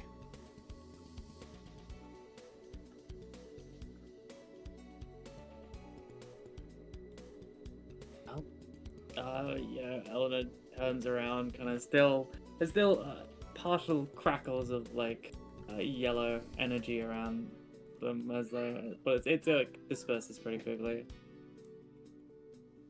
Harvey approaches. Oh, sorry, unless you were continuing. No, it's so good. They were just like wicked team, like you guys are pretty good. Yeah. Gives a nod. Yes. Yeah. Harvey approaches the center platform and just sort of like, with a smug grin on his face. Yes, for all the frivol we engaged in before, as execrable as it was, I'm actually quite proud of that performance. We That's did, good. sort of shakes head, pretty well, some better than others. See, I was telling everybody. I told you it was gonna work out. We just gotta feel it out. Speaking of, Silas goes and goes to point for Astra, but she's already gone to the other door. We're just, work in progress, like the team name. We gotta work it out, you know.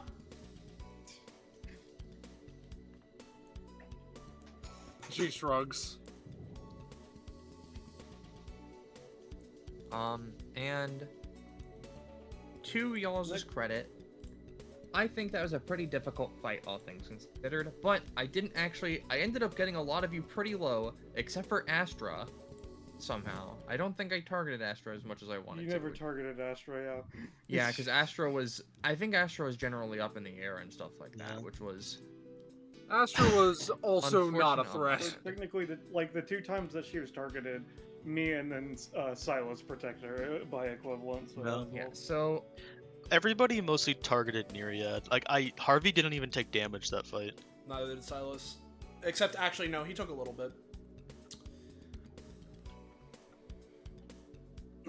In any case, just as we're doing the combat rewards and such and so on, Aurelian just like, I would prefer, though, if we could actually stick to a strategy as I prepare it, considering that went for a bit longer with all the style over substance you were going for. Hey, it wasn't over substance. The roles disagree. Harvey just sort of gives you a stanky look, like, your prepared strategy, as if it would have meant anything. Please. I mean, with the removing the chair from the rings of the boundary of the ring, after depositing a single point, as we had done, if we had done that strategy immediately, we could have just won through referee definition. But regardless. Please, I'm better than that. What a weakling tactic. Suffice to say, for someone who barely did anything, I suppose.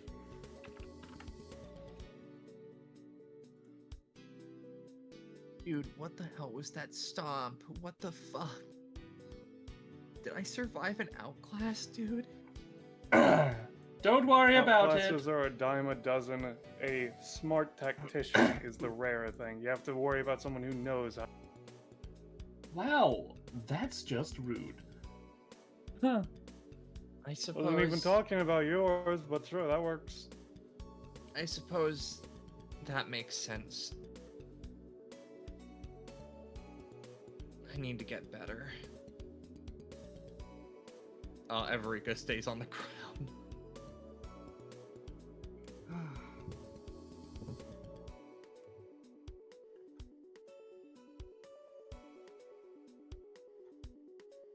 Hey guys. Yeah, Harvey speaking Hello. off, right? Yes. 23, okay. So, let me make sure this one's all good, but... Okay, so...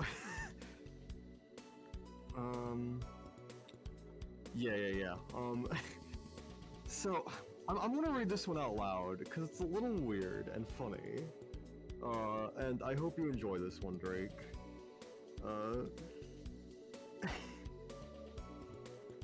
So, Harvey collects his horse's teeth. These are mere ivories of a Mustang, but within the samples of my second greatest experiment lay a potential and power. So Harvey has a collection of teeth from his psychic horse, all of which are brimming with weird space-time psychic energy. At the start of the session, Harvey may roll a 1d2+1 to see how many teeth he's brought with him, and as a once-per-round swift action, shared between all of his clones, Harvey can spend 2 stamina to expend a tooth, and give his action, he's taking the properties of portals, allowing him to double the range, or, you know, reach somewhere within double its range, and gain weird, like, Terrid space-time properties, which can potentially do extra damage. Allies can use and expend these teeth if they want, but he probably won't give them away. I have a what? Psychic horse? Read your lore. Am I missing something? I don't remember a psychic horse. I remember the psychic horse from the lore. Yeah. This is still awful, by the way. This I'm is not still condoning bad. this. Yeah, you know, Why does his horse regrow teeth, by the way? That's Psychic. brother, Psychic it's a powers. psychic horse. I don't think it Yeah. follows any horse biology. I think I Sir hate Victor every- could regrow his teeth every- if he wanted. every So like, input- I think this is just a horse thing. I think like there are layers to like, you know how like a cake has layers? You can like dig into this talent or this passive or this to whatever this is and like find a new thing to hate on every single layer of it. Like A, Harvey has a psychic horse. B, he collects its teeth. 3, it has portal powers. Like Quadra, You know- he can take portals from the teeth. Yeah, Drake. I remembered the animal thing. I didn't remember a horse being specifically mentioned, but I did just look back and see it. That's something. Yeah. This is real paralyzed horse energy, to be honest. Yeah. I don't know. I can't believe Harvey got a horse talent before Dapplegrim existed. Yeah. I'm just going to push that to the side. Yeah, I should knock out Harvey to get a psychic horse. My Yeah. psychic horse I bought off the Is it a internet. talent, Kagabo? I think it's unsure. Whatever you feel is best. Oh, okay, I see. It's not a town or a passive. It's a horse. Got it. It's a Yeah. historical fact, I think. Yeah, of course it Those is. with your sheet. Yeah, realistically, it's probably a talent. It's like a side thing, but like you do what it feels best. There's barely a difference these days, anyways. Ooh. So, yes. Anyway, putting that aside, Ophi eyes a psychic tooth. It is like, no. You, yes. Key woman. I don't think he spontaneously gets the teeth. Just didn't bring him. Listen, I'm just using that as an Opening his excuse to pocket. move Oh, on yes, the conversation. My psychic horse teeth that I started this combat with. Good to know that I still have these. Yeah. I just want to move on the conversation and do some goddamn RP, okay? Yeah. Ophia's like, key woman, and Asher's like, yeah? What? No. You... What? This one. She don't... Yes. Alright. Elda looks up with like the bags under her eyes, looking a little deeper than before. Ophi like squints a little bit. Yes. I don't know what it is that you did there, but it is impressive. Well done. Just, like looks around, like, thanks. I heard it's a useful epithet, and it's proven such. She kind of like, Certainly looks useful. you know, flexes the golden energy that seems to hang around when she uses her epithet in between her fingers, like she's flipping a coin, you know? Yeah. Yes, I certainly felt that when I used this weird. She sort of pulls out a phone. Phone thing, yeah. Like I know what a phone is. This power. I have a strange power from some guy I met who wanted me to regrow his arm.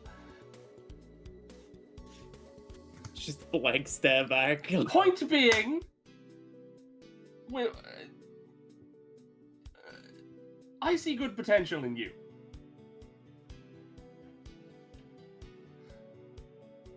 Mm-hmm.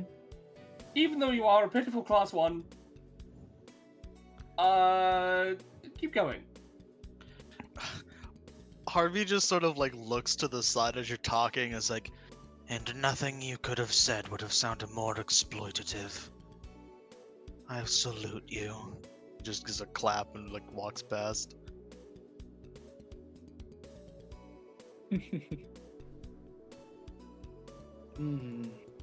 Look, lady. I've been in the Slimer. Right? For a long time. Sounds like quite the curious machine. The Slammer? The Slammer. It's the Slammer. SCP machine, the Slammer.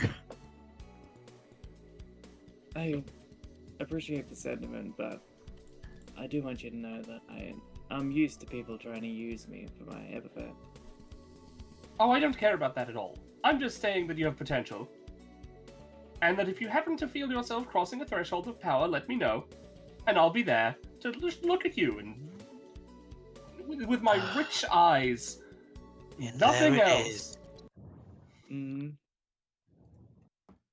I'll keep that in mind. She says like with she has like a grin like, oh you like. I mean, as long as you're upfront about wanting to use me, I mean, that's more bearable. Like, shrug. I'll be completely honest with you, which is something I rarely do. Yes. I can see how very useful your outclass could potentially end up being, and I would like to be there when you potentially receive it and grow in power, because well, I'm having a little bit of a rough time with my epithet these days. It was a lot stronger, and now it summons a small me.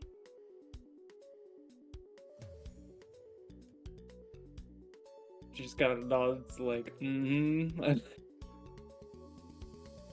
Look, I'll keep it in mind. You seem like someone who has connections. I'm fine if we, I'm fine to be friends, or, like, she scribbles a number down and passes it to Ovi. Ah, yes. Whether that be in business or,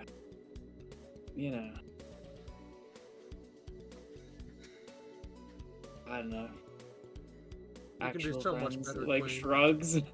Understandable. It's good to know people, is what I'm saying. Gives a nod.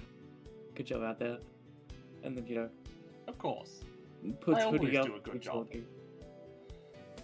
She'll continue walking as well. She has ignored Terrence the entire time, by the way. She's not giving him even a second fucking look. Yeah, I mean, in case I know it probably doesn't mean anything to Ophi, but he does feel like he's class 3. Yeah, I'm sure it does. She squints as she's finally realized this. Hold on. Terrence is just sitting there, like, staring off.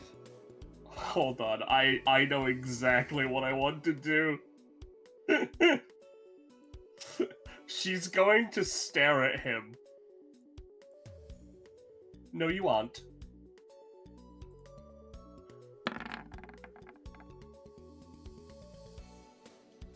Is this literally just making him not class 3 feeling? Yeah. Just for right now. Okay.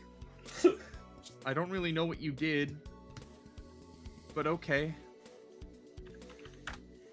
This is not gonna have any repercussions later on. It just makes Elfie feel better. You guys just go. Bye-bye now, whoever you are. Developing a maneuverability skill, definitely. This is so much quicker. Not necessarily the most fast, but like, at least it's quicker, and I enjoyed it. It's fun. He says as he continues to just throwing out coins and to continue to skate, and then the coins that he skates off of just assimilate again. Yeah, I remember when I got the wings, and now as a kind of like that kind of a feeling, Wait, you got a Heelys upgrade? I got a move action ability where it's called coin roll, where I basically, fucking goddammit, my mouse is. I've read it. trying me. Yeah. I create a coin skates. Yeah. That's And so I funny. I can expend the movement it gives me to create roll bonuses that people can pick up. That's fun. I wasn't paying That's attention. fun, yeah. Did Eluna get extra prof? No. They touched I was a smart cookie and picked the much needed stamina. Big mood. Yeah. From here, you guys go on up and move on, not to the next floor, because Astra said she was going to be done, but presumably to meet up, discuss your plans, and get the fuck out of here. Maybe go to lunch or something. And the scene, cuts over on those guys who are still in the arena. Most of them leave and all of that. Sable gets up surprisingly quick after you guys head out. And the day closes on floor 27 of Monarchy Tower. And you did it, guys. It's over. Yay. And if you're wondering, whoa, floor 27? That must mean there's at least 26 other floors I haven't seen. Where can I see some of them? And maybe even some of them multiple times, or floors that aren't a part of that. Well, if you're so interested, for one, you should check out the highlights on this Twitch channel, right? Because we save everything.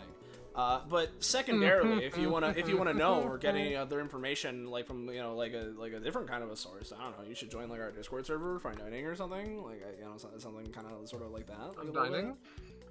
You should kind of go there and get notified when we're going live. Thank you all for watching. Thank you to everybody involved, and of course Rosche for running it. And yeah, until next time. Thank you all. Good night.